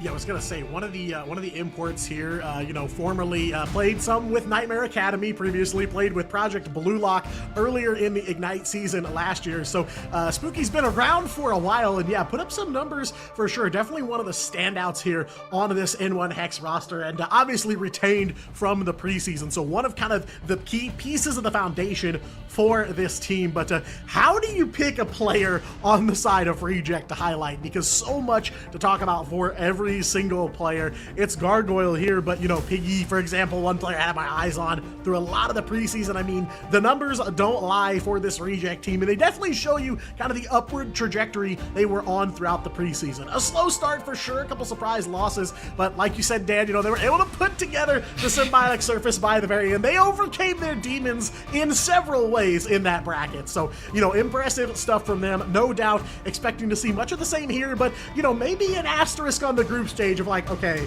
are we going to see another surprise kind of Reject finishing in the middle of the pack here, or are they just going to continue with that dominant streak for the playoffs? Ooh, they're gonna have to. They're gonna have to if they want to claim victory once again. I mean, look, we've seen Gargoyle go crazy. Gargoyle, someone who also, you know, role switched in the whole scenario of Ignite. You know, preparing for themselves and all the above. They're now on the Vanguard role out here, rolling side by side with Piggy, as you mentioned earlier. So let's see if they can bring it forward for themselves again. Again, it's a big question here, everybody. You know, I'm looking at the predictions in chat. I know what you guys are predicting, but you never know. You never know, guys. You never know. You could maybe put it on N1 Hex. You never know. They may have a comeback. They may take a map. They may take a round. You don't know. That's the beauty of the chaos of a fresh group stage here in Asia. It's been so long since we've seen these teams. Let's see what they've evolved. Let's see what they can come out and bring something new to the table. Here we go. Hell's Heaven. So don't worry, Dan. We're not going to any Clintar maps. Okay? We're safe. Good. Or Celestial Husk. We're going to Hydra. We're going to take it easy here. We're going to relax, okay? All right, okay. That's going to be first map. And then, of course, second map will be Museum of Contemplation, guaranteed. Don't listen to me before. Before it was... I was about to say, you said that the last time. It was a visual error. It was no. Listen, don't worry about it. It's 100% Museum of Contemplation. All right. If Reject lose this one, it's Museum of Contemplation. All right. Let's lock that in for sure. But I'm excited to see what it's going to be. N1 Hex versus Reject is going to be a banger here today, everybody. Make sure you lock in, get your predictions in, and of course, if you're watching inside the Ignite client, go for it. Get your points up, claim what you can, and if you're watching from anywhere else, thank you for joining us today. But here we go. Let's put it into the match between N1 Hex and Reject. Boy, here we go. David versus Goliath. That's been the narrative coming into this series, right? N1 Hex, definitely the underdogs here going into the band draft. Whereas Reject, they have come off an insane high of winning the entirety of Asia preseason. So now the question becomes, do we see playoffs Reject or do we see group stage Reject? Because I really hope we see playoffs Reject here, or else I might crash out here on live. Yeah, that is kind of the big question they're going to have to answer right out of the gate. We'll get a very early look at it. I imagine first fight will have settled, what Reject we are seeing here. Of course, interested to see how they adapt to this new meta and these new heroes. Of course, they are going to make a Black Cat save for themselves here. It's going to be one-sided in response to N1 Hex's one-sided Devil Dinosaur. So they are going to bring the prehistoric pain here. Going to be some strategists hovered on this simultaneous mid-round ban here. N1 Hex seem pretty comfortable with the Luna Snow ban, and Reject will take out the Mantis. So, we're kind of getting a feel for what these Asia teams are going for in the draft. And in fact, Reject's going to take that Mantis one-sided too. Very, very solid pick here. So at the very least, this has been similar to what other regions have been doing, at least in the middle of the band draft, right? Some teams do like the one-sided dinos. Some teams do like to take away the Mantis or the Luna Snow in that second or third band slot, and both teams are looking to do just that. Reject do come out on top with the Mantis one-sided, so a decent amount of damage buff opportunities. N1 Hex realizes they don't want to give away another source of damage amplification in the likes of Ultron, so N1 Hex are forced to kind of ban it away, but at the very least, N1 Hex do get access to the Luna Snow one-sided as well. And Reject also taking away the Phoenix from N1 Hex means that Reject, if they so choose to, they can run that Rocket Raccoon. I was going to say, surely we can't let both Ultron and Mantis go through when Black Cat saved on the table. That could be some pretty nasty calling cards from Reject. But no, the Ultron ban comes through here at the end for N1 Hex. They do walk away with the Luna and the Devil Dino one-sided. I like that. Obviously going to be huddling underneath those Fate of Both Worlds when that Black Cat is up and ready to move. But as we've seen, there could be some surprise breakthroughs even under that dance floor. So gonna have to wait and see if that will be the key here for N1 Hex to survive some of that onslaught from the Black Cat, as Reject are going to bring it one-sided here. Almost ready to get this thing underway here. David versus Goliath indeed. N1 Hex, a newly refreshed N1 Hex, coming to the table up against Reject. And that is the question I have going into this matchup. Is it preseason playoffs Reject, or are we going all the way back to the group stage? It is up to them as we are ready to go here on Hell's Heaven. I mean, Reject already are posted up for a very strong front-to-back composition. Seunghoon even quickly switching over to the Jeff to provide the speed bubbles to Reject so that they can get just a little bit of that extra map space compared to N1 Hex. So a great little microplay coming in from Seunghoon. But Reject, they do also have access to that Vitality, so that front-to-back composition will be very, very strong, as Yaki's going to be running the Adam Warlock as that third strategist on the likes of Reject, so the win condition is clear for Reject. Make sure that Yaki is able to get that Karmic Revival down. Oh wow, great block coming in from Blaziken. I had to mention that there, as a Yaki puts down the Soul Bond, but Brownie is able to draw first blood. The N1 Hex frontline is completely out of commission.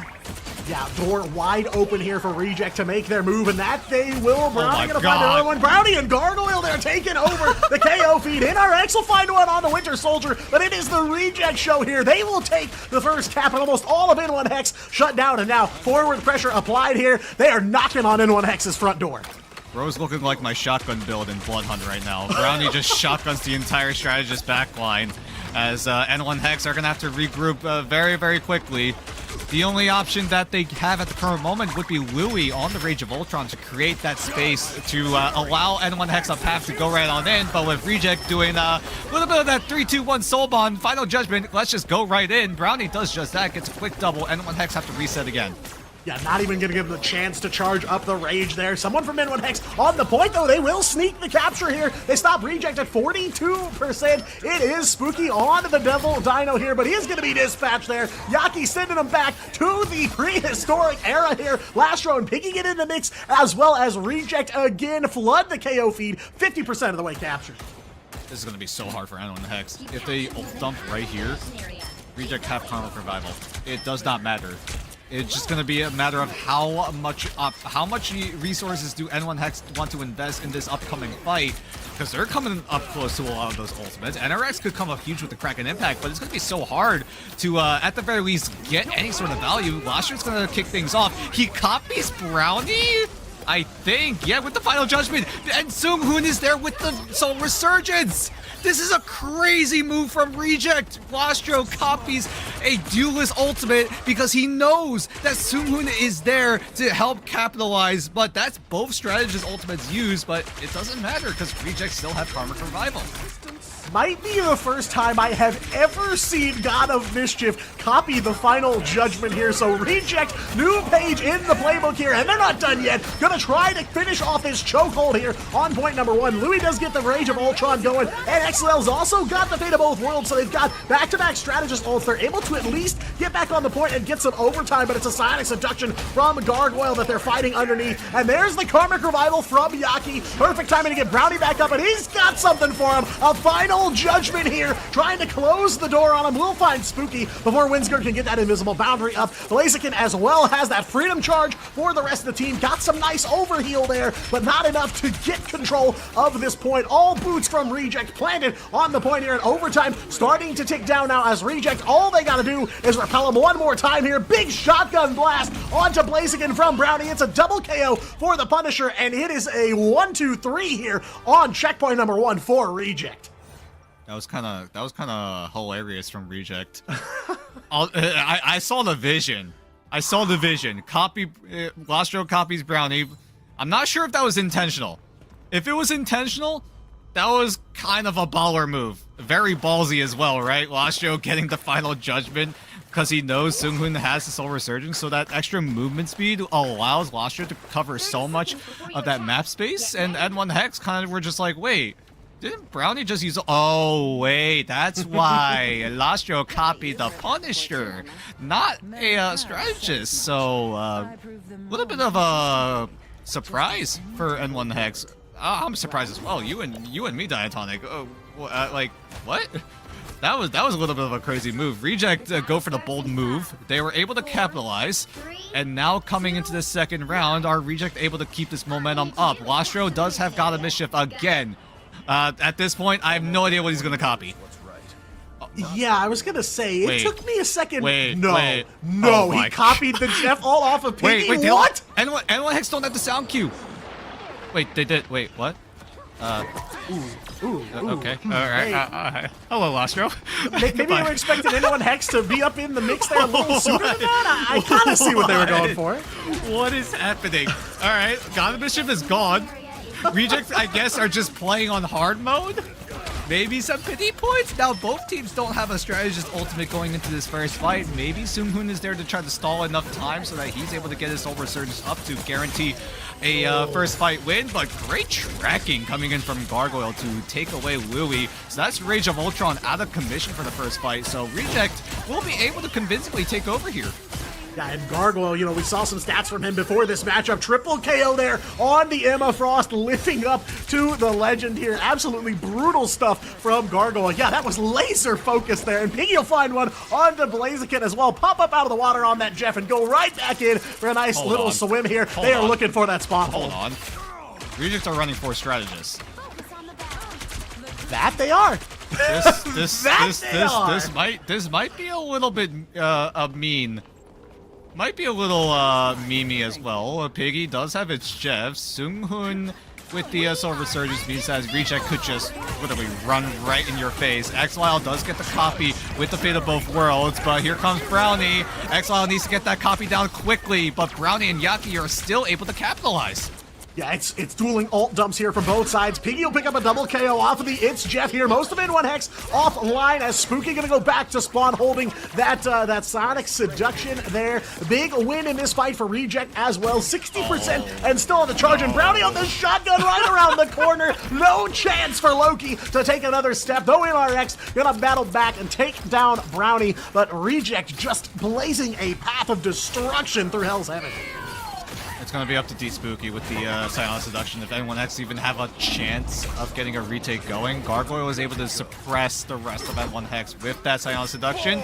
But at the very least, Louis able to find Gargoyle, puts a bunch of lead in his face. Gargoyle will be brought back thanks to Yaki. So will Lastro, as the rest of Reject just run right on in, force themselves to get KO'd, and then be brought back with Yaki on the Karmic Revival, but that gives N1 Hex some space. Gargoyle is in an off angle, NRX just gets caught off guard.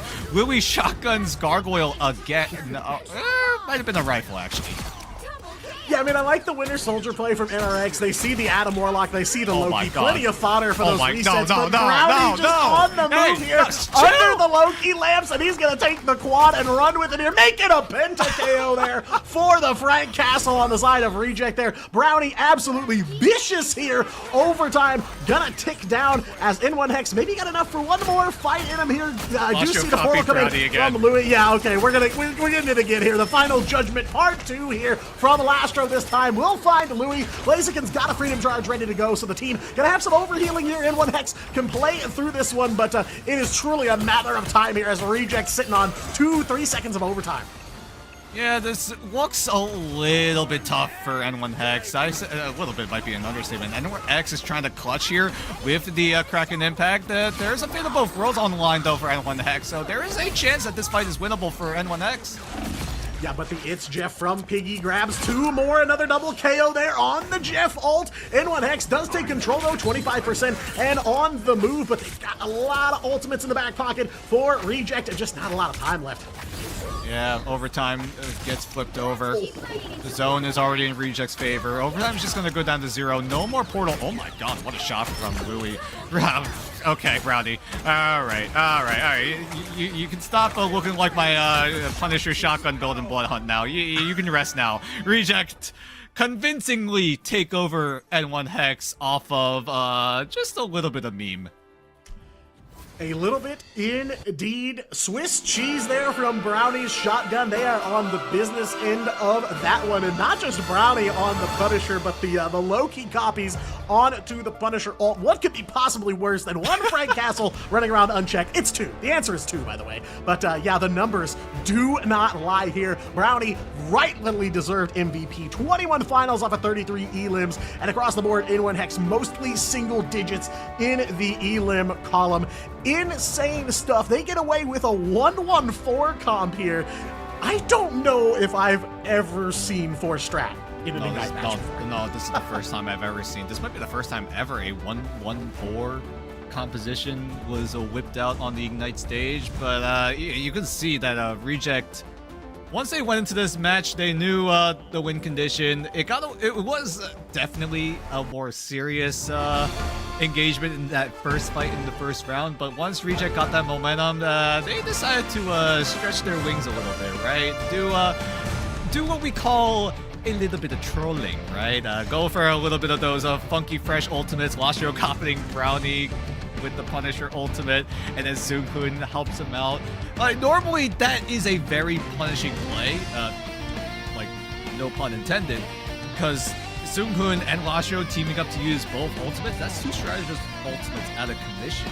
And if N1 Hex were able to realize this and were able to shut it down, there is a chance that N1 Hex could have easily punished Reject's over-aggression, maybe a little bit of an over-investment. Yeah, confidence definitely strong for this Reject team. They see this matchup and they see maybe they can do as you say, a little bit of trolling, or us in the corporate world, maybe a limit test here for this Reject roster, right? Trying out some different things, but yeah, definitely surprises around every turn here as Reject take a very confident map number 1 away from N1 Hex. We're gonna go to a very short break before map number 2. Don't go anywhere. We will be right back.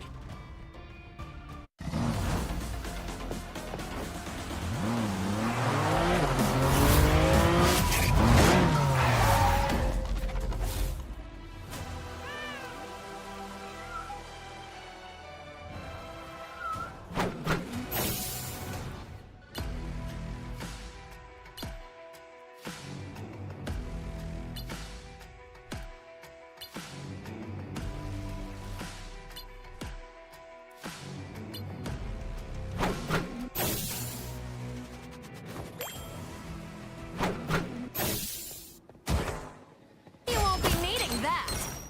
A small fortune. You crossed my path! Gotcha!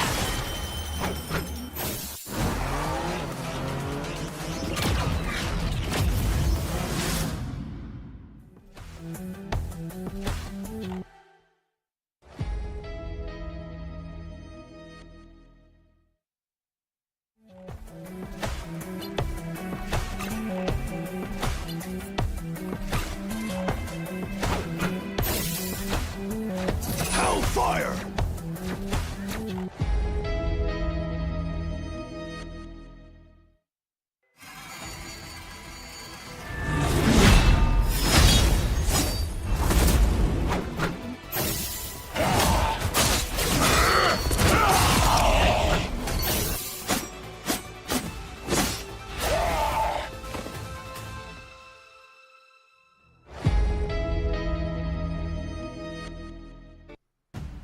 Welcome back, everybody, to the Punishing Experience ×2 featuring Frank Castle and Loki. Of course, it was very interesting to witness 4 strategists on Ignite, maybe an Ignite first, so congratulations to Reject making history. However, unfortunate result for N1 Hex, a bit of a slow start, rough start, as they go into Reject, who's going all guns blazing right now into their first match on Hell's Heaven. Now we're going to switch it up, we'll see how it's going to go down. Let's see how the next map rolls, and N1 Hex do have the advantage in the fact that they can choose the map. Now, all you have to do is pick Symbiotic Surface and it's guaranteed win. Pick Symbiotic Surface, guaranteed win against Reject, alright? Lock it in now, N1 Hex. Flip the script, start your reverse sweep right now on Symbiotic Surface, but it probably won't happen. Yeah, I mean, we got Convoy, we got Convergence, so there's a lot of different maps available in the pool. It's just a matter of, oh, okay, alright. Oh boy. Oh no. Oh, no! I know- Oh no! Ah, And I told you, I was right. we know N1 Hex have chosen the tech. I fear that we have seen this Yeah. movie before.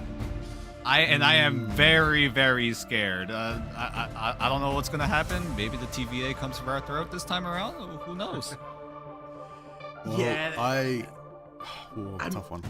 I mean, it was always going to be a tough matchup here for N1 Hex. This is the defending preseason champions, of course, but, you know, on top of all that, a roster refresh, you know, a lot changing in the back office for N1 Hex as well. So, you know, they've got a lot of things stacked on top of them that they're trying to play through here, just trying to find their footing, and Reject is not in the business of giving them that breathing room to do that. Well, look, you said we've seen this movie before. I just hope it's a feature length and not a short film. That's what I'm saying. It might be an animated short. I'm not gonna lie. Okay, Considering how much of a stomp Reject were able to put in map number 1, I feel like map number 2 could very well be the same thing, unless N1 Hex are able to find a way to put Reject at full power. N1 Hex can very well make this very competitive, but right now it's definitely a very, very steep uphill battle for N1 Hex. Yeah, I mean, tough to bounce back from, not only in just the actual, you know, gameplay part of it, but the mental as well to start off. It's rough, and again, you know, this N1 Hex team, they've gone through a big refresh between preseason and stage 1, so, you know, still trying to find their footing, still trying to figure out how best to work together. So they've got a lot working against them here in this matchup. But taking a look at the picks and bans so far, pretty standard across the board. Both teams gonna bring some Devil Dinosaur to the field here. Mantis banned out by both sides, and N1 Hex gonna ban away the Black Cat. So one weapon taken away from Reject, but clearly Reject plenty of tools up their sleeves to keep the ball rolling no matter what N1 Hex does here in the draft. Yeah, Luna Snow showing presence in the ban draft, Mantis showing as well, so this has been pretty similar to what other regions have been doing, right? Take away Mantis, take away Luna, maybe find an opportunity to save it, just like how Reject have done here so far. But with Reject knowing that their biggest strength is going to be on that Loki, and with Loki not showing up a whole lot in the ban draft unless Gambit is let through one-sided, means that I feel like at least here in stage 1 group stage, Reject definitely will have access to the Loki a lot, and so far that's been their biggest win condition. N1 Hex will take away Vibrant Vitality by taking away the Mantis from Reject, but N1 Hex will secure the Phoenix. Reject looking to limit the options on some of that peel, anti-dive, you could argue, by taking away the White Fox. So N1 Hex also not going to have access to any sort of a Luna Snow or White Fox, both in fact. So they're going to have to resort to different options in terms of that strategist backline. Maybe it's the Invisible Woman, maybe you go for Cloaky. That's been a pretty strong backline strategist duo in the current meta right now, but who knows? N1 Hex are on the attacking side. Reject will be on the defense. So how does Reject structure their composition in order to stave off the aggression from N1 Hex? Will N1 Hex get spawn held? Who knows? Yeah, I mean, here in the Pacific region, we are very familiar with checkpoint number 1 of Museum of Contemplation. So many runs stopped dead in their tracks before they really even get going here. And yeah, you know, there's some barbs traded back and forth in this draft. N1 Hex definitely gonna have to reach deep into the strategist pool here to figure out what to bring to their backline, because yeah, a lot of those tools taken offline for them. Reject, of course, no access to the Black Cat here, but you know, the Punisher was their main go-to on Duelist for Hell's Heaven. So what am I witnessing? I don't know. Gargoyle's just twerking on it.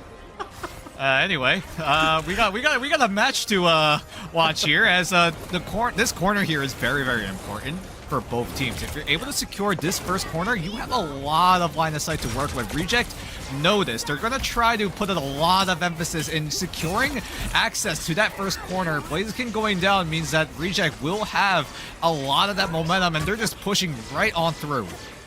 Yeah, I mean, solid start for them on defense here. Like you said, looking to lock down this first turn here. Not trying to stamp out that offensive run pretty early on. So N1 Hex gonna have to go back to the drawing board pretty early on here. I do see they've got the Moon Knight and the Phoenix moving, so they've got some damage potential here. But of course, they just gotta find their footing. Spooky gonna take the Dino into the back halls here and try to come up behind him. Oh, this is great rotation coming up from N1 Hex. They mark down all the side angles that Reject are going to try to look for those dive opportunities. Sugun and Yaki are looking to find an opportunity.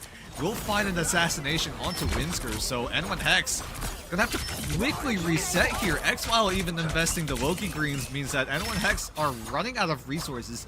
They're gonna have to reel back for a little bit. Reject reclaim that space that they lost for just a little bit, because N1 Hex, they looked for the heads-up play, they look for the rotational moves, but the problem is you got Yaki on the Daredevil. So whatever N1 Hex do, they know that they are being watched at all times. Yeah, they've got that side route patrol on lock here. Ult's coming through for Reject to start things off. Strangling Prison and ahead of Conchu. Good enough. The Groot Knight combo coming up big here. Double KO for Brownie to start things off. Even under that invisible boundary from Winsker. Not enough to save Louis either, as Piggy will find that one. 3 members of N1 Hex KO'd so far, and 2 minutes already away. Yeah. N1 Hex, though, they still have ultimates, so they may find an opportunity in terms of some sort of engagement here. X-While could easily get a little bit aggressive, maybe find an aggressive invisible boundary. We'll see if N1 Hex do make that first move, but right now, Reject have been the ones initiating all of these fights right now. Loki Green's already invested by Exile, so N1 Hex, if they want to look for some sort of opportunity, it's going to get a little bit offensive. Yeah, it may come here on the back of a hand of Khonshu onto Reject, but they play right on through. Fate of Both Worlds coming down from Lastro here. Liel does go for the God of Mischief, copies that invisible boundary, so a ton of sustain for N1 Hex, but no progress onto the card here. Lastro and Brownie finding more KOs. Mark that one for Gargoyle as well here. Just a minute left to go, and N1 Hex still not finding a way to get up off the mat. Alright, if you want a summary of how preseason groups went for some of these teams when they tried to pick Museum of Contemplation, this is it. This is all you need. Yeah. This is basically the summary of half of preseason group stage over in Asia. And with Hex, though, they still now have ultimates coming up. Another set of them. It's going to be Spooky on the Freedom Charge. Blaziken now having the Scion Seduction at the ready, so that's going to provide a lot of space. Reject are going to pull back just a little bit, but with Reject having Groot Knight Wombo combo, it's going to be a lot more difficult for them to facilitate. Yeah, and Piggy just gets the Strangling Prison out right as he gets KO'd. Brownie will come up big here, double KO. Almost everyone from Reject making a play there. Junghoon's got the Kumiho unleashed as well, and N1 Hex unfortunately shut back down yet again. 15 seconds, they got one engage left to try and make something happen here. Piggy's channeling a portal.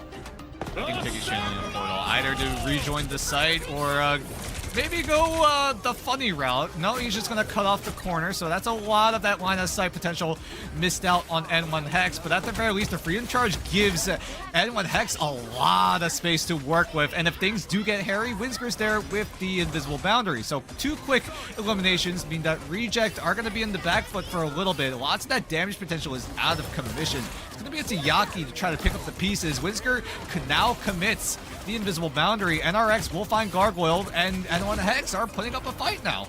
Yeah, definitely signs of life coming through for them here in overtime. Just a second or two of that time taken away now. Reject gonna have to get back to the point here, but they don't have a strange portal on deck, so this may be a checkpoint for Reject here. A little bit of a, or excuse me, for N1 Hex, a little bit of a mad dash at the end, and Spooky will find one onto Lastro as well. The captain not ready to give this up quite yet here. Brownie will find one as well in response, and a calling card now coming out from Louis on the side of N1 Hex, so they're pulling through here at the last second. They'll find Brownie, Piggy, and Gargoyle in some trouble here as well. Still got a few seconds of that overtime left, so not out of the running just yet, but Gargoyle gonna try to even the odds here for Reject. It's a triple KO off the back of that calling card from Louis, and not quite done yet. We'll go after Lastro, can't quite get it though. Fate of Both Worlds in perfect timing here from Lastro to stay alive here. Now the rest of the team gonna benefit from that in this last fight. Still no checkpoint 1 confirmed yet for N1 Hex. It's looking likely. That was a great timing with the invisible boundary. Everyone on Reject are just making sure that the site is being stalled out. Yaki's able to find Whimsicer. Maybe this is a little bit winnable. Reject are still holding on. Piggy's able to get in there with the feast. The anti-heal is good, and the Scion Seduction will cut short. Everyone is clutching. Reject somehow get the full hold down. Even when it seems like N1 Hex gonna be able to get back on their feet, Reject just knock them right back down. Another big clothesline down onto the mat, and N1 Hex cannot close out checkpoint number 1. So the gauntlet is thrown, but Dan, it is not a lot of distance here for Reject. I'm just in shock that N1 Hex weren't able to secure that checkpoint. I mean, that was a great look from Yaki there on that Daredevil getting to the backline, taking out Whimsicer. That's a lot of that healing potential on N1 Hex out of commission. And then the front line of Reject, both Piggy and Gargoyle coming up absolutely huge. The feast coming in just in time. Lastro was able to just barely hang on so that he's able to use the Fate of Both Worlds to keep himself alive and keep the point from getting to that first checkpoint. So now N1 Hex, they almost had a bit of a buffer to work with, but at the very least, it's close to that first checkpoint. So it's not going to be a very, very cutthroat level of hold potential that N1 Hex have to go for. At the very least, they have just a little bit more room. Yeah, it's definitely greater than one fight territory for sure. Reject will have to win a couple here in order to close out this map and this series. So N1X have a little bit of ground to stand on here, but it is not much. They can definitely peer down over the edge of the cliff into the water below because they are just a couple of losses away from taking the loss here on Museum of Contemplation. Reject are looking to get aggressive here. Yaki's on the strategist Deadpool, Piggy's on the Jeff. That's 2 strategists on Reject right now. And both these strategists aren't known for doing a lot of that healing output, but Yaki is going in with the band hammer. No, it's going to be the Pwnage Pound. Sorry, this is strategist Deadpool, not Vanguard Deadpool that we see all the time. Gargoyle is able to find one. Brownie's going to get traded out, so N1 Hex are looking to hold on for just a little bit here because Reject really relied on Yaki coming up huge with that Pwnage Pound, allow Reject to rush right on in. But N1 Hex are able to get some crucial trades to stay alive.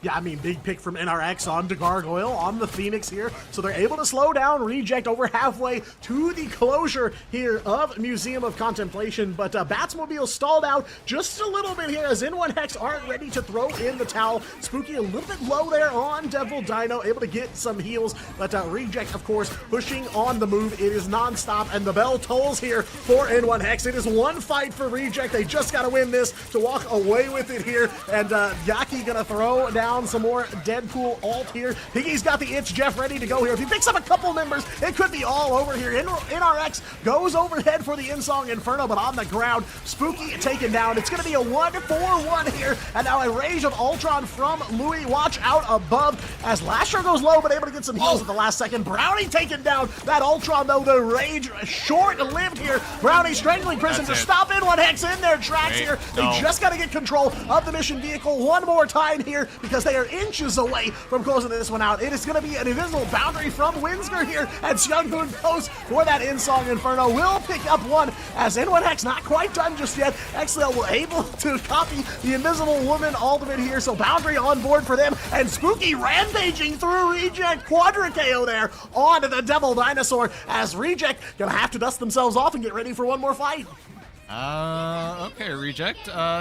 You're gonna have to go back to the drawing board a little bit. Yeah, there we go. Now Reject are getting a little serious. Their power level has went up to about 95% now. Yaki switching over to the Daredevil. Seunghoon had his moment on the Duelist, and now is gonna go back to his main role, the strategist role of the Luna Snow. Yaki gonna team up with Seunghoon as well, so that Luna Fox team up will be available to them. Lastro does have the Psionic Seduction, so he's able to provide some entryway into the mission area, but is it going to be enough here? Well, Reject have been in this position before. Map number 2, Museum of Contemplation, and actually should have won against Triple AD, but they C9'd it here, and now with under 60 seconds left to go, Reject need to lock in here. No more memes, no more goofing around. It's going to be a dance of the butterflies from Gargoyle now. We'll find Spooky here, but N1 Hex get theirs as well. It's a 1-for-1, and now Gargoyle going to convert even more. Double KO on the Psylocke. Piggy will find one, and Winsker's got a Strange Portal ready to go here. 3 meters left, and 38 seconds for Reject to close this thing out here. Insong Inferno from NRX, but Reject will survive that one. The flames not hot enough to melt them down here. There's the Devil Beast Rampage from Piggy as well. They are looking to try and close this thing out. Not a lot of members from Reject on that Batsmobile, though. Got to be careful here. You don't want to see them repeat history. Gargoyle will find one onto Louis here, and now Reject trying to finish things off. Insong Inferno for Brownie is massive here. Piggy will get one as well, making a triple KO for Brownie, and history, no, will not repeat itself. Reject will take this one 2 maps to 0. Yeah, at least Reject had a little fun with it along the way. It made us a little bit more fun to watch. N1 Hex, though, I mean, great looks in that second map. They made it competitive on that push. Almost got to that first checkpoint, but it was kind of cooked when Reject were like, yeah, we're done playing around. We're just gonna go back to what we originally wanted to do, is run you right on over. And Reject will do just that. They we talked about it, right? We were either gonna see playoff Reject or we're gonna see group stage Reject, and somehow we got both.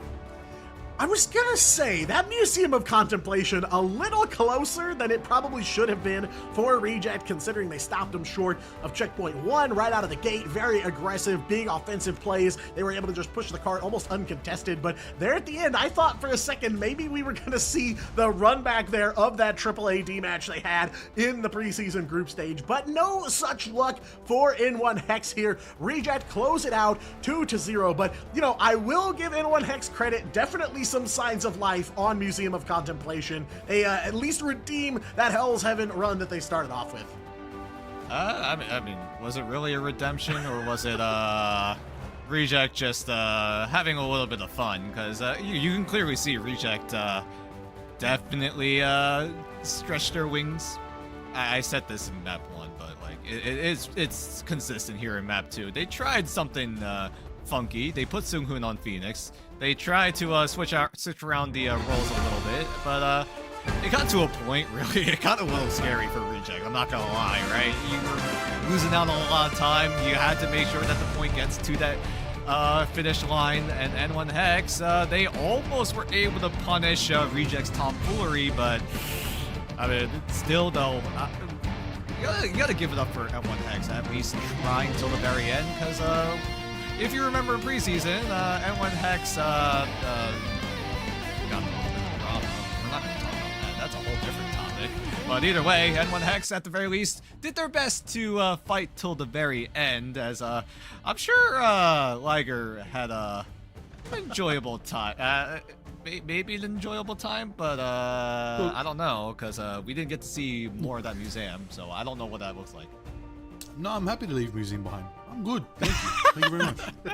Leave it behind. I'm happy. Yes, speedrun the map. It is unfortunate though, because I would have loved to see some signs of life from N1 Hex. They did have their moments, but at the same time, Reject really quashed it as soon as they could.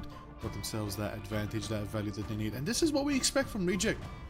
They cannot have another group stage like last time in the preseason. They have to come out all guns blazing, no mucking around, guaranteeing those early victories to maintain dominance as you would want from your premier team, not to mention the partner team of Asia. They carry a lot more with them than most other teams in terms of the burden and responsibility they have as a premier team in Asia, in the region of the Pacific. And of course, as we know, they don't have a guaranteed slot when it comes down to when it comes down to mid-season finals. That's a tough thing right here. They not only have to make sure they're top 6 in Asia here, they also then have to make sure they are top 2 in the Pacific playoffs, but they will also not just be facing the behemoths that have been challenging them lately, Z10 and XOXO, they also have to take on Gen G and Chiefs. But again, let's find out more. Let's have a chat with Piggy from Reject. Hello, How you doing, Piggy? Hello. How are you feeling after that match? It was a bit of a quick one. I'm happy now. A little bit of a fast one, right? Who was the carry? Who carried in today? Did you see my Jeff? My Jeff carry. Yeah? Yeah. Yeah, my Jeff carry. That was the best Jeff I've ever seen. W Jeff. Yeah. Yeah, so you guys looked so strong. Which teammate? So Piggy carry, obviously it's the Piggy carry this time on Jeff. But which teammate do you think also was really strong too? Maybe Rastro, Loki. Oh, Yep. Yeah. Oh yeah. He always copy Punisher and carry. Yep. Yep. Crazy. Whose idea was it to play Punisher and 4 strategists? Rastro. This guy knows how to meme. This guy knows. And the last one, right? A little serious. Do you feel ready to play against Gen G? Because Gen G are a good team. Do you think you guys are ready to play against Gen G? Yeah, I think potential Gen playoff? G I think Genji really good team, but we can win. In Scream maybe. In Scream we was lose to Genji a lot, but we can win match. There it is. There it is. Piggy from Reject. Okay, we wish you good luck in your next games. Thank you. Thank you. Fighting. Fighting. Ding. Respect. Lastra, though. I think Lastra's trying to be one of my favorite players now. He's definitely one of my favorite players. This guy knows how to meme. I love it. Bro said, hold on, we're versing in 1 Hex. Okay, hold on. At any moment in time, he's like, can we please play 4 strategists? I have an idea. He's just like, Lastra just went, all right, hear me out, and the team listened. That's crazy. I mean, I wouldn't expect anything less, but of course, you know, it is what it is. That's how the matchup went between Reject and N1 Hex. And the beautiful thing is, everybody, we still have 1 more set tonight. This one's going to be a bit close. It's actually, I would say, around the middle range of the group so far, but nonetheless, which does mean that these teams are fairly matched. We've got a team consistent in Ignite with RVL versus Team Burger, the champions from the latest MRC. Make sure you come back for that matchup.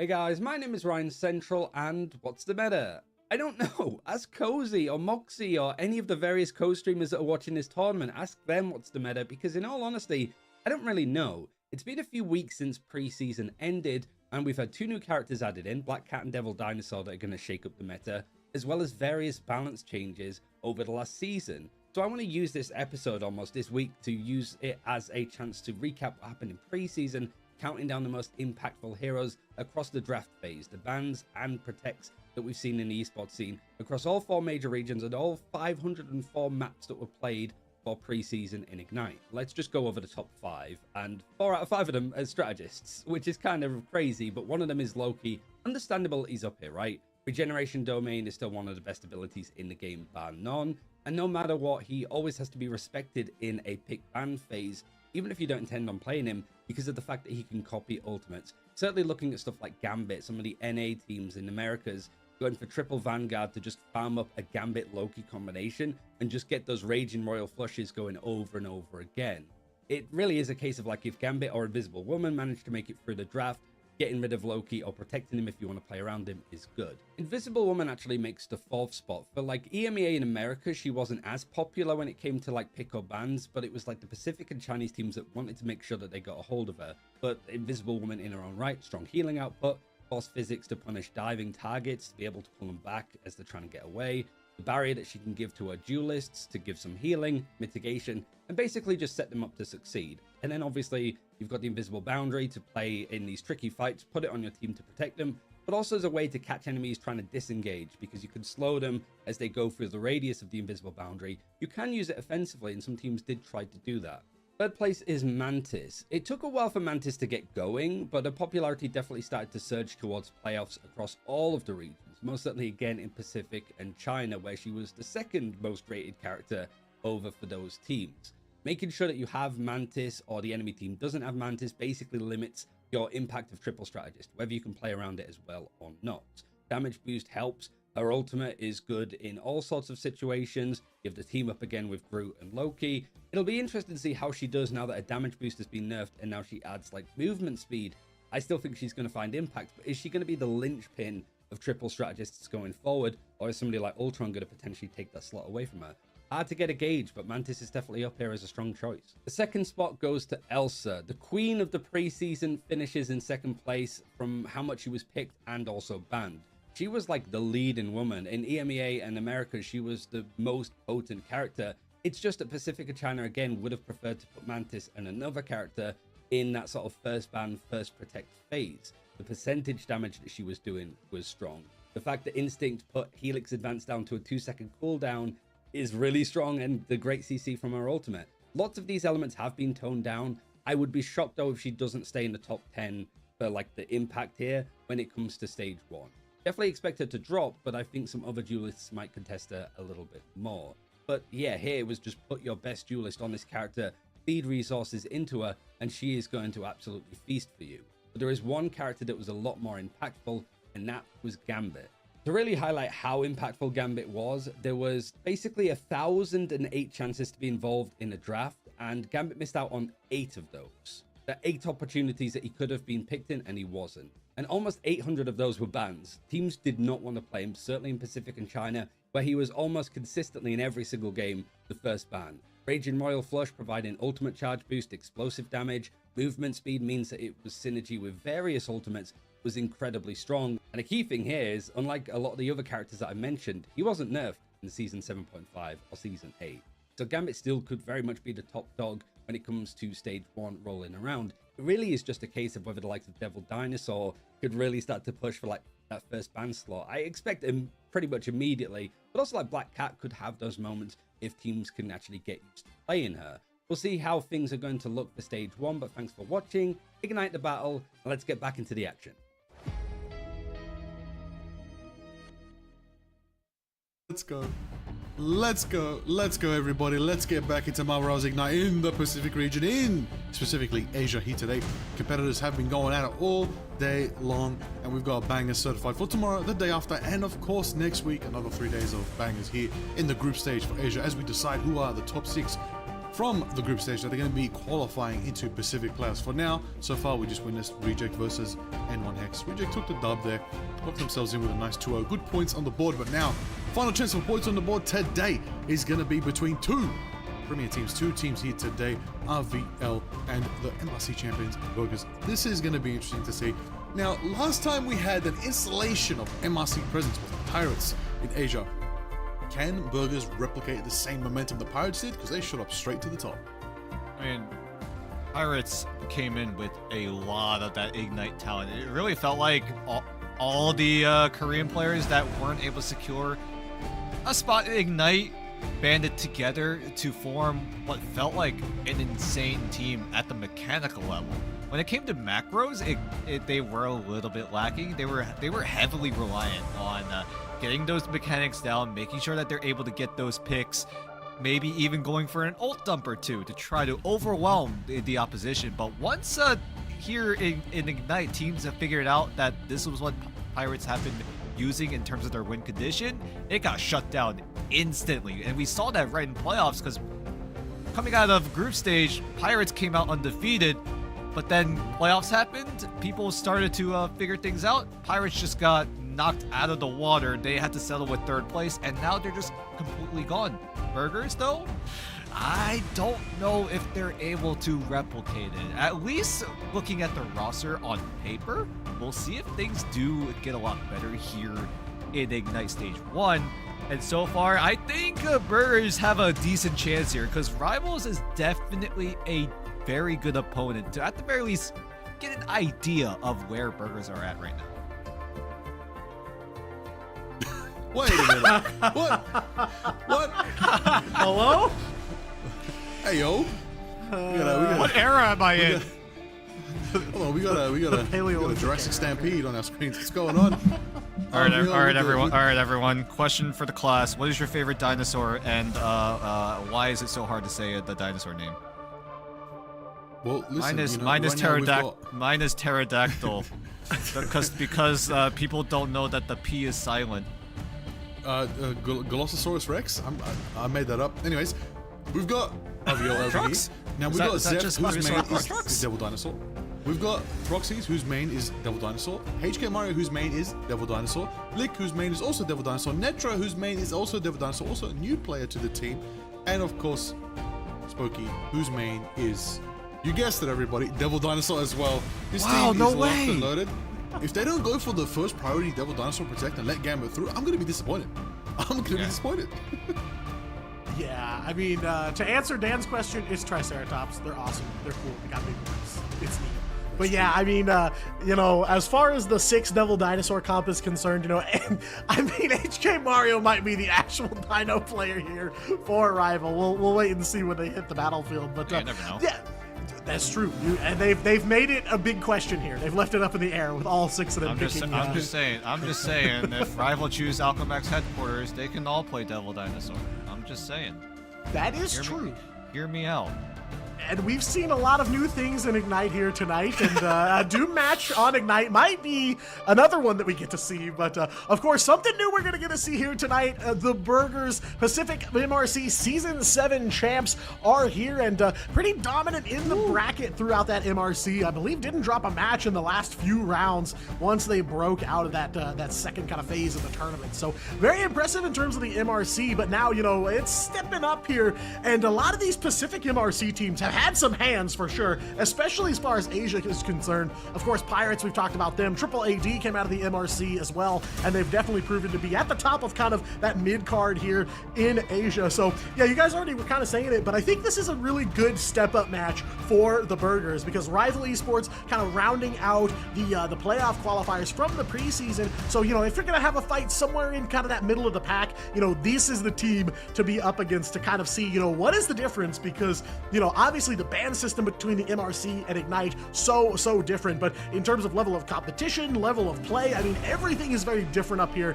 So for the Burgers, this is really their first opportunity to truly get their feet wet in some Ignite level play. Yeah, and my biggest question is, how well can they adapt? How well do they adapt to the entire competition of Ignite? How well do they, most importantly, adapt to the ban draft? It's very different from what you've seen in MRC. Usually in MRC, you really want to ban for team identity, right? You want to ban out things that kind of make your win condition a little bit painful, but here in Ignite, it gets a little bit more different. There's a lot more emphasis. If you screw up ban draft, you screwed up the entire game, which is the problem here, because right now, Burgers, have they adjusted? Have they done the homework, right? Have they figured out the ban draft? Have they also figured out the meta? And on the Rival side, they have gone through a rebuild as well. And if you remember back in preseason, Rival have been relying on Six a lot. He has been quite literally the hard carry of Rival. And now, without that firepower, do Rival have enough to stay competitive?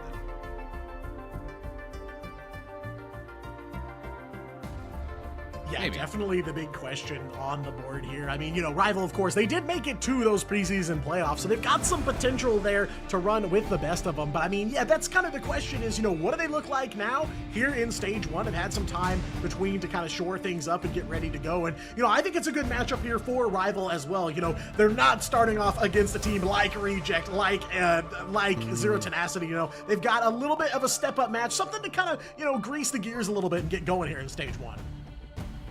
Definitely. That's literally what we're going to see. Got to get those gears in motion between these two teams. Of course, as we get to the final set of the day here in day 1, everybody, match 4 on the board for everybody. RVL versus Burger. This is a big match. We're talking tenure in Ignite versus MRC champions walking out the doors. Let's see if they got strength. A nice new map to start us off on Domination today. Glorious, beautiful Krakoa. It's going to be fun, going to be good, as we know the homeworld of the mutants right now. But the question is, what are we feeling? What are we thinking right now? How are they going to turn this one into their favor right here? Can the Burgers start off strong in their first Ignite match? Maybe. Or is it going to be a different ball game? Or, you know, is RVL going to establish some dominance that we haven't seen in a while? Team's going through a little bit of restructuring, as we know. Changing up the roster a bit. Got a lot more dinosaurs in the den. Let's find out if that investment is going to pay off. Hey, if you want to go off of team logos alone, I think Burger wins this one. Just from the logo alone, it's so dang cute. But Rival definitely not gonna play around, as yeah. So far, it's been pretty consistent from what we see in the team intro. Everyone hovering the Devil Dino. I'm a little upset though. I'm a little upset that not all of them are running the champion icon. That's what I was expecting going into this too. I was expecting full motion dinos across the board from left to right. Oh my god, are Rival doing it? Yes! There we go. Both teams say Devil Dino. We are totally in the prehistoric era. Yeah, please help, let me out. I want to go back to my time, thank you, across that time stream entanglement. But yeah, both of them going to save the Devil Dino here. Rival taking an early ban onto White Fox. That one kind of interesting as their second ban choice. They'll also ban away the Luna too. That's coming from both sides. So no Fate of both worlds here in this matchup. You know, pretty standard, at least as far as Asia is concerned, draft from the Burgers. Rival's going to take a one-sided White Fox. Pretty interesting. But yeah, I feel like if you're the Burgers coming out of the MRC, you know, this is a whole new ball game here. It feels like you want to play it by the book, right? You don't want to do anything too crazy, like bring 4 strategists and have your Loki copy a Punisher ultimate. You want to try and play it, you know, by the numbers, what you've seen from the other teams, and just kind of, you know, get some numbers up on the board and test the waters a little bit. It feels like that's what the Burgers are going for in this draft. They will take out the Black Cat as well.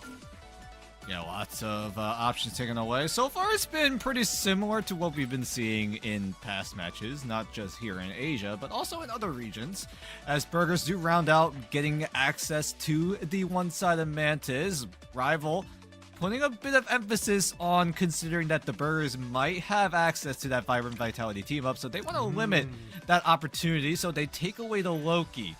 So now with the ban draft over, both sides will have access to Devil Dino. How do both these teams want to run this power pick, right? Do you want to play traditional front to back? Do you want to play that dive style of play? Do you want to use the leap aggressively? Or do you want to use that same ability to kidnap a frontliner and put them in an isolated position? That's going to be a big question mark coming into both for both teams coming into this map here on Krakoa, because if you know anything about Krakoa, this is a very dive-favored style of map. Yeah, and I expect to see some of that come through here, but it is a little bit up in the air here. A new team here in the Asia region. The Burgers, the Season 7 Pacific MRC champs, have arrived on the scene. They are taking the place of Pirates, and they are up against Rival Esports in their first match here. Like we said, a pretty even match here on paper. Rival, of course, being the 6th seed team out of the group stage back in the preseason. So if you're going to fight a team here at the start of your Ignite run, definitely a team like this, not a bad way to kick off your group stage. But almost ready to get things going here. It is Krakoa for map 1. I think overall draft, nothing too crazy here. The White Fox one side is definitely interesting for Rival, but yeah, you're right. You know, there is some dive potential here on Krakoa, so maybe looking for some of that anti-dive. And so far the Burgers are looking to get a tad bit aggressive, right? Scrappy running the Angela, a very unpopular pick, at least here during stage 1, maybe in a little bit of preseason as well. Burgers, do they know something that we don't right now? Rival looking to get that dive disruption going. They got Netra and Spooky on the Daredevil and the Captain America. But Rivals, if things do get hairy in terms of that dive style of play, at the very least they're able to reel back into a front to back with Zeft on the Phoenix. HK Mario does get taken down dangerously low, but he is able to regroup in the nick of time, as here, this first fight is going to be also important. But with Ved and Scrappy going down, frontline gone. Burgers' ecosystem of a well-rounded team composition is already gone up in flames. Yeah, and unfortunately, 2 strategists offline. It's just a matter of time now. No healers. Wounds will be able to walk away without getting KO'd here, but Rival, it is all theirs to take here. Checkpoint number 1 secured and already on the move. I do like the damage amp from the Burgers, though. They've got both Ultron and Mantis on the board. Yeah, but Burgers aren't looking to adjust right now. I'm surprised, though. Burgers do have access to the Phoenix. That would be a slam dunk pick for Burgers right now, but they're going to stick to the Star-Lord right now, trying to utilize that win condition between the CYA and the Galactic Legend, although CYA and Ensong is just as strong, I'd argue, but either way, Rival are looking to hold off Burgers right now. Burgers are still struggling to find any sort of opportunity back in, as Wounds is getting closer and closer to that Galactic Legend. Maybe it'll be enough to try to burst down Lick before he gets his ultimate down, but surely both these ultimates will go down in reaction to one another. Yeah, and there they are. The Galactic Legend goes down, but so does that invisible boundary. Netra will pick up one onto Scrappy here, so Burgers already at a man disadvantage here, and the Galactic Legend going offline as well, so no value coming through there. Hybolical's got a CYA, though, so Burgers gonna try and commit a little bit more here. Netra on the move, though, finds the flank and finds double KO here onto the backline. Hybolical and the voice sent all the way back to spawn here as Rival make it 70%, though back on the move here. Ved on that Devil Dive Dinosaur making 1 KO, and as the Devil Beast Rampage ready to go here, Kumio being unleashed by Proxies now over on the side of Rival, and Spooky on the move on that Daredevil here, double KO for the Lawyer straight out of Hell's Kitchen. Scrappy though trying to even the odds for the Burgers, make it at least a 1 for 2, so not a huge value loss here, but the ults coming out from both sides of the board here. Freedom Charge from Rival to try and defend from that Beast Rampage, and Navoy goes down again. Zeft with the pick there on the Phoenix. Spooky, another one on Daredevil, and it is Rival's point here to win. Yeah, but great look coming in from Rival, using that Endsong Inferno to put the backline at a sliver of health. And the Void was easily able to clean right on up. Scrappy, though, is making things a little bit scrappy here on the mission area. Both sides going blow for blow, band for band, but the Burgers are able to complete the retake.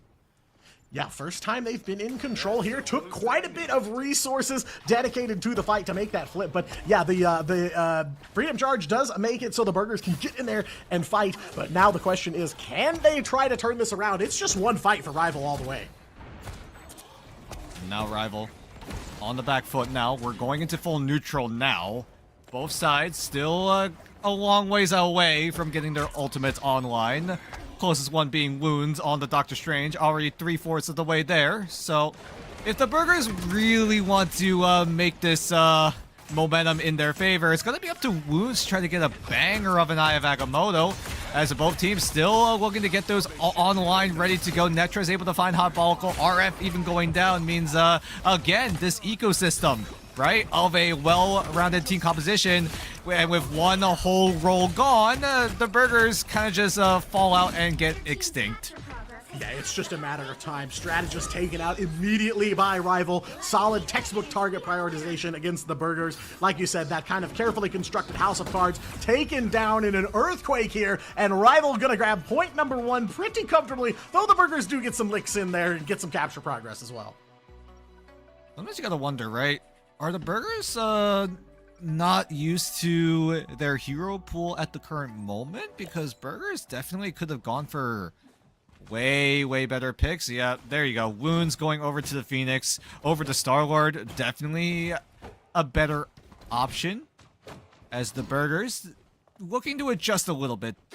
Better late than never, though. So hopefully the Burgers are able to find the adjustment that they need. RF is sticking to the Rocket Raccoon, which is going to be really hard to get value with, because you've got Zeft over on the Phoenix prepping that Endsong Inferno. So if RF does roll out on this Rocket Raccoon, it's going to be difficult for the Burgers to get some sort of value. Yeah, so difficult to lay down those CYAs in safe spots when you've got an Endsong Inferno chasing you down at every turn here. Most of the Burgers going to be at about 50% out the gate, and it looks like RF going to stick with that Rocket Raccoon for now. But yeah, I do like the swap over onto the Phoenix, but the question here is the Phoenix duel. Zeft versus Wounds. Who takes it? That could be the key here for the Burgers to start making a comeback. But Rival, they just got to close out this last point, and they're already up on the board. Rival do have Lick on the invisible boundary. Ved could easily force it out with a good Devil Beast Rampage, but the Burgers looking to spread out a little bit. Rival are looking to do the same. They're going to take control of that high ground on the side of Rival. Now going to jump right on in. Netra does get caught up in the jaws, but is able to escape just in time. Ved does get bitten, also stays alive. Burgers, though, they have ultimates coming up very soon, but with Rival having that first opportunity to go for an ult dump, it's going to get a little bit scary. Yeah, this is the safe space they needed there. Invisible boundary coming down from Lick, and now all of Rival is here on the point and ready for a bit of a scrap, but it's going to be Wounds opening it up, wins the first matchup against the enemy Phoenix. Zeft out the equation for now. That forces out a couple ults from Rival. Kumio Unleashed goes down. HK Mario's got that Devil Beast Rampage, and Netra as well, the Freedom Charge, but it's not enough to stop Navoy here on the Daredevil. Gets it buffed up from the CYA. No Endsong Inferno used to counter it, and they will get the full value out of it. Buffed up Daredevil does make the play here, and the Burgers will take first cap this time around. Yeah, Rivals went for the ult dump, and they got absolutely nothing. Zeft held on to the Endsong Inferno. I thought Zeft would use it to try to get rid of the CYA, but Rival deemed that they didn't have to do that. Wounds, thankfully, was not able to eliminate too much of Rival. Was only able to find Lick towards the tail end of that fight, so Rival only lose one, as they look to regroup yet again here. But Rival don't have any defensive options. It's all offensive. Burgers do have a counter blow with both the Invisible Boundary and the Freedom Charge. Yeah, you know, it's interesting. If they're not going to use the Insong Inferno there, then where do they think it is better used? We'll have to wait and see here. There comes the Freedom Charge from Scrappy now, and the Burger's going to live up to his namesake here. Look for a scrap. Zeft goes for the Insong Inferno this time. No damage, no value out of that one here, and everyone from the Burgers still standing. They are still in control of the capture point, and Navoid taking control of the fight early on here. Wounds will find one onto HK Mario as well. Hybolical's got an Invisible Boundary for the rest of the team. Smokey letting the devil out, but so dangerously low here. Netra fighting back as Rival gets 2 KOs here and are looking to try and convert onto the point, chasing down Wounds, but can't quite finish off the Phoenix just yet. 75% for the Burgers now and still on the move. Ooh, it's looking a little scary for Rival. They were able to thankfully draw out the Invisible Boundary. Ved, however, is keeping the momentum in Burgers' favor. Rival are struggling. They're struggling to find a foothold, struggling to find a retake opportunity because every time they look to go for something, someone else on Rival gets staggered. Yeah, that's huge. The one ultimate Rival has up right now is sitting back in spawn, and the Burgers are going to go to 99% here. One by one, Rival going down, and it is going to be overtime, but the Burgers still in control here, and that KO feed is looking pretty orange around now. Navoy on that Daredevil moving different here, able to get the team back in the fight. A couple more members of Rival will go on through. Portal coming down from Spokey now to keep him in this fight, and Lick's got an Invisible Boundary just to try and hang on to this one, but it's 99%. The Burgers just need to win one here. Kumio Unleashed from Proxies, but it's a Devil East Rampage from Ved, and that Devil being let out as well. Wow. More than enough for Burgers to 0 to 100 on point 2. Burgers get a shutout in round number 2 against Rival. All right. Burgers are making it competitive. They're trying to show that we are ready for Ignite. And they do just that. Ved with the Rampage. Navoy helps out the damage potential with the Devil out. Rival had both Strategist ultimates to work with. Proxies used the Kumio Unleashed. Lick also helped out with the Invisible Boundary. But with Netra not able to get a good Captain America ultimate in time meant that Rival just ran out of sustain. Everyone gets taken down. Burgers are able to take over. And now coming into this first fight, it's a matter of can Netra get the value that he needs with that Freedom Charge, or is RF able to shut it all down? But then again, you've got Zeft on that Insong Inferno that could easily shut down that Rocket ultimate. Yeah, it's still just so surprising we didn't see that Insong drop right onto that CYA last round there, and then they used it and just didn't get anything out of it. So gonna have to reframe here. That Phoenix ult needs to be on target against that Rocket Raccoon ult. But, you know, Dan, you asked it kind of at the beginning here. The question is, how fast can the Burgers adapt to Ignite play? And point number 1 was rough for them, but by point number 2, they are online and ready for a brawl here with Rival. Yep, Daredevil 1v1 happening in the lower level of the mission area. Spokey will wuss out and run away. Netra does use the Freedom Charge in response to Hybolical's with the Invisible Boundary. RF now has to use that as a CYA at any given moment, but he's getting chased down by Spokey right now. How is RF able to live? We'll see, but he is able to get away. Spokey will not be so lucky. So the sustained battle is going left and right, but the Burgers are coming out on top in this first fight. They finally managed to take down Navoy. Proxies will find them. Scrappy right back in it, though. They're going to trade back and forth here, but it is the Burgers with some big value here. The last couple of members of Rival going down, though. Big spark procs from Wounds and inflicting some grievous wounds onto Rival Esports, and the Burgers again take the first cap here on point 3. Zeft was forced to use the Insong Inferno during that. Burgers were able to force it out. That means RF will get a guaranteed W value with the CYA, and could even team up with Wounds to get even more damage into the backline of Rival. Scrappy could easily, or Navoy could easily get into the backline of Rival. So if Wounds isn't able to finish off the elimination, someone on the Burgers will be able to clean it up. But here comes that combo. Rival need to be a little bit more careful as, oh my god, everyone on Rival just evaporate as Wounds is able to crash down and crash out the entire lobby of Rival. Yeah, it is a meltdown here on the side of Rival Esports. Navoy and Ved back in your KO feed one more time here as the Burgers going to go up to 50%. But what a turnaround here from point number one for this MRC champion team. Already putting up a fight against a team that's been here in Ignite for a while. Good stuff from the Burgers, but of course, still a couple more fights ahead before they can close out this map.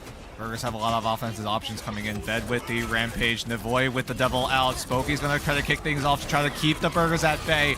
Maybe even facilitate a retake as Spokey comes out with a double, and the Burgers are looking to recover with that Rampage.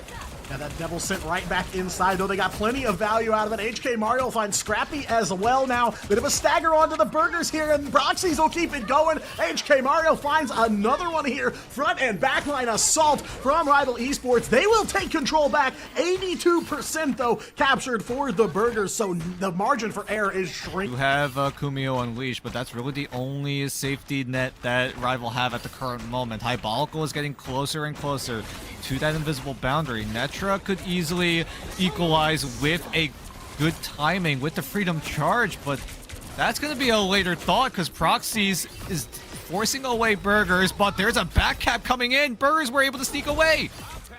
Stealthed it and now back in control all over again. Rival gonna have to pry this one away from him. Freedom Charge coming out from Netra, so now Rival gonna converge here and look for the play. Zeph goes low but goes for the Insong Inferno, buying himself some time while Navoy, that Devil being put back in here, but a double KO comes through right as the ult goes offline. RF will find one as well, and it's overtime, and it's trouble for Rival Esports here, all offline, complete ace, and the Burgers take map number one. What?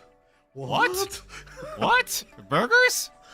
How in the world did you manage that? Off a back cap? And then Rival were just like, wait, hold on a second. How in the world did the Burgers just back cap us? We need to make sure that they get the heck out of there.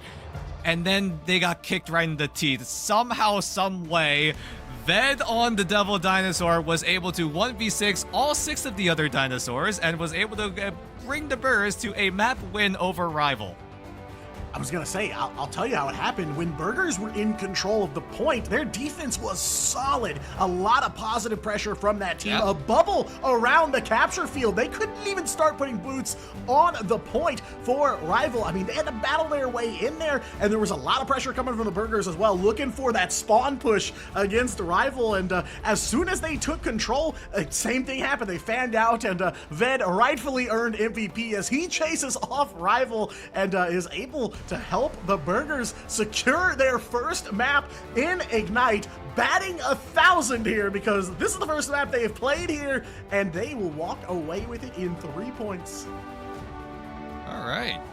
So we had a lot of questions for the Burgers, right? Can they live up to the hype, that level of prestige that the Pirates were able to put themselves in during preseason? And so far, in its current state, the Burgers are definitely living up to that level that the Pirates were able to come out on top of. So this is great to see, right? From MRC, right? This roster has coming in with a vengeance. Make sure that if they're able to win out in MRC, maybe they get a chance to play in Ignite, and they seize this opportunity. And so far in map 1, they have done so perfectly. And now Rival, how you gotta feel it in their camp? Because right now they went through a full rebuild, and now coming out with a close map loss.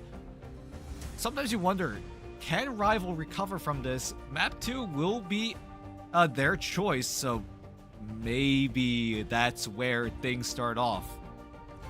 Yeah, I mean, the microscope is going to be pointed right at Rival Esports here, a name that's been at Ignite for a while, and, you know, can't sneeze at an MRC championship. You know, a lot of teams have won that MRC and gone on to great things in Ignite, so no reason to overlook the Burgers as a threat. But, you know, there's a lot of questions they have to answer coming in, and they delivered a lot of answers to us on map number 1, making themselves a credible threat right out of the gate here against a team like Rival is a solid first look. I don't think you can ask for a better debut here on Krakoa, but of course, map number 1 in the books, so they still got some more time here. But yeah, I mean, what a start here.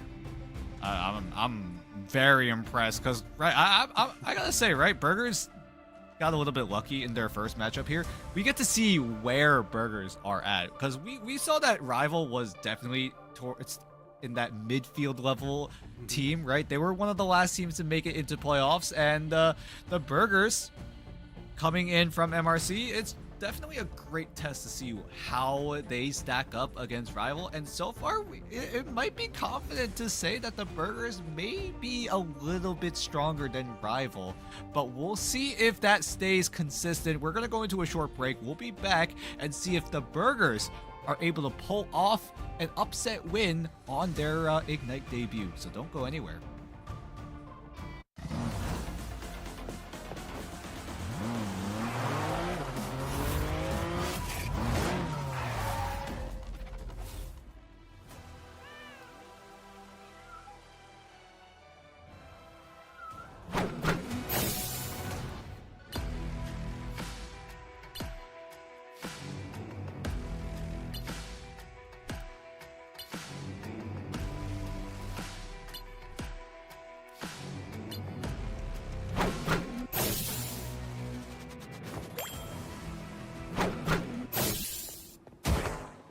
You won't be needing that. A small fortune. You crossed my path! Gotcha!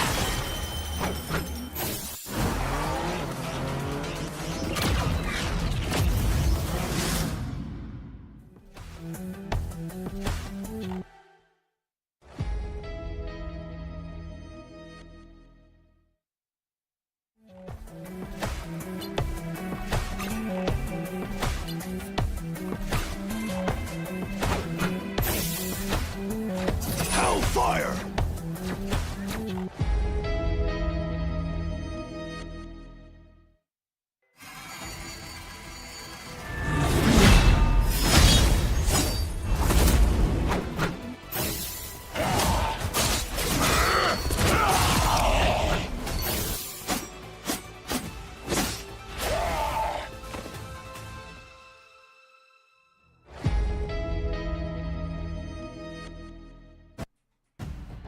Now, I said I was hungry for a banger game. It looks like the Burgers lived up to the name. Goddamn, they actually performed exactly what we want to see from a sleeper pick, the MRC champions coming out of nowhere to put RVL in a tough position right there, and a great domination map right there. They came out really well done in the gameplay.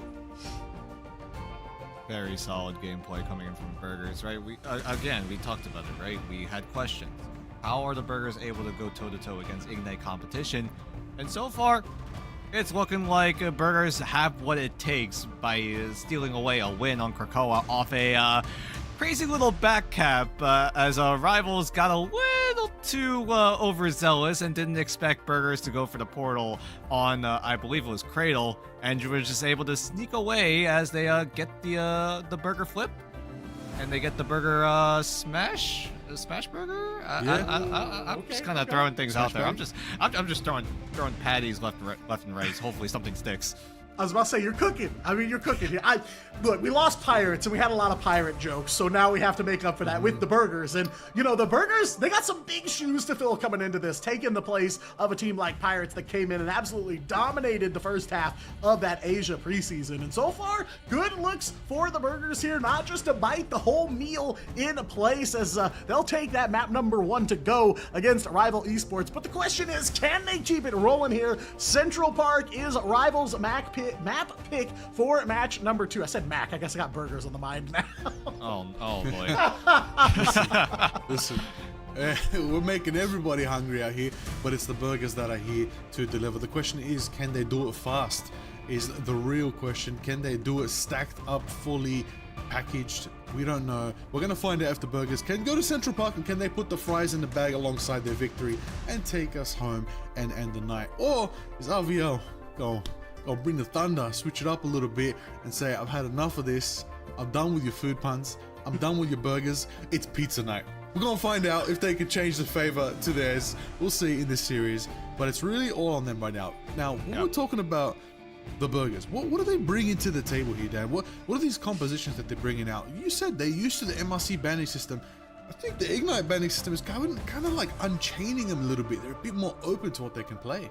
Yeah, they give themselves a little more freedom in terms of what they want to run in terms of their composition, because right now, Burgers, we've seen them play both the dive and the traditional front to back, and with that level of flexibility being at the Burgers' disposal, they don't have to stick to a one-dimensional sort of play style. They can do whatever they please, adapt around the band draft that they put themselves in. And right now, the Burgers coming into map number 2, are they able to fry Rival right now? That's going to be the biggest question. Can they did it once, but can they do it twice? Well, you know, I'm gonna have to say very simple thought. I'm just gonna pass the sauce to Diatonic, top it up. We gotta get this game started to get out of the burger pun zone. This is it's crazier than when Pirates were still here, but No, yeah, we're definitely we're just throwing zingers left and right. Yeah, hexa pun indeed. But yeah, Burgers looking to go back to back here. Rival taking us to Central Park for map number 2 for some convergence action. And Rival took some of our advice. They've got 3 champion double dinos ready to lock in there. Okay, Not quite 6, but we're getting there. Well, like, I know we've been making food puns on and on and on. Have you ever thought, what does dinosaur meat taste like? Yeah, you know, I have wondered that. You ever thought of that? We're not obviously we're not going to test it on Devil Dino. No. This is just a thought experiment. I don't think you could. I don't think he would let you personally. I mean, yeah. that's a big dude. That is a big dude you're up against. That's a big dude that's going to be on both sides of the board. They are both going to save the Devil Dinosaur. Rival, of course, some pretty standard stuff for their bans. They do take out that Gambit first. They're taking out the White Fox again, same thing they did on map number 1. But the Burgers, again, kind of running it by the book here. They take out the Luna Snow. They take out the Mantis. Rival going for that one-sided White Fox once more. Very surprised matchup. Definitely kind of blown this one wide open here, but that's the question, you know, is it just kind of a one-hit wonder, like, oh, Krakoa, just a really good map for them, or just a surprise opener, or, you know, are the Burgers strong enough to take this in 2?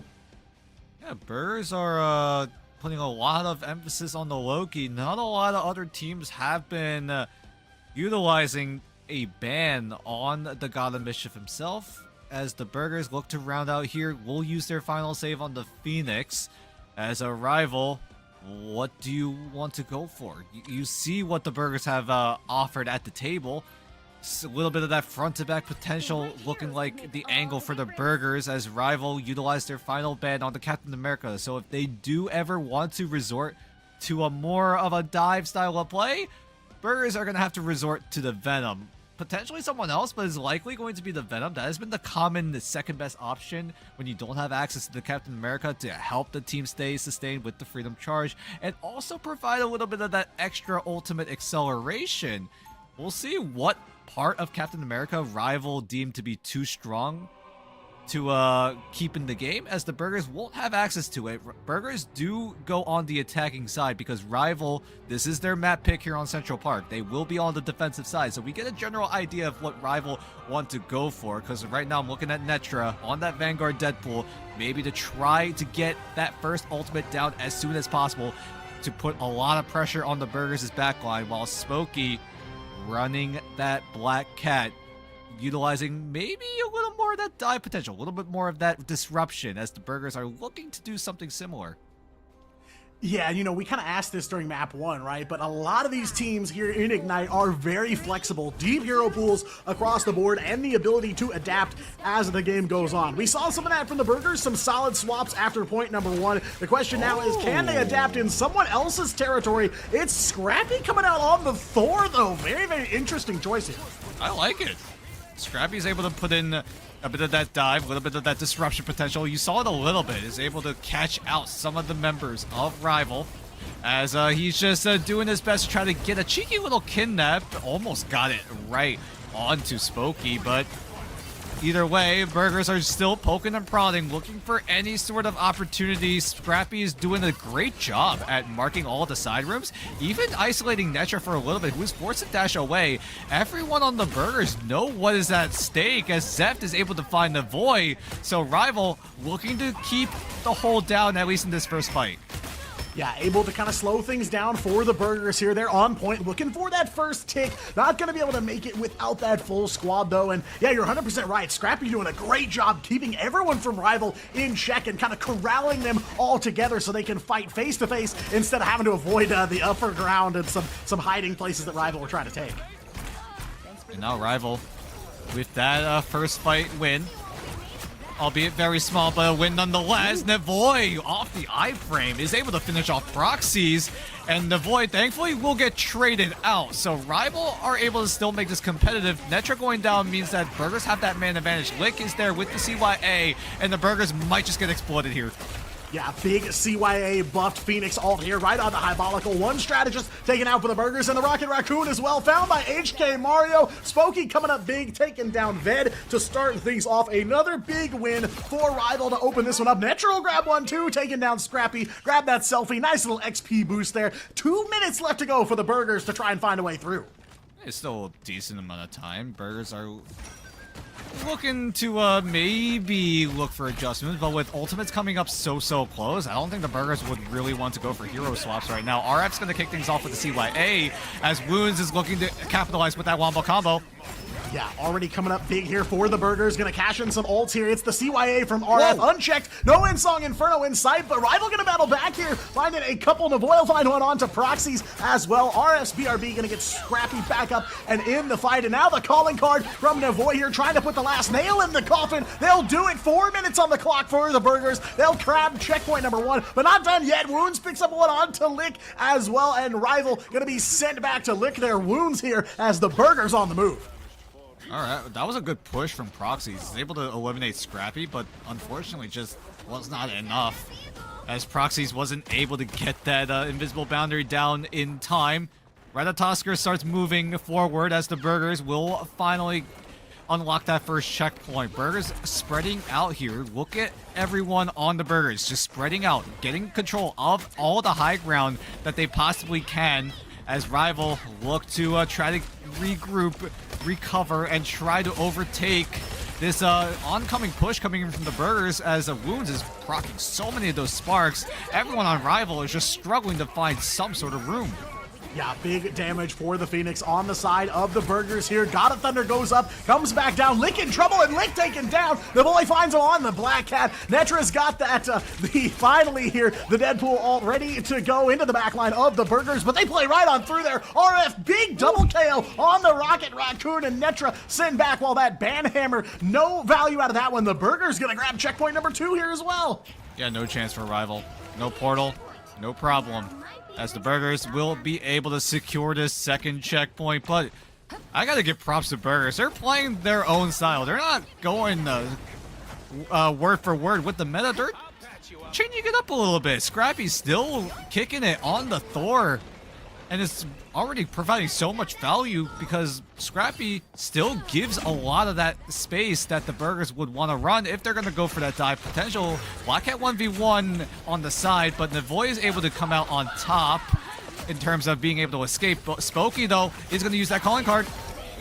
Trying to rein in the Burgers here. We'll find Hybolical, so big opening pick, but right back up and in the fight off of that BRB. Link goes pretty low, but able to survive the onslaught here as the Burgers, no ults left in the tank, but they are still making some progress here. Nevoy finding Spooky in that 1v1 here, winning this round and charging up that calling card just a little bit more. Here comes the CYA from Lick now, trying to keep Rival on that life support. Netra taking down Ved, so they're able to break through a little bit here, but there's going to be a CYA for the Burgers ready to go as well, but it's Proxies, KO as well as Lick. This backline for Rival so deadly here on map number 2. Zeft will find one on to Nevoy as well, and now it's going to be basically a full reset here as the Burgers going to have to dust themselves back off.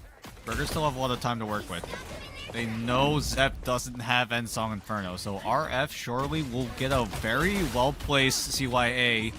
But Netra could easily neutralize with the Sayana Seduction, try to limit the damage potential coming out from the Burgers, but Netra's holding on to it. He's going to get taken down, but thankfully the BRB is there to save him at the very least.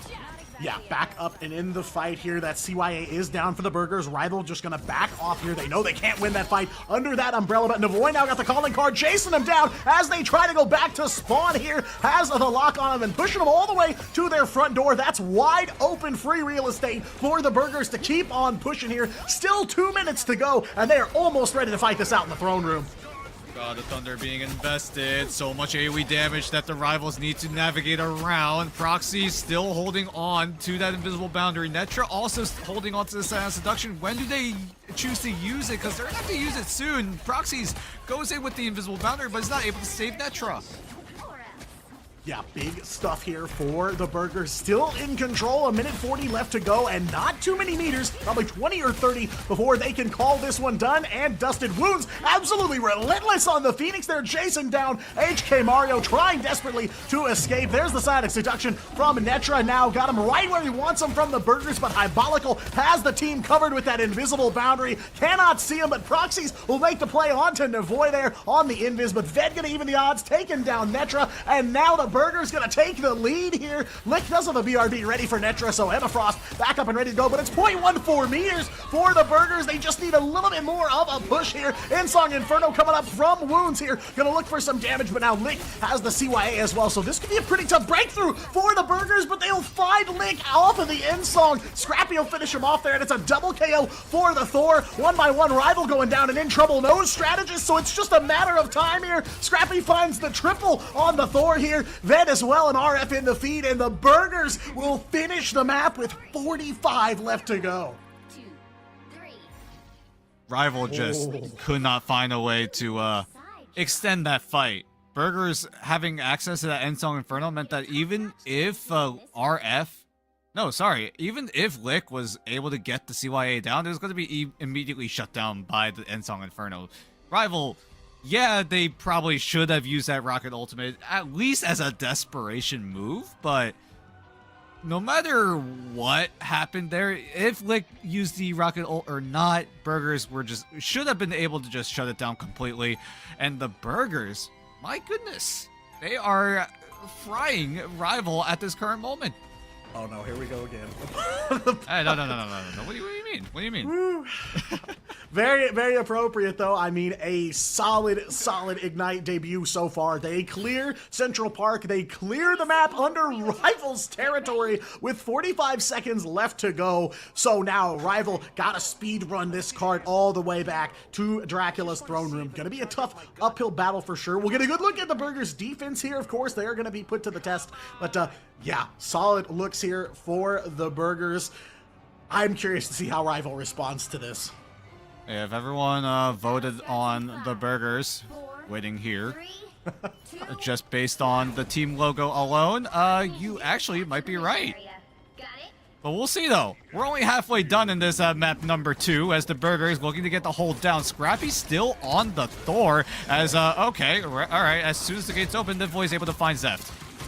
Absolutely no breathing room for Rival here. Burger's gonna take the fight straight to him here, and Navoy leading the charge on that Daredevil. 1 KO in the bank for him, and maybe gonna give Rival a little bit of cold feet, but 3:30, plenty of time for them to dust themselves off and get in the fight. How do Rival navigate around this? They're still walking it down main. Navoy is hanging out in the high ground. Burgers doing a great job at covering all of that side area as well, so that even if Rival look to go for a flank move, it's going to be so hard. Zeft is prepping a baby portal right now. HK Mario and Zeft are just going to catch Burgers by surprise. Which is kind of shocking because Burgers have done a great job, like you said, of checking the flanks. But Navoy, though, gonna battle it right back, wins the fight with the Black Hat, and just like that, 60 seconds of Rival's offensive time taken away here. And Scrappy, living up to the namesake, taking out Lick on the Jeff here. That Thor, so much value here for the God of Thunder. Even shutting down the BRBs, so that elimination will last a decent amount of time. As a Rival looking to recover still. No ultimates anywhere near from being online for any of these teams. Wounds is going to be threatening with that Ensong Inferno very soon. But with Wounds being able to left click the rest of Rival like this, what do you even do? triple KO for that Wounds Phoenix. Make it 4, and holding an Insong Inferno as well. Could put down even more damage if he wanted to. We're gonna give Navoy a turn here in the KO feed. Double KO for that Daredevil and Blink, folks, and you miss it. Half of Rivals offense time taken away by the Burgers. No progress made on checkpoint 1. All they've got is a CYA, Dan. What do they do here? This is so dire for Rival. They need to look for something. At the very least, get their ultimates online. But Burgers are making so many well-timed aggressive moves so that Rival, even if they want to go for their game plan, is going to be easily shut down by the Burgers. And with the Burgers having all of this ultimate economy, it's going to be so hard for Rivals to come back. Yeah, I mean, taking it right to him here, not giving him a chance to breathe, and yeah, there goes the Jeff. Finds a couple, I believe, on Link, but he's shut down by Scrappy on that Thor. Lightning indeed beats water here. Smokey, though, and Zeft as well, gonna pop up in the KO feed, trying to right the ship here for Rival as they're running out of time here. A minute 15, but Zeft gonna make the most of it here. It's a Devil East Rampage from Bed on the side of the Burgers, but they are slowly falling one by one here. RF, the only strategist for the Burgers, on point. 1 minute left to go, and Rival about halfway to capturing this point, but there's a strange portal coming down from Scrappy, so the troops back in action. RF gets the CYA down, but sacrifices his life for it here as Navoy on the move on this Daredevil. Double KO and ready to let the devil out. Make it 3 there for Matt Murdock, and looking for even more here with just 45 on the clock, and Rival have expended so many of their resources. Both sides absolutely drained here in the last 40 seconds. Wow, both sides go band for band, blow for blow, but it's looking like the Burger is coming out on top. Close quarters combat is really where they shine. Draw Zeft into that small room so that if the Burgers are able to catch out this Black Cat, they just shut it down immediately. And the Burgers are able to hold out the aggression. They didn't have to use the portal, but with 17 seconds and counting for Rival, what can you really do? Because no one is going to have ultimates here. It's going to be full neutral for this final fight. It is going to be tough here. 5 seconds to go. It all comes down to this. Potentially one fight left for the Burgers to try and close this one out. Spooky in some trouble. Going to have to take himself out of the fight to go for the health pack. Navoy on the move, but Hybolical in trouble as well. Going to use that BRB to get back up, and it's going to be a 1-for-1, but the Burgers won't have the disadvantage. Lick and Zeft going down as well. The Burgers going to take it here as 1 by 1. The last of Rival wiped out, and it is game, set, and match. The Burgers, their Ignite debut is a shutout. 2 maps to 0 against Rival. 0, 2, 3. I am very impressed. Burgers make the job done. Rival just could not get a foothold. There was a moment, there was a glimpse where Rival could have gotten that first checkpoint, but Burger just were able to stall out long enough to the point that if they do want to match the aggression coming in from Rival, they did in the neutral. They were able to shut everyone on Rival down, and Rival just got outclassed in the mechanical standpoint, it felt like.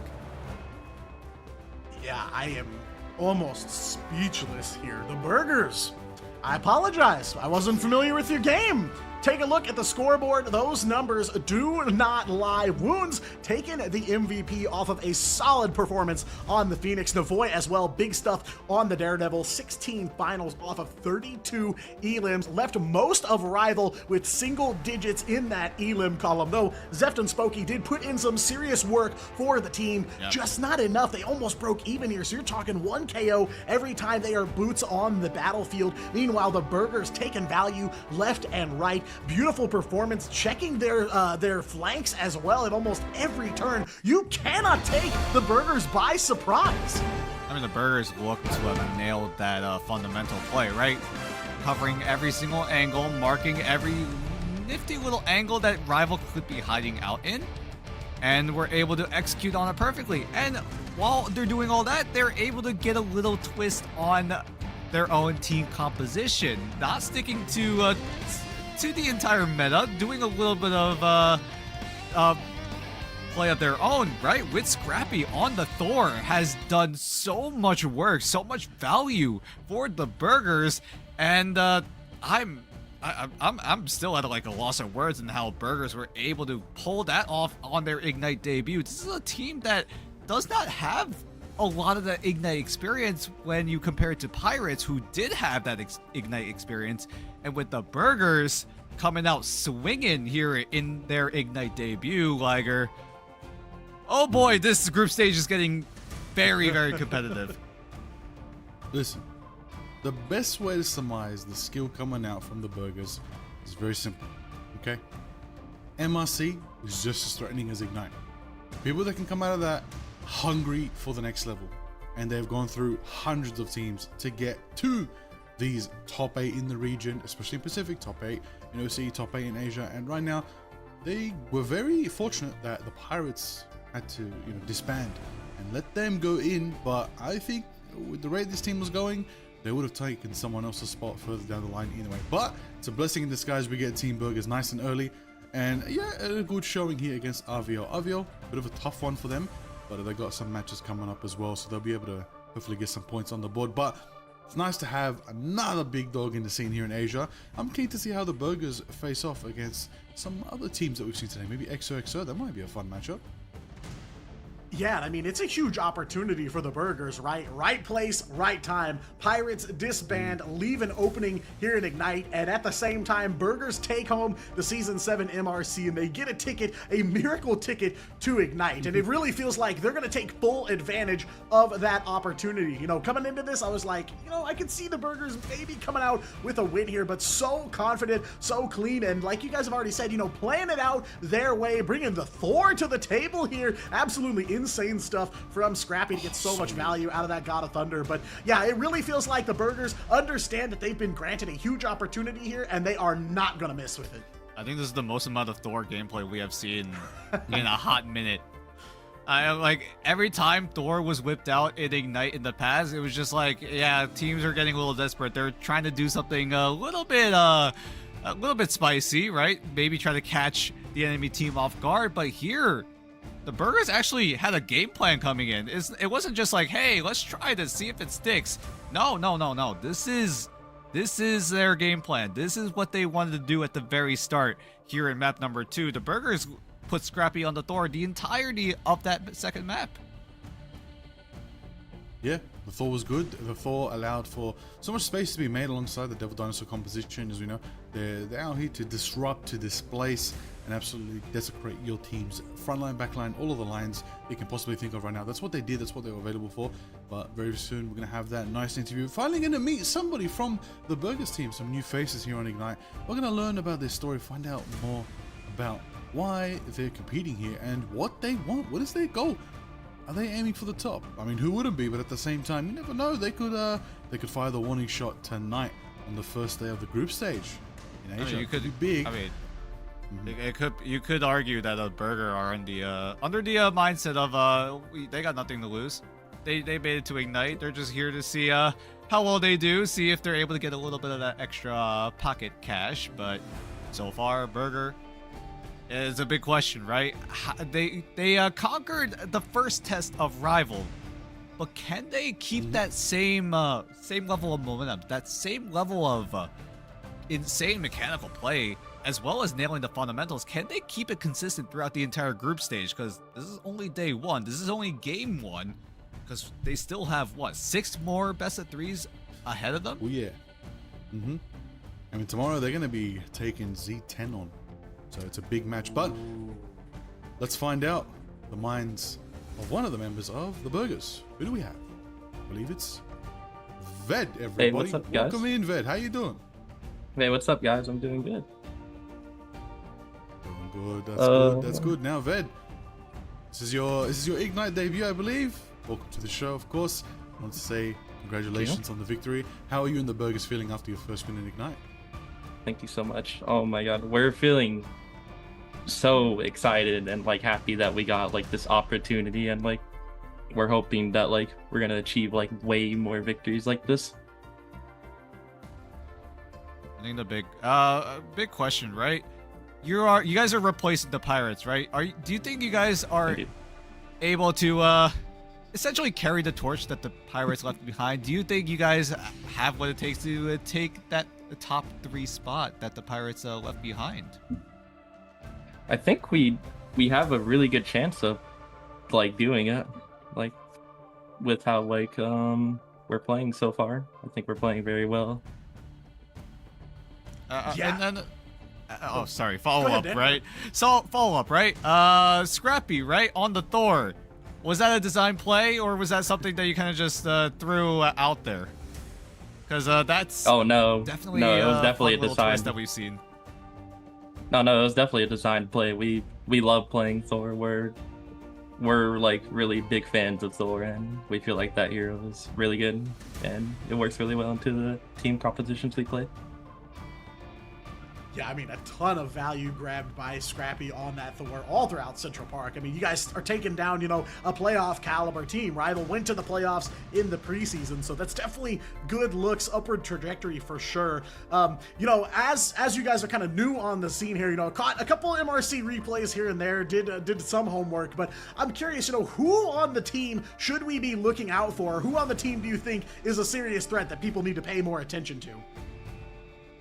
Like the biggest threat in my opinion, like I feel like it's like Scrappy or Wounds. Like those guys are like really insane, but like I think Navoy is like also another player you should look out for. Like they're all like, but obviously like everybody on my team is fantastic. Like I would never pick any other players for this. Like all of them are so good. I'm so happy with my team. And then just, I think this is like a final question for me, right? This is a little bit of a lighthearted one. Whose idea was it for the burger logo, and who made the burger logo? We need to know. Okay, it was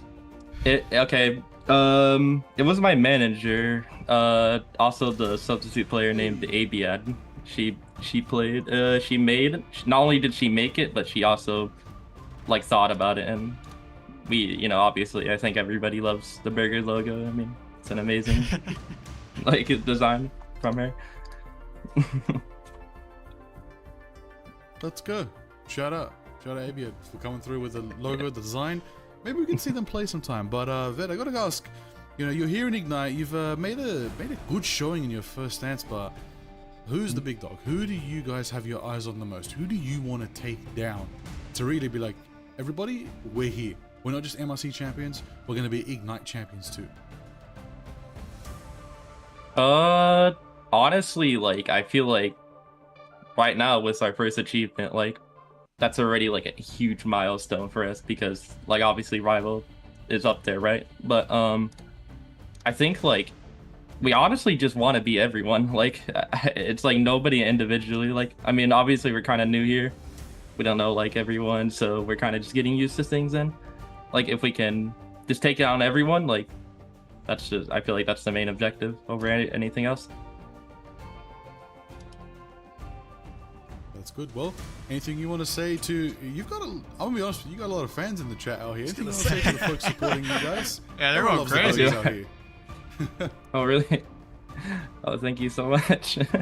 Well, I don't know, I'm like kind of camera shy, so. But,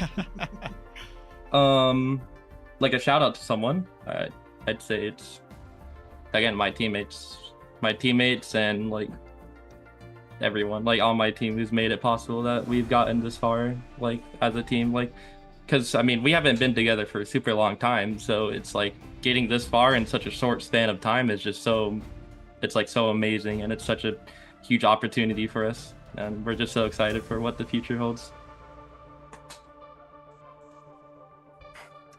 Perfection. We're looking forward to the future as well. We hope it is truly a bright future for the Burgers. We enjoyed watching your team today. Looking forward to your matches, and good luck tomorrow and the rest of Asia Group Stage. Thank you very much, Ved, for your time. Appreciate it. Of course, anytime. Thank you so much. I'm just saying, W interview. That was great. We got to see what the Burgers are here for. They know what they have to do. They want to go for the top, and so far, doing just that. Already want to know. They're hustling, but they're humble. I like it. It's a good balance. It's the right mindset you want. You're hungry, but you're also realistic in absorbing the present moment, taking in the small wins so that it motivates you to get the next win, and the one after that, and the one after that.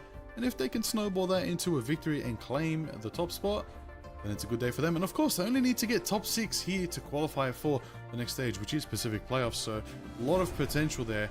I've got to say though, lads, man, this has been a very interesting first day. I believe some things didn't go as we expected, Diatonic. No, surprises around every turn, and that's basically been the story of 2026 Ignite so far. You know, throw out everything you thought you knew about each region, about each team, because at any point, some of them can come out and surprise you. And, you know, we talk a lot about the top teams in the region. You know, we're looking at your Navis, your Virtus Pros, your Team Liquid Citadels, your Rejects, your Gen Gs, and, you know, it may not be a win against a top team like that, but a win in Ignite is not to be overlooked. There are teams here in Ignite that are still hunting for their first win. So for the Burgers to come right in and win their opening match is a big statement from them. Very, very, a lot to be proud of for this squad coming together, making their debut, and making a statement right off the bat. But yeah, you know, please buckle in, keep your hands and feet inside the ride at all times, because that's just day number 1 of Asia, and a couple of big surprises here tonight. I have no doubt there's plenty more where that came from. Oh yeah. Oh yeah. I mean, it's been so special to see, right? Seeing new teams pop off, seeing upsets already here in Asia. And we saw a bunch of that cinematic games over in other regions. We saw EMEA have some banger matchups. We saw Americas have some banger matchups. And then here in Asia, we get just that, because I have all of these notes in my notebook, right? And then boom, gone out the window. I don't even know what to predict anymore. Don't even need to make predictions. We only need to call it as it is, lads. Come on now, you know how it is. Madness of it all is crazy when we talk about the Pacific region. You know, a region that just loves to surprise everybody. Anytime you think you have the signature down, anytime you think you have the blueprint for this region, it gets washed away into that Pacific Ocean immediately. So that is that's just how it is down here. Look, I gotta say, these teams are crazy. I'm really liking the way Asia has been stacking up so far. I like that we got some upsets. I like that we got some new dogs on the block. I like that our champions are also having a bit of a tussle towards the top when it comes to the top 2 teams. And I like that, you know, teams are proving everyone wrong and spicing it up and playing the meta very differently. We're not very heavy in this Black Cat meta as we thought we would with Asia, and that's kind of good in my opinion. I feel like it spices it up. It separates this region from others, especially OCE being very heavy in the Black Cat department. But a lot of Thor, which is nice to see. Devil Dinosaur's probably where the main camp is. They've settled into Devil Dinosaur very comfortably, and composition surrounding him. And you know, if we're feeling it, you know, we get a bit cheeky like Reject running quadruple strategist. Why not? It worked. Shout out to Reject for that one, but I mean, you summed up what Asia has been cooking up lately, right? Yeah. Unfortunately, Asia did not go flawless in terms of letting the Gambit through one-sided. I still can't believe a team did end up doing that, and surprise, surprise, they lost. So I hope that doesn't happen ever again here in Asia, but you never know. Maybe the meta evolves a little bit, right? Maybe Devil Dinosaur actually is the bigger problem, but as it stands right now, a lot of teams, including myself, right? I don't think that Gambit should be let through anytime soon. Can't have him at all. Too much Gambit is gonna destroy your joy when it comes down to Marvel Rivals. But we'll see what happens as you know, patch notes roll out very, very soon. But of course, everybody, recapping today's results: Match 1, Loyalty versus Triple AD. Triple AD took it away 2-0. And the turn of match 2 was Z10 versus XOXO. XOXO with a crazy comeback, winning the series 2-1. A bit of an upset. Then match 3, N1 Hex versus Reject. Reject did take it 2-0. And then in our final match of the day, Burgers, arriving from MRC, took down RVL in 2-0 fashion. It's pretty close on some maps, but still nonetheless a clean victory for the Burgers, and are starting themselves up strong in their Ignite debut. Wouldn't have it any other way.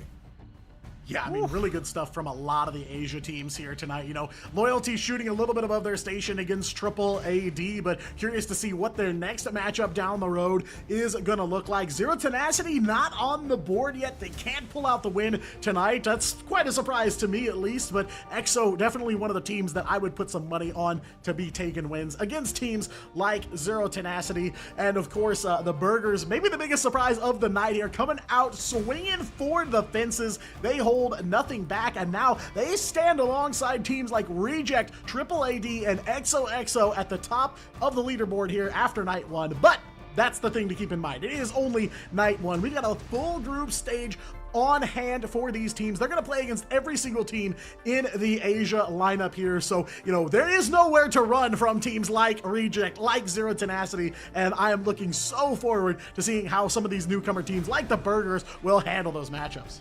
I'm just saying, as the #1 XOXO Glazer, I'm glad my delusions actually worked out here in the group stage. Or at least in day one. We got the upset against Zero Tenacity, but either way, looking ahead, it's just a matter of consistency now, right? If you came out with a win, can you keep winning? If you came out with a loss, are you able to bounce back? As day 2, we're gonna have at least one team playing their matches twice. It's gonna be 2 teams actually. Both XO and Loyalty going to be playing 2 matches tomorrow night. Listen, I don't think your delusions are delusions anymore, Dan. I think you got a belief system here with the XOXO squad right now. But of course, the upcoming matches are looking good. Match 1 tomorrow will be Loyalty versus XOXO. Match 2 will be Z10 versus Burgers. That's exciting to me. Oh, okay. Match 3 versus N1 Hex versus Triple AD. Then match 4, RVL versus XOXO. A nice faded rematch. And then to end the night will be Reject versus Loyalty. That is going to be fun. BO3 certified, everybody. A banger 5 series locked in for Saturday night. It's going to be a banger. Oh, you better tune in, everybody. Make sure you put notifications on, lock in, and arrive early to the show, of course. Yeah. Having a good time in the chat. All together. Today, the chat was absolutely entertaining. You were all having a good time. I love the memes. You all deserve a nice burger tonight. For your, Go get a burger. Go cook up a burger. Go buy a burger. Whichever way you do it, go get a burger. Maybe go yell at Boger when he streams later today. Tell him to get a burger. Yeah. Don't tell him the context though. Don't tell him why. Just say tell Boger to get a burger. Yeah, there you go. Yes. Tell Burger to get a Boger. Yeah. Yes, Well, yes. I was gonna say, yeah, go stop by, go park at Boger's stream for a while, get yourself some of those juicy Twitch drops, of course, because we've got some available. We've got a whole lineup of stuff available for you in game and out of game here on Twitch. But of course, one of the most important things about Marvel Rivals is the drip, and we've got some brand new drip on deck for you this week. Strap in as Black Cat arrives in her high-octane wildcard Formula R gear, and witness Wolverine fully unleashed in the Alchemax X 2099 suit. Whether you're racing through the chaos or tearing through the front lines, these looks are engineered to dominate. The battlefield is your playground. Own it. And those are available right now in-game, and I gave this warning at the beginning. I'll give it again. Be careful if you're running that new Black Cat skin. The streets are not safe. Some guy named Bowie Knife 99, I guess, is running around the ranked queues these days, so drive safe, Rivals. Anyway, you can probably find a little bit of safety in Alchemax headquarters as you step into the heart of corporate ambition and temporal chaos. Once the epicenter of Miguel O'Hara's groundbreaking genetic research, Alchemax HQ now stands as that high-stakes battlefield where the past, present, and future collide. From the sterile high-tech intensity of the main gene lab to the serene, deceptive beauty of the Babylon Garden, this corporate containment site for the raw pulsing energy of Cyclops' optic blasts has been brought to the present by Moon Girl. Whether you're maneuvering through the sleek nano-ceramic halls or taking in the view from the Infinity Edge pool overlooking the Manhattan skyline, remember, you're not just fighting for territory, you're fighting within the epicenter of a timeline-shattering rescue mission. Ooh. And speaking of shattering, we're talking about shattering the entire Twitch universe as season drops are here, everybody. A fresh wave of Twitch drops are here, everybody. Arriving now in stage 1 for Ignite. Tune into the participating channels, as you know, and of course your favorite streamers got them as well. Earn those exclusive rewards. We're talking about the spray with a Galacta. We're talking about the nameplate looking good on the Rogue and the Child's Play emo, and of course the exclusive Willa Galacta costume for Rogue looking good in the purple drip. We love to see it. Available until June 12th, of course. And don't you forget Ignite itself. Aside from the game, aside from the Madness of It All, the Ignite drops are here exclusive all the way until June 19th, of course. For 30 minutes, get your Chrono Tokens. For an hour, get Galacta's Glare Mood. For 2 hours, get Wolverine's Will of Galacta nameplate. And then, of course, for 4 hours, get the moment that many around the world, millions saw, and will never definitely, unfortunately, forget. for our good friends there on the screen of the Wolverine taking out the Deadpool due to the strange portal. That was a bit unfortunate. The portal, pull, oopsie, spray. You gotta watch that moment back, everybody, and hopefully, again, petition now, everybody. Petition now to get the 8K from Jeff in Asia. We need that next. Okay, that's the one we want next, everybody. And We great represent news. Our Pacific region. Come on now. Great news. The Wolverine banner is no longer bugged. So you can go claim it now. So there you go. That's more all the reason to listen in and get those Twitch drops. But I mean, this has been an absolute joy and an absolute pleasure to bring you guys these absolute bangers, right? Everyone's been, I don't know how to react from today. I didn't expect this at all. No one expected this, but either way, like, this is only the day one of Asia, right? And then right after this, we got EMEA, and then right after that, we got Americas, and then right after that, we got Asia again. So it's just an endless cycle of Ignite action this entire weekend. So not just us, you got EMEA coming up in a few hours. I am so damn excited for that. Yeah, big bangers on deck across every region. And yeah, Dan, like you said, it's basically 24 hours of Ignite from here on out. It's Friday. It's time for some more Marvel Rivals Ignite action all weekend long. There's some marquee matchups across every single region, and plenty of reason to watch too, not just for the matchups, but of course for those sweet, sweet Twitch drops. So, you know, keep it tuned. We will be back tomorrow for some more Asia matches and some pretty big ones on deck. I am so excited to keep it rolling because, again, Asia has delivered just like every single region so far here in Stage 1. Absolutely, they've absolutely delivered a banger first day for the group stage here in Ignite Pacific Asia. We have 6 days to clear out these group stage matches. Every team will take on every team, all 8 teams facing off against each other. They've got 7 matches to collect as many points as they can to lock themselves into the top 6 that are going to qualify to the Pacific playoffs later this month. We got to be very, very careful, everybody. This is going to get very, very, very dangerous very quickly for these teams. If they don't get these wins on the board, the points are going to stack up out of their favor, and it's going to be bad as they're trying to fight to survive that bottom 2 eliminating slots. We're going to find out. We're going to see it all. Thank you very much for coming today. And of course, remember, everybody, stay marvelous.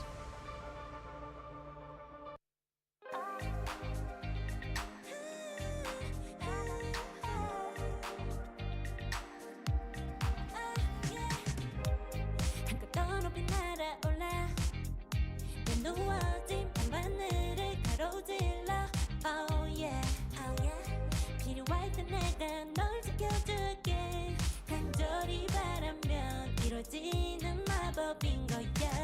운명의 소리 들려 여기서 저기서 날 찾으면 달빛이 날 비춰와 시작해